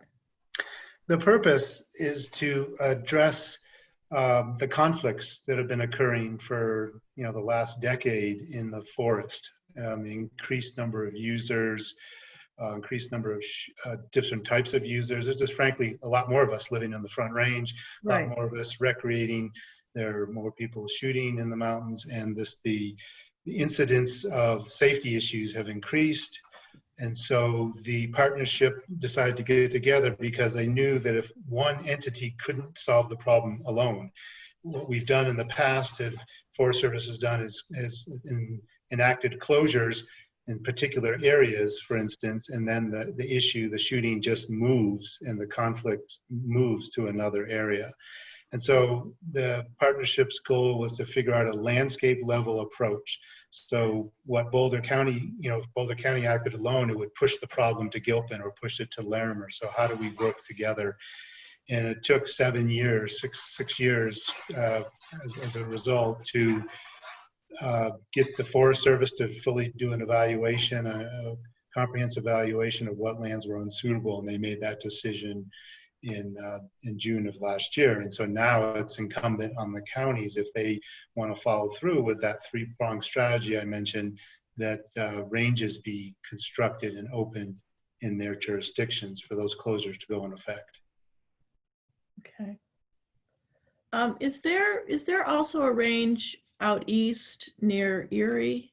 Yes, that's the Green Mill Sportsman's Club, who actually I think was a model for the shooting shelters that if you've ever gone out there, that's a private range. It's not a public range. They do open it up on weekends, similar to the Boulder Rifle Club in the fall, for hunters to sight in. But it's a membership range. But I really would advise people to go out there. It's right adjacent to a subdivision. There's a new subdivision being built there. Those range shelters and the berms are incredible at sound mitigation. Not that it doesn't exist, the noise, but that's the model that the Rifle Club has been using to try to mitigate the noise. And does the Sheriff's Department use that? The Sheriff Departments use the Boulder Rifle Club. Oh, they do? They don't use the Sportsman's Club out there? Not that I know of, although there's quite a few other law enforcement agencies that do use that site. Oh, okay. All right. Maybe that's what I'm thinking of then. Does CU use the one out there? I don't know that. Okay. Okay. Thanks. Okay. Commissioner Goldfarb, I did find some information about the previous application. Oh, okay, good. And the presentation to the Board of County Commissioners by staff requested more information related to traffic, noise, safety, engineering, and reclamation information. So, Traffic safety, reclamation. yes, traffic, noise and safety analysis, and additional engineering and reclamation information. Okay, great, thank you.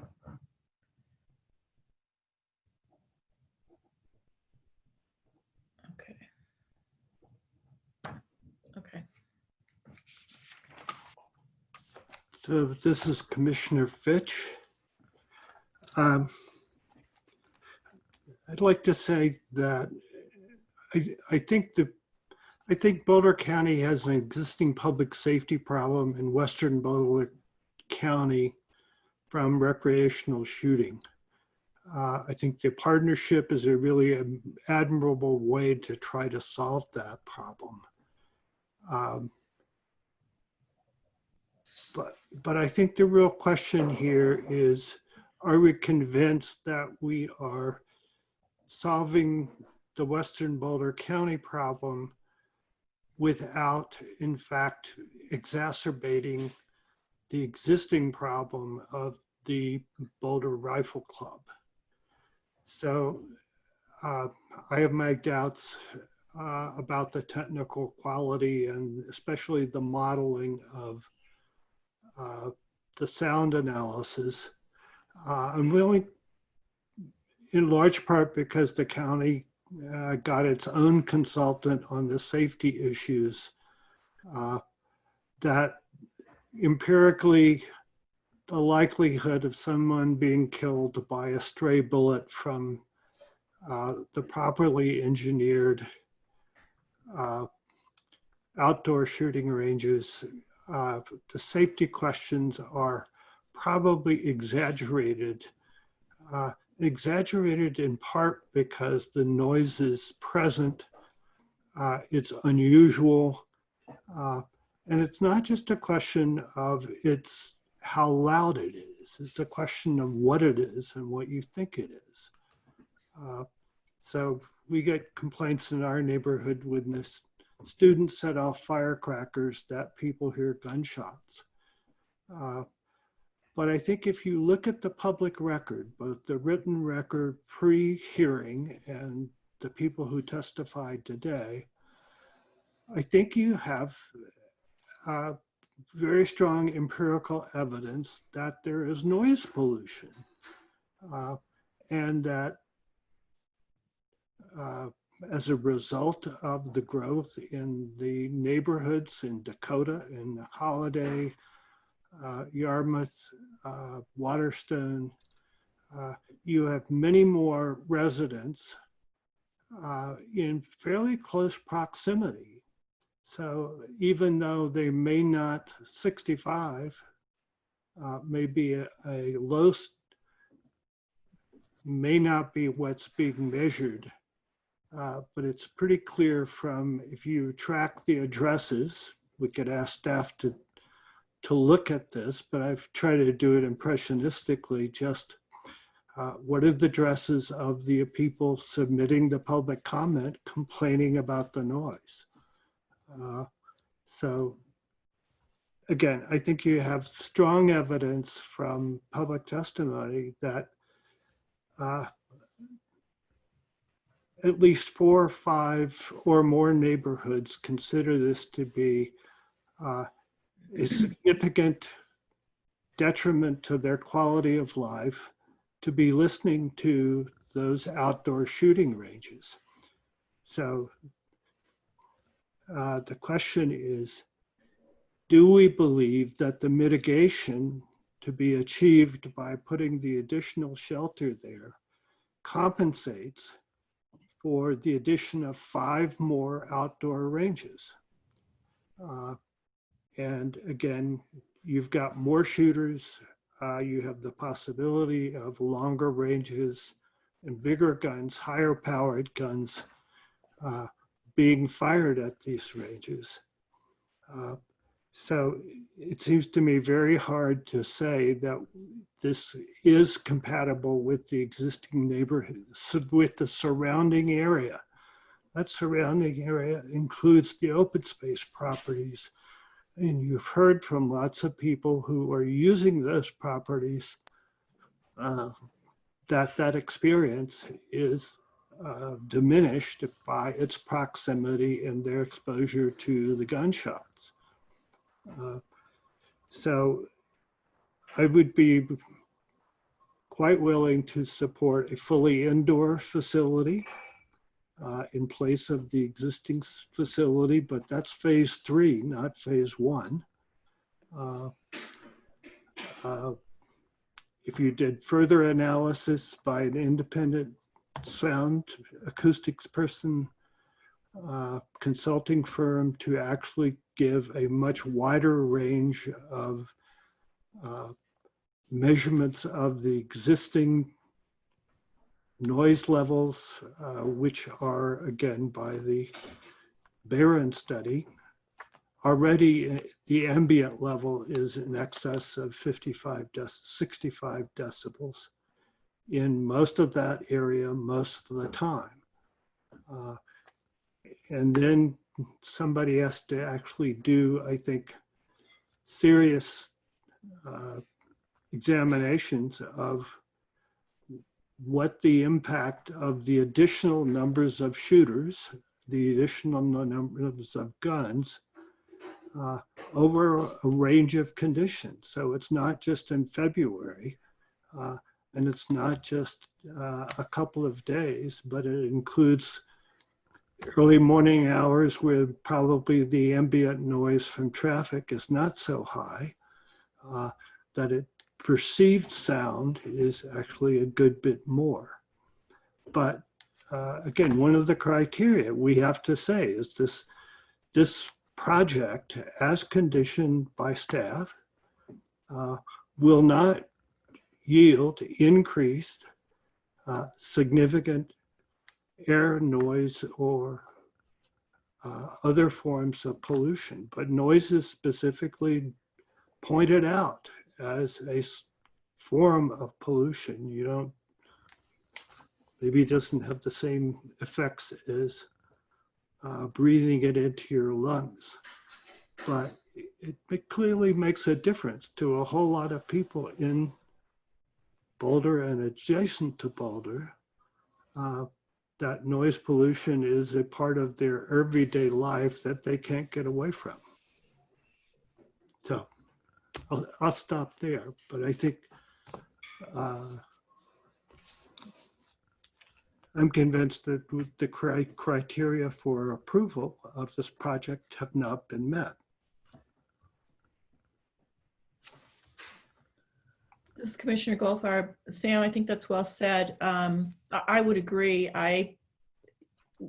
When we've heard the number of complaints and the type of complaints we've heard today in regard to the noise pollution, and then looking at increasing the number of lanes, the number of shooters, I just don't see how you can say that that's compatible with the neighborhood.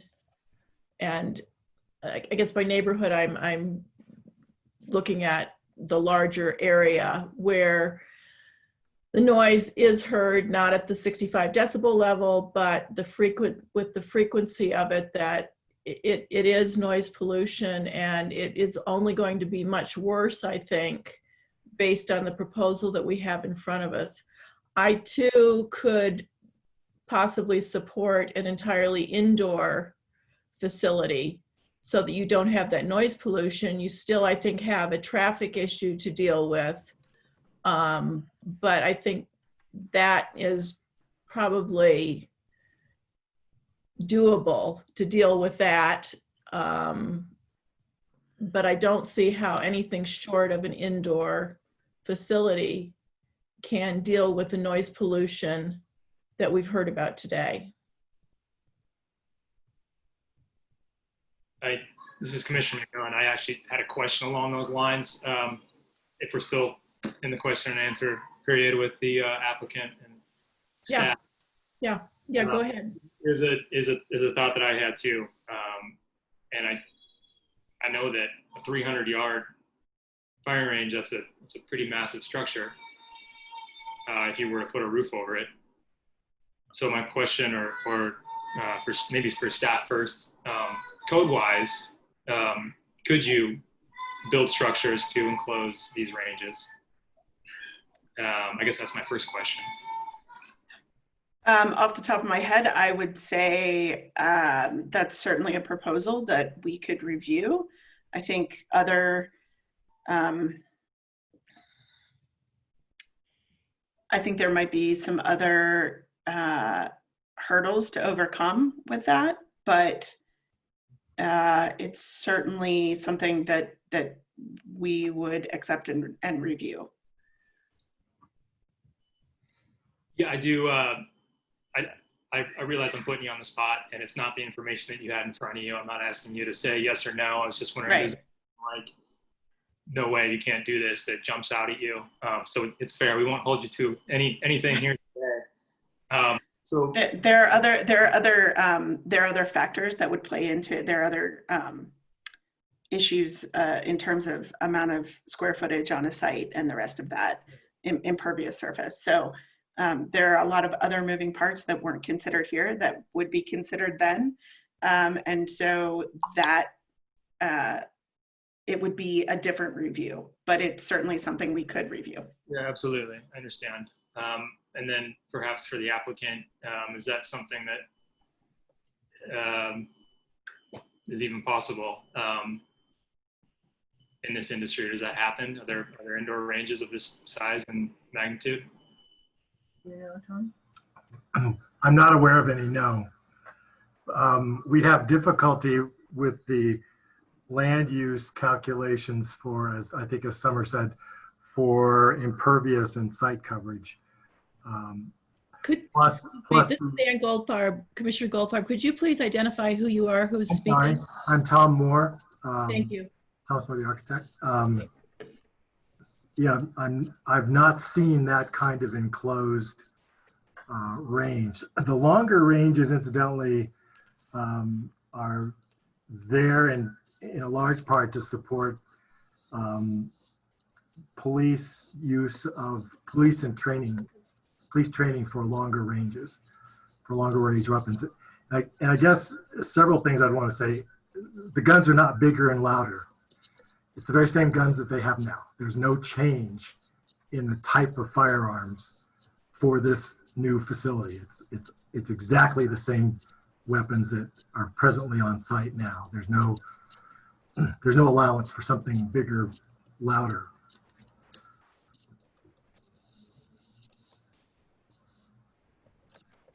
If I could chime in, this is Dale Case again, Director. I think it would be difficult to review probably an indoor place at this location. I think the use is defined, and I'm just trying to look at it as outdoor firing range, and an indoor firing range would be a different use. It'd be an indoor recreation use, and I'm not sure that would be allowed here. So here you can have an indoor component as part of the definition, but if it was purely indoors, or indoor was the predominant feature of the use, we wouldn't be able to review it at this location. They would not be able to do it at this location. Correct. Okay. And that's because the definition is for an outdoor range, and the outdoor range does allow for some indoor components of classrooms and shooting area. But if this were to be totally enclosed, I think then the predominant use would move to an indoor recreation use, which would not be allowed in this zoning district. Is it, I mean, these regs were enacted, you said in 2017, is that right? Correct. Is it possible to amend the regulations? It's always possible to amend the regulations, yes. Yeah. But I think part of it was and my understanding of attending some of the sport shooting open houses and so forth too, was to find a replacement locations for what was happening up on Forest Service, and part of the desire to be there, and that was being outdoors and not in in an outdoor range, or not in an indoor range environment. So I don't know if we'd solve the problem by doing that, that larger problem, but we would definitely work to have something different in the neighborhood, for the neighborhood. Except that I understand that part of the allure of shooting in the mountains is being outdoors. But even with this proposed facility, with these shooting enclosures, as somebody for the applicant said, it's the no blue sky. You look at it and it looks like you're inside. Kind of like you're indoors, yeah. Yeah, yeah. So, I mean, I don't see that the experience, even as this is currently designed, is in any way comparable to shooting outside in the mountains, except that if it's cold, you're cold, and if it's hot, you're probably hot. So, but I don't think you get the rest of the ambiance of the mountains. This is Commissioner Bloomfield. I think one of the things to your point there, Ann, is that right now there are no public options in Boulder County. And so if you want to go and shoot and you're not a member of the Boulder Rifle Club, then you're going to the mountains. So I think that, this would really provide an outlet that would allow people, whether they have the same experience, yeah, that's subjective. But I don't know. This is certainly a challenging one. I feel like we're really looking at trading off the safety and sound in the mountains versus sound in neighborhoods. I'm not too concerned. I think Commissioner Fitch mentioned, like, I'm not super concerned about safety here. I feel like they've taken a lot of precautions to make sure that there aren't going to be errant bullets. So then it's the question of the sound. And when I look at B106 of our packet, which is a contour map of the existing 200-yard range, and I'll just take a step back as far as, the validity of this noise study. It's certainly challenging. It seems like Barron's Associates is pretty credible. They've got 7 offices and been around for, I think, 20 or 40 years, a long time. So, having been a consultant myself, I know that when I'm hired to do something, I do it according to my standards and not according to what my client wants, because that's how I actually maintain a business for a long time, is to be credible. So that said, I'm also not, an acoustical expert in any way, so it's hard for me to evaluate what they've done here. But that having been said, if I look at the figure B4 on page B106 of the 200-yard range that is existing, and then I look at B113 a few pages on, which is figure B11 of the mitigated existing 200-yard range, that 65 decibel line or that contour is actually pretty significantly smaller. So it seems to me like the mitigation that is proposed for the existing ranges can actually decrease the noise levels.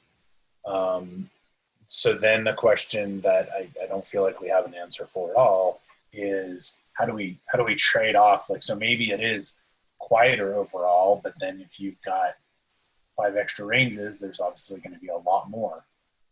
And I don't know how to do a trade-off between those two. I think that for me is the big question of, if it's a little quieter but more frequently. I'm certainly sensitive to the idea that gunshot noise is a particular kind of noise. It's not just the noise level. But if it's constant and it is that particular noise, that's a challenging one. So to me, it's a trade-off between safety and unmuffled noise in the mountains, and very distributed amongst several areas versus one concentrated, perhaps well muffled. I mean, hearing that the standards were basically just put in place and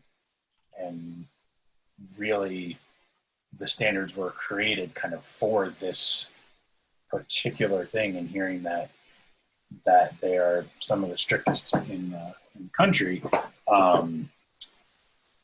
makes me feel a little better, but I really do feel like it's a pretty tough call to figure out, well, is one better than the other?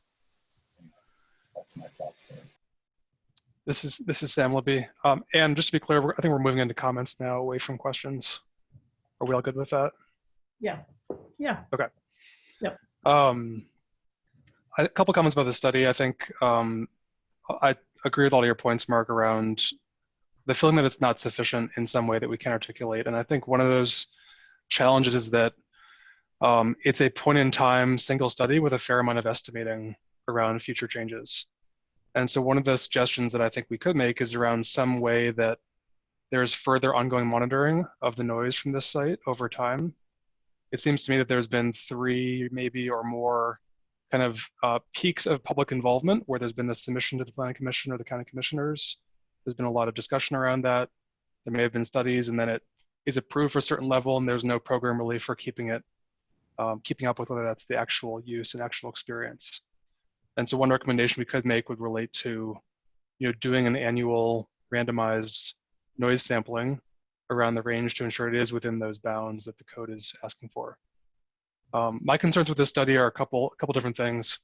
One, it was conducted on a Friday morning on February 8th at some time in the morning.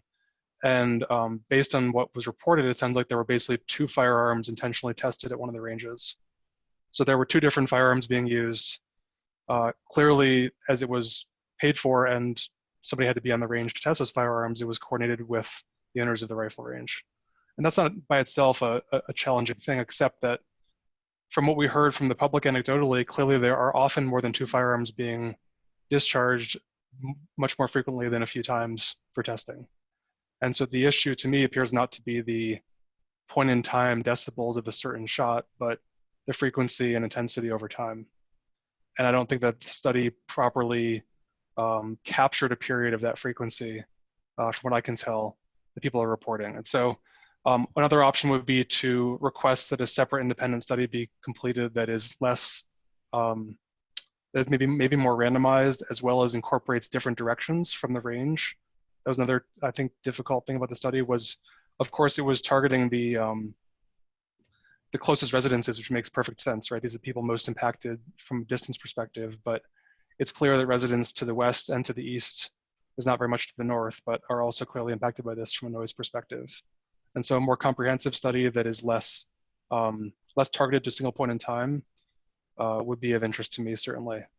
There is public access right now on weekends when it's not COVID, or so I understand, to the range. And doing this on, for example, a Saturday morning when it's at peak capacity would be a better gauge of the actual noise impact than, honestly, a Friday morning at 9 a.m. with 2 firearms. So that's one thing I think we could consider recommending, whether we choose to table or recommend something to the commissioners, would be additional studies on that. I'm always loath to recommend more studies because we do lots of them as part of the planning process, but it seems to me in this case that we don't have enough information to validate either the study that's been presented to us being so separate and different from what the public's reporting. There was nobody from the public who came out and said, actually the noise, I live close by, the noise is really not that bad. Every single person who lives close to that facility had the same reaction. So that's one option that would help us get more information to make a better recommendation. This is Commissioner Goldfarb. I think that based on what we heard today in public testimony was that the sound study was measuring the wrong thing, as you've alluded to, Sam. And I think that the frequency is the issue. It's not it's not the it is partially the decibel level, but primarily it's the frequency level. And I don't know whether it's possible to do a study where you can look at the frequency and look at then the decibel level from these different neighborhoods that we heard from today. And you may not get, well, you're obviously not going to get that 65 decibel level at a neighborhood that's farther away, but wouldn't it be good to know what the decibel level is, what the frequency level is? And we can do all that, but the bottom line is, what we've heard from everyone is, this is making me crazy. And it's only going to get worse if we have, 5 lanes as opposed to, what are they now, 2 or 3, with a lot more shooters out there with much greater frequency when what people are complaining about is in fact the frequency. So I think we can do that study, maybe if it's possible that they do studies like that. But what I'm thinking that I'm coming back to is, if it's intolerable now in terms of frequency, it's only going to get worse.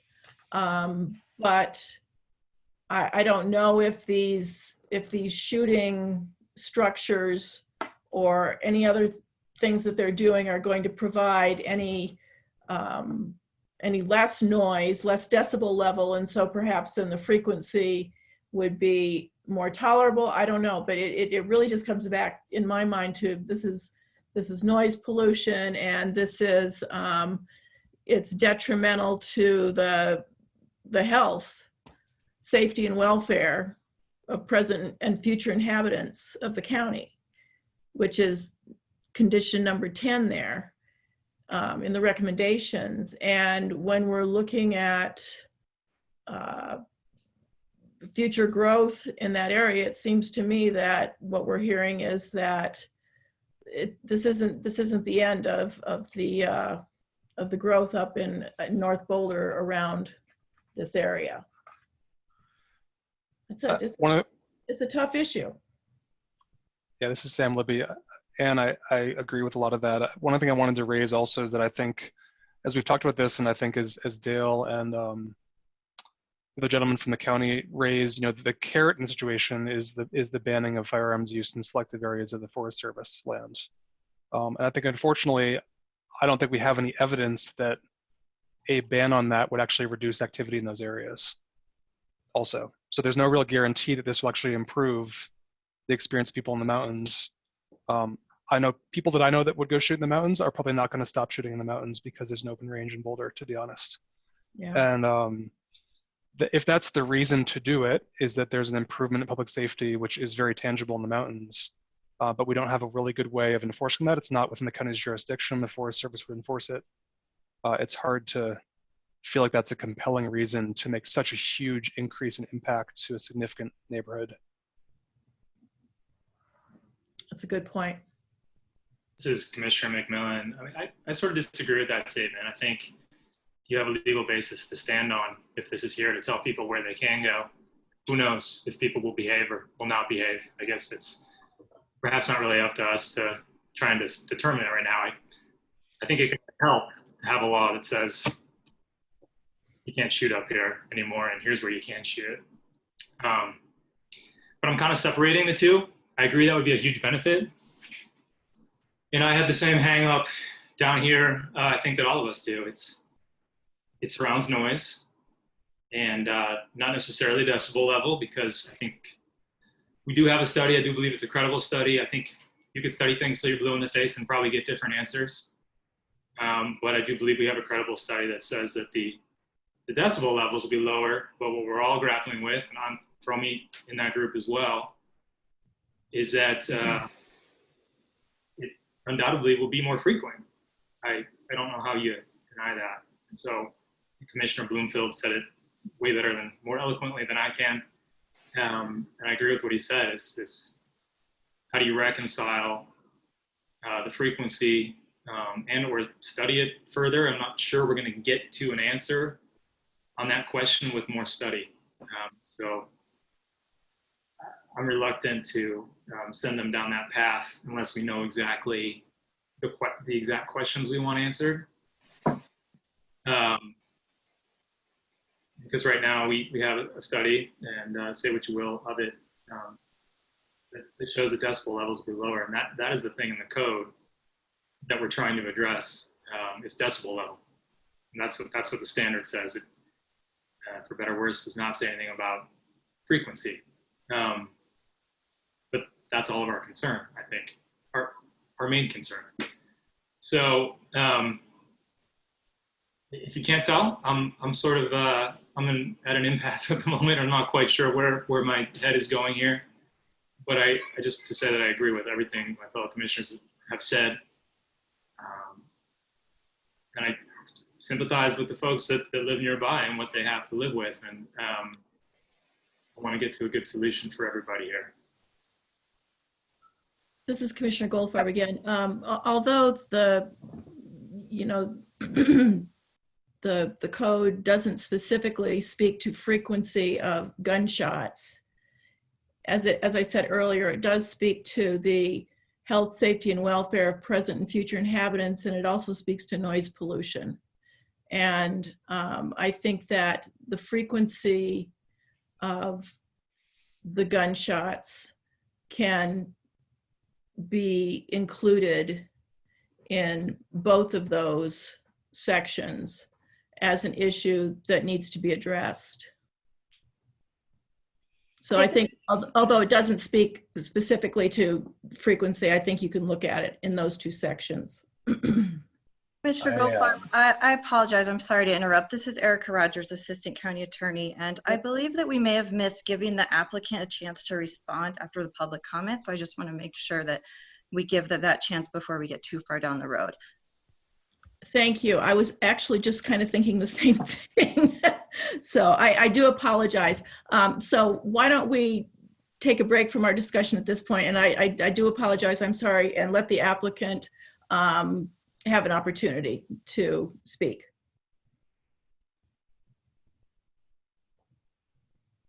And you're muted, I think. Okay. Did you unmute? There you go. Yeah. Okay. Rosie Dennett, planning consultant for the applicant. I think there were a couple of, I understand the concern about frequency. Clearly what we were trying to do is provide you with a noise study that met your code requirements. And that's clearly what we tried to do. And I think staff concurred with that. While Vargas may not have specifically commented on the noise study, he did say that he looked at it and he didn't raise any issues with it. So it's not totally accurate that no one else has looked at the noise study. I'd like to have our noise consultant address some of the comments made by some of the neighbors because they're just quite honestly not factual.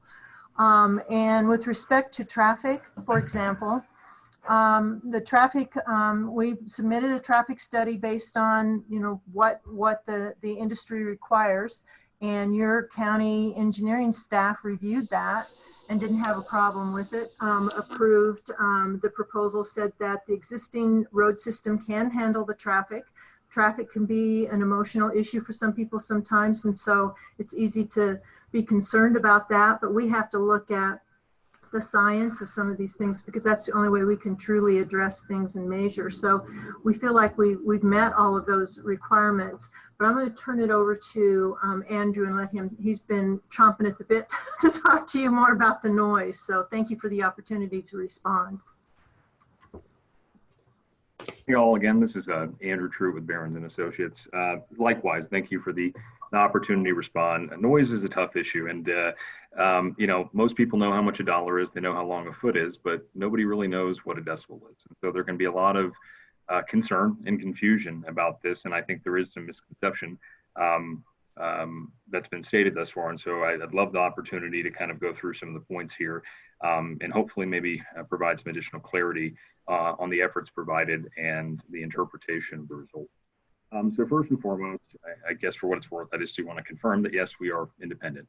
None of us are members of the club, and we do our analysis per industrial standards. So this is not a subjective study based upon the opinions of Andrew Truitt or even Behrens and Associates. These studies have been done to the American National Standards Institute, ANSI, the International Standards Organization, ISO, and Boulder County Standards. So that was the criteria for this study. We have followed those studies, those standards as far as deployment of meters, collection of data, modeling, and interpretation of that data. Going through my list here, because I know there are quite a few different comments. Yeah, I do want to reiterate that there was a third party in this. FARCUS, who is kind of a national expert on gun ranges, did review this and did provide no objections to our study. So there was a third party review. It's factually incorrect to say otherwise. I want to reiterate also, yes, that the guns measured were representative of the guns that are present now and the guns that will be present in the future, and represent a lower and upper range of those calibers. I don't think it's factually correct to say that there will be bigger and louder. There was care taken to make sure that that was representative both now and in the future. There was some questions about snow coverage, wind, valid questions. So it is factually correct to say that snow on the ground absorbs sound. I think we have all probably observed that effect ourselves, where we go out after a fresh snow has fallen and we say, man, it's nice and quiet out here. That's due to two effects that are occurring. One, there's a temperature gradient that is actually causing the pressure wave to travel differently. And two, that first thing that the sound pressure wave now hits is a naturally absorptive material. So there's no doubt about it. If there's snow on the ground, the sound levels are quieter. However, the interpretation of the data is incorrect. The measurement locations that we have out at distance away from the range were meant to sample the ambient noise levels of the surrounding area. Those were not used as actual direct input data points to the modeling, because they were inappropriate to do so because of the significant high levels in excess of 65 dB that were shown in the results. Those would be inaccurate calibration points due to how far away they are. These were supposed to be representative of the impact that the surrounding residents are hearing. And what it shows is that this is not a perfectly silent area, and that there are noise events, quite often, in fact, that are in excess of at least the stated criteria for this study. When there's snow on the ground, the sound levels are lower. So what we measured from an ambient standpoint is arguably conservative. If we were to measure and redo this study during the summer months, I suspect that the ambient levels would even be higher, which would be detrimental, not to us, but to the arguments of the opposition. So that doesn't have any particular impact on the calibration of our study, due to the fact that the measurements that we're taking on site to calibrate the sound power levels of the guns were at distances that were sufficiently short to where ground absorption does not have a contribution. Moreover, when we did the modeling, we can input ground absorption data into that modeling, and we did not choose to model with a ground absorption coefficient representative of snow that would have maybe been inaccurate to model. We chose basically low vegetation, hard ground that in general is not absorptive, and once again is a additional layer of conservatism that's baked into the model.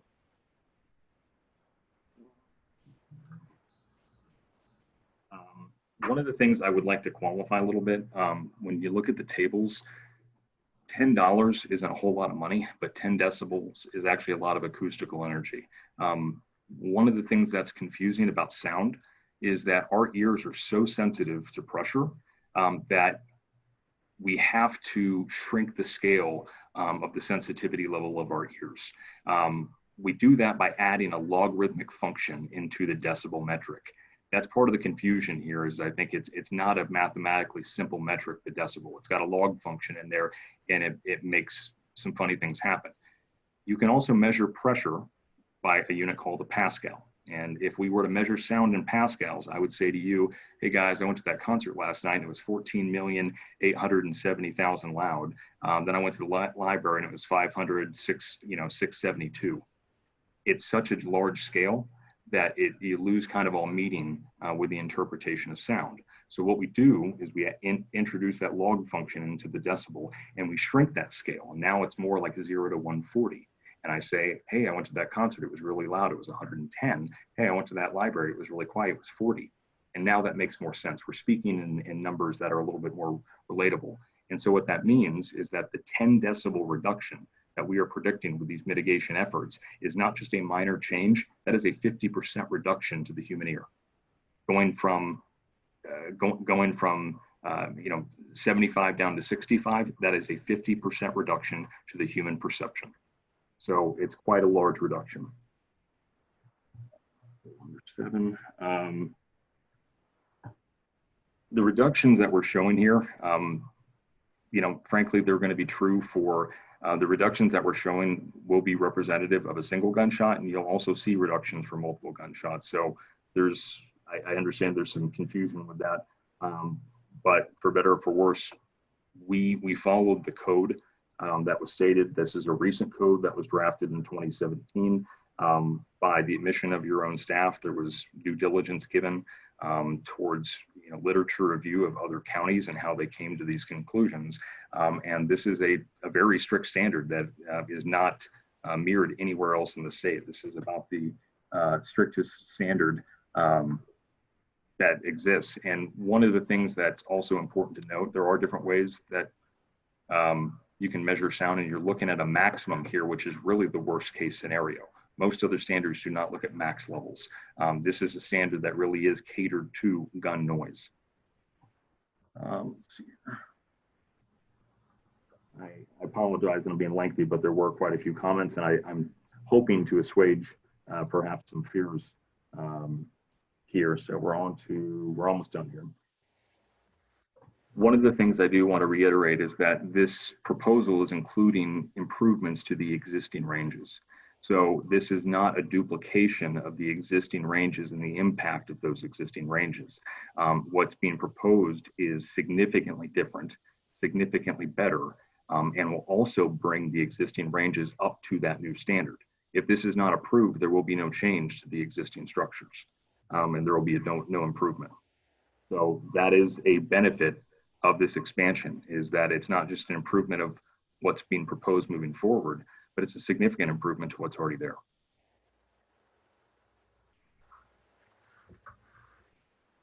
I believe I hit on all the points I wanted to here.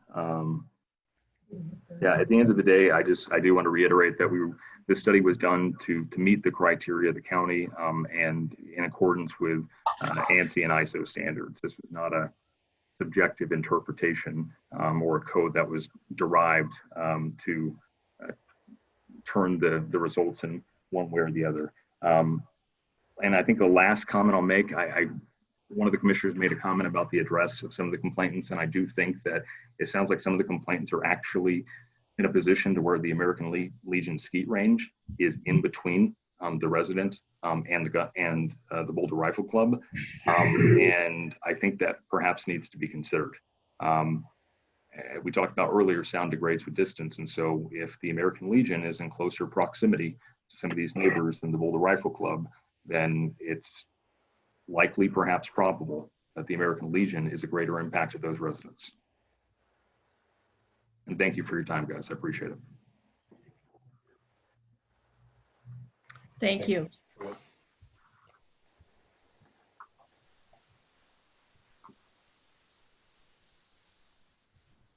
Further comments from anyone? Does the applicant have anything else? I certainly have comments. I think that addresses most of the comments that we had. So unless you have questions for us that you'd like us to further respond to, I think that Andrew explained that as best as we can. So this is Commissioner Bloomfield. A couple couple pieces there. I appreciate Mr. Truitt's reminder that a 10 decibel reduction is actually 50%, something that I'm aware of, but since I don't do this with any regularity, I'd kind of forgotten that it was that extreme. You know, I think as far as the conditions, Sam, you had mentioned, you know, condition number 8 that specifically mentions noise pollution. I think one of the challenges that we get into there is that under special provisions, we actually have a definition of what we're to consider as noise pollution, and that is the 65 decibel requirement. And so to me, there isn't a lot of subjectivity there. Again, hearing Mr. Truitt's explanation of some of the methodology and the modeling, particularly when it comes to snow and the fact that they're basically using the gunshots at the range as the baseline, that gives me more confidence in the contour maps. So then the question to me is, are we actually, you know, condition 10, not detrimental to the health, safety, or welfare of present or future inhabitants? I have a hard time believing that a 50% reduction in the current level of noise, I have a hard time believing that that's actually not more of a benefit to the surrounding neighborhood, even considering greater frequency. That just intuitively, I mean, 50% reduction is pretty huge. So that's my thoughts.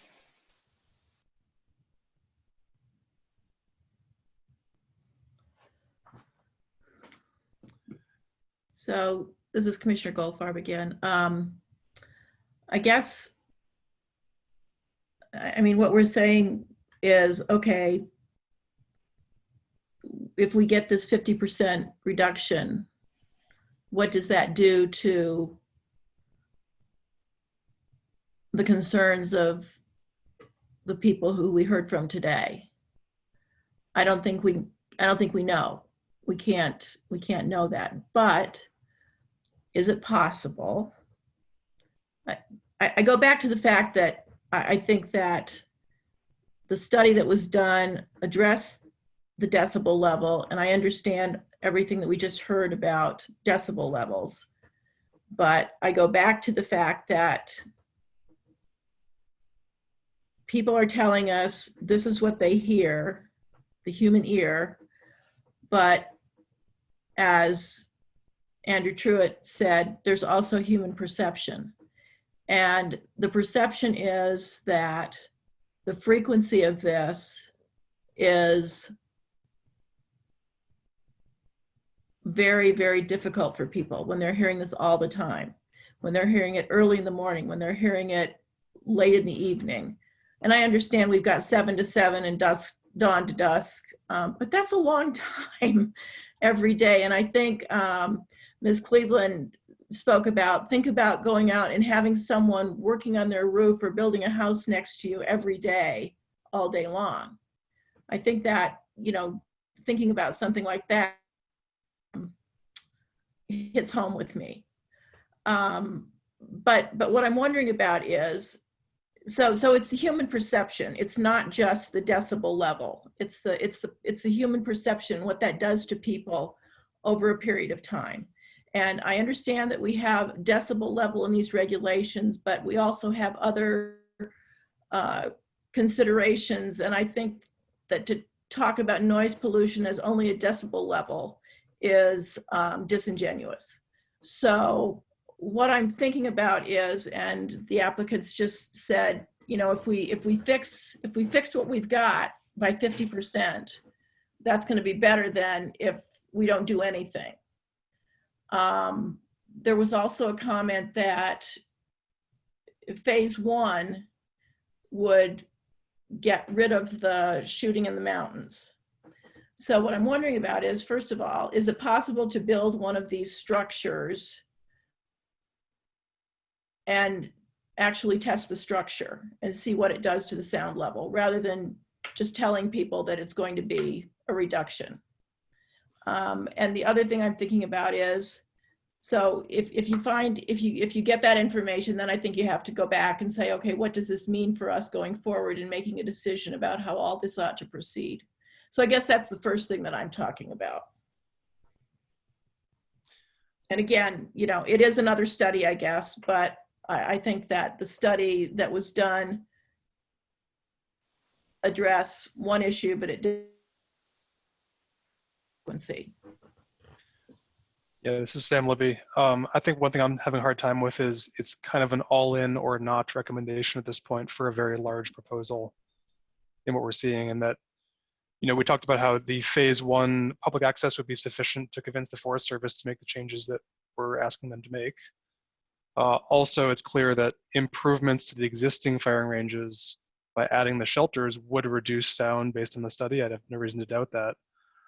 I'm not sure why, I'm not sure that we have to proceed with everything all at once. So for example, one option would be for the applicant to resubmit a proposal for making the improvements to the current ranges, installing new ranges that are publicly available, but not the entirety of the project that is such a substantial change. That would be an option if they wanted to resubmit this, right? And we can choose to make a recommendation that would lead to that or might lead to that. But that's one of my challenges, is that it's kind of this all or nothing recommendation, that there are enough variables in frequency, number of people, access, and changes for the better to sound that are being all pulled together into one proposal. If it was just a proposal to improve the quality of the firing ranges, we would have been done 4 hours ago, right? But it's because the proposal includes an addition of a substantial amount of public access and additional users that it's so challenging.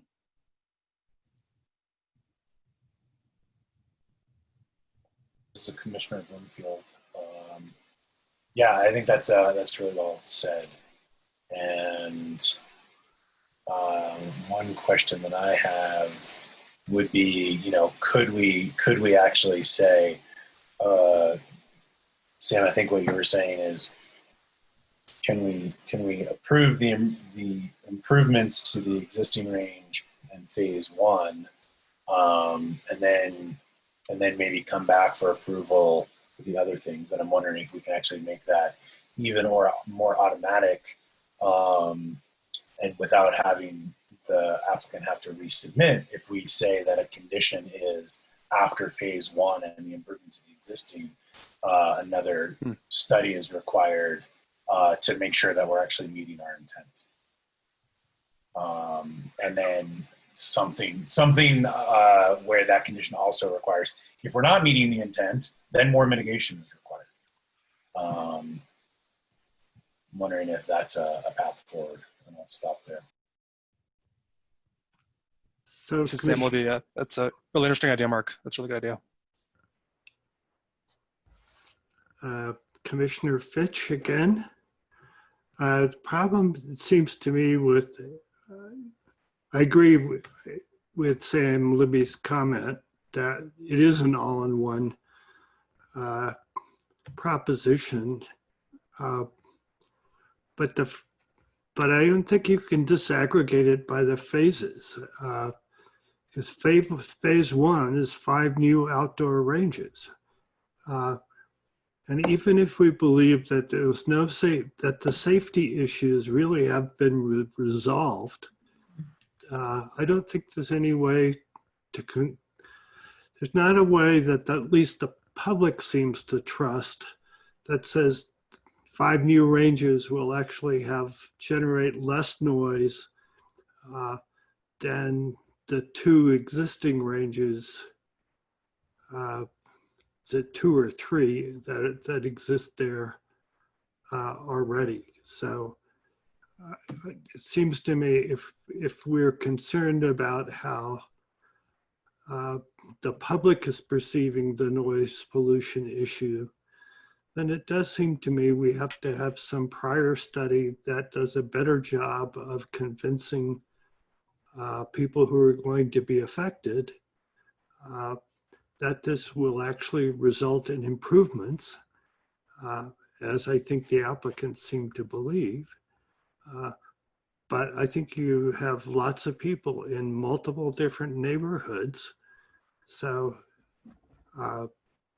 that believe that this is going to generate more trips, more people shooting, and I don't think that's convincing anybody that the noise is really going to be, in the aggregate, less of a problem than it is now. So I think you need to do something else, but the current phasing plan is to go ahead with the public outdoor ranges, and that has to happen first. The indoor facility doesn't come until much later.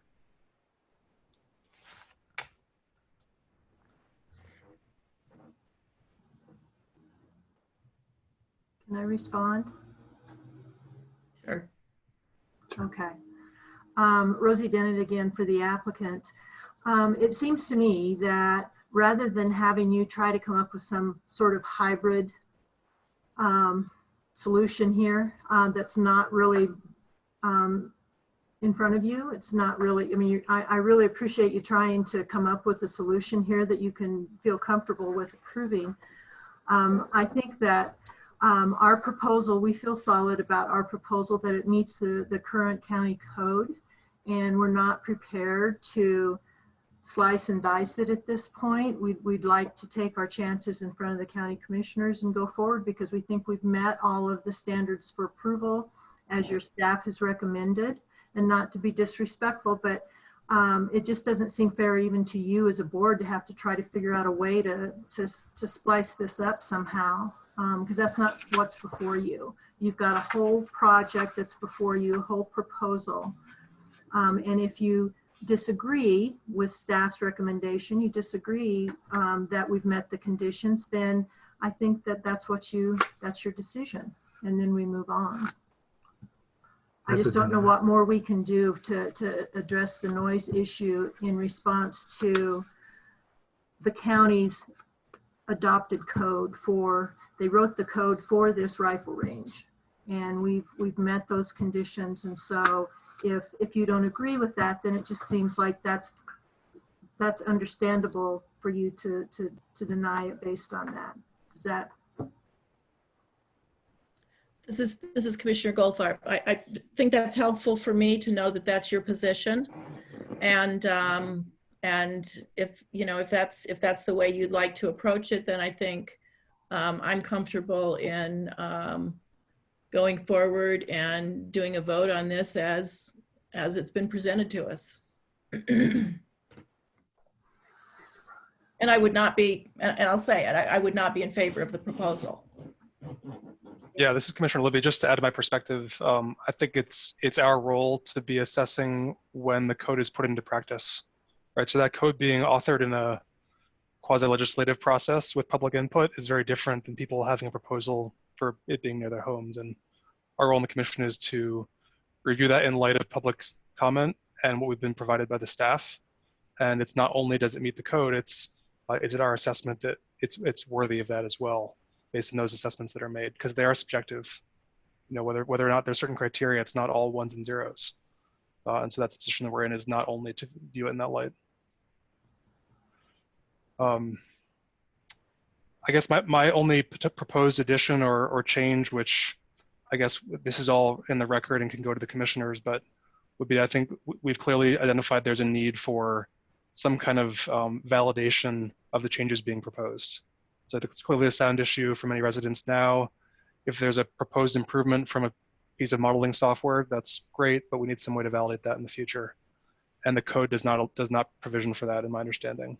There's no revisit, there's no testing, there's no, it sounds like noise complaints are not being taken very seriously. I can't speak to the veracity of that, but some way to improve this over time would be great. I don't know what our options are there, but that's part of the reason I'm held up on making any progress. This is Commissioner Bloomfield. Yeah, I would agree with that. I feel like, I mean, I agree to some degree that the applicant is meeting, you know, the 65 decibel requirement, but then there is the more subjective health, welfare, and safety, or I'll just say health and welfare piece that is kind of what I'm stuck on. And so certainly some clarification on some metrics for that going forward. I agree with you, Sam. That would be very helpful. This is Summer Frederick, staff, and just briefly to address Commissioner Libby's concern, recommended condition of approval number 32 does require the rifle range to submit an annual report and detailing operations and physical site conditions 1 year after the date of building permits are closed for phase 1 construction. So the intent of that condition by staff's intent for that condition was to have that as a check a year after the rifle club was in operation. This is Commissioner Goldfarb again.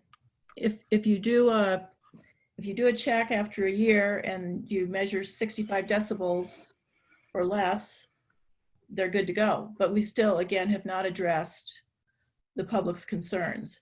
And if this were strictly a decibel level issue, as someone said earlier, we would have been done hours ago, but it's not. So.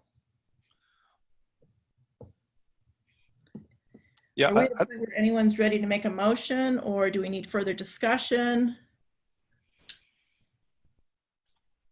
That's a great question. This is Commissioner Bloomfield again.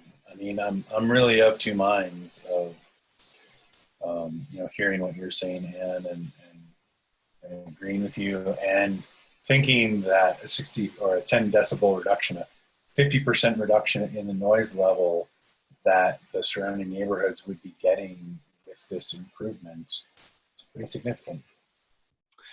This is Sam Libby. Yeah, the reason I'm not satisfied by that, Mark, is that it doesn't capture the actual experience of residents, right? A point in time noise measurement might be 50% reduced, but if there are twice as many people on site and twice as many gunshots during every day, I'm not sure that's an improvement for them. And we don't have a good measure of that I've heard. I'm not sure if there is one out there that is an average or number of gunshots metric, but clearly an individual gunshot is acceptable. It's the 500 in a day that's not. So sure, that's and enough for me. I would say that 500 a day at 50% reduction, you're going to get a significant number of people that aren't even noticing it. That aren't, I'm sorry, couldn't hear you. I said you're going to get a significant number of people if it's a 50% reduction in the noise level of those 500 shots. There's going to be a significant geographic area that's not even noticing it anymore, and probably the most densely populated one. I don't know. It's a tough one. I'd be ready to make a motion if you want, Ann. Can I add one more discussion point before you do that? I think that the information that's missing, and I do appreciate the applicant's comment about just wanting to move on, but the information that's missing to me is this frequency number that we keep throwing around. I mean, I don't know how many shots happen in a day. I don't know how many more or what the difference will be with this new proposal. That's the piece of information that's missing to answer the question, which I think was a very good one that Commissioner Bloomfield just raised, is what's that trade-off? Like, if it's half as loud, but there's, 1,000 more rounds fired a day, how do you strike that balance? Because I do think there is a benefit to these sound improvements. So that's what I would ask for if I were to table. And I appreciate the applicant's comment, and I think we can vote to move this on in some fashion to the county commissioners. In a perfect world, I'd hear that information, but I will listen to my fellow commissioners, and we can talk through whatever motion gets put out there. Commissioner Fitch, do you have something as well? that you wanted to say? So this is Sam Libby. So just 2 comments, then I'll make a motion. First, I want to thank the applicant for a comprehensive proposal and for talking to us for all these hours. It's clear that there's a lot of thought and careful design that's gone into this, and we do appreciate that and appreciate your time. And second, a thank you to the public commenters, who I know many of you have stayed on the phone for many hours now. I'm sure you will all share your same comments with the county commissioners when you get to that point, and they'll benefit from your feedback as well. But with that said, I'd like to make a motion that the Planning Commission recommend denial of special use -19009, the Boulder Rifle Club, to the county commissioners, regardless of the conditions in the staff report. This is Commissioner Goldfarb. I would second. I could have a moment of discussion, yes, because I know that if this passes, we're going to end. I would actually sincerely ask the public that's still on the call to really consider what a 50% reduction would make, and really consider that and incorporate that into your comments to the commissioners, because I think that that's something that really gets lost in the lay person, and I include myself in that, the lay person reading these acoustic reports. Is there any further discussion on the motion? Yeah, I think this one warrants discussion before we vote, just so we know where everyone stands. I mean, I'm considering voting against this motion only because I do feel like there's benefit out there to be had, and I feel, voting for denial, I just want it on the record that I do feel that there's benefit of the proposal, and I just don't feel like I have all the information to quantify that benefit. And then I have a procedural question for someone on staff if they can answer. We have, is our quorum 4? Do we need 4 votes in the affirmative, or is it just a majority here today? That will take us to an approved motion. If I can still ask that question. So I'll let Eric answer it. Okay. So yeah, the vote needs to be by majority, and your quorum, I believe, is 5. Yeah.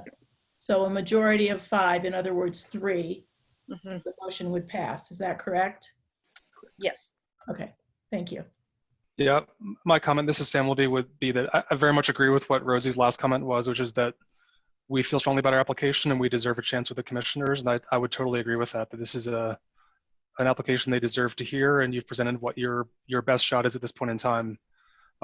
If the application were smaller in scope or different in some ways, I think I would be considering approving it. But given what's in front of me, that's why I'm recommending that denial. And there's always the opportunity of amending that and coming back and changing things in the future, and we might have a different result. Yeah, it's Commissioner Bloomfield. Commissioner Gavin. I'm likewise. I'm like right on the knife's edge on really the benefit, because I think there's the benefit that we talked a lot about the noise. We talked earlier about the benefit to the the significant amount of public that uses the national forest. I do think that there's a significant benefit in reducing shooting there. So I think I'm leaning towards voting against the motion.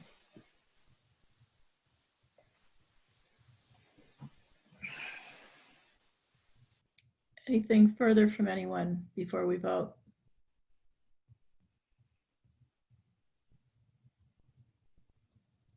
Okay. Hearing nothing further, then we have a motion on the table and it's been seconded, so we need to do a vote. And we'll do a roll call vote alphabetically. I'll go last. Mark Bloomfield. Nay. Sam Fitch. Aye. Sam Libby. Aye. Gavin McMillan. Nay.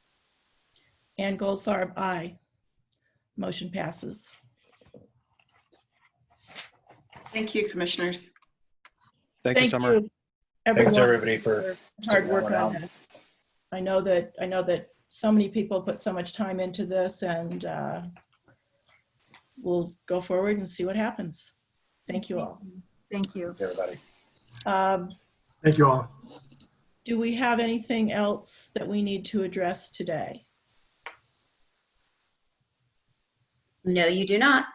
Great. If not, would someone like to make a motion to adjourn? Move we adjourn. Is there a second? Sam All will be those in second. favor? Second. Aye. Aye. Okay. Unanimous. Thanks, everybody. Thank you all. Thanks, everybody. Thank you all, everyone. Thank you, planning commissioners. Good one. Thank you.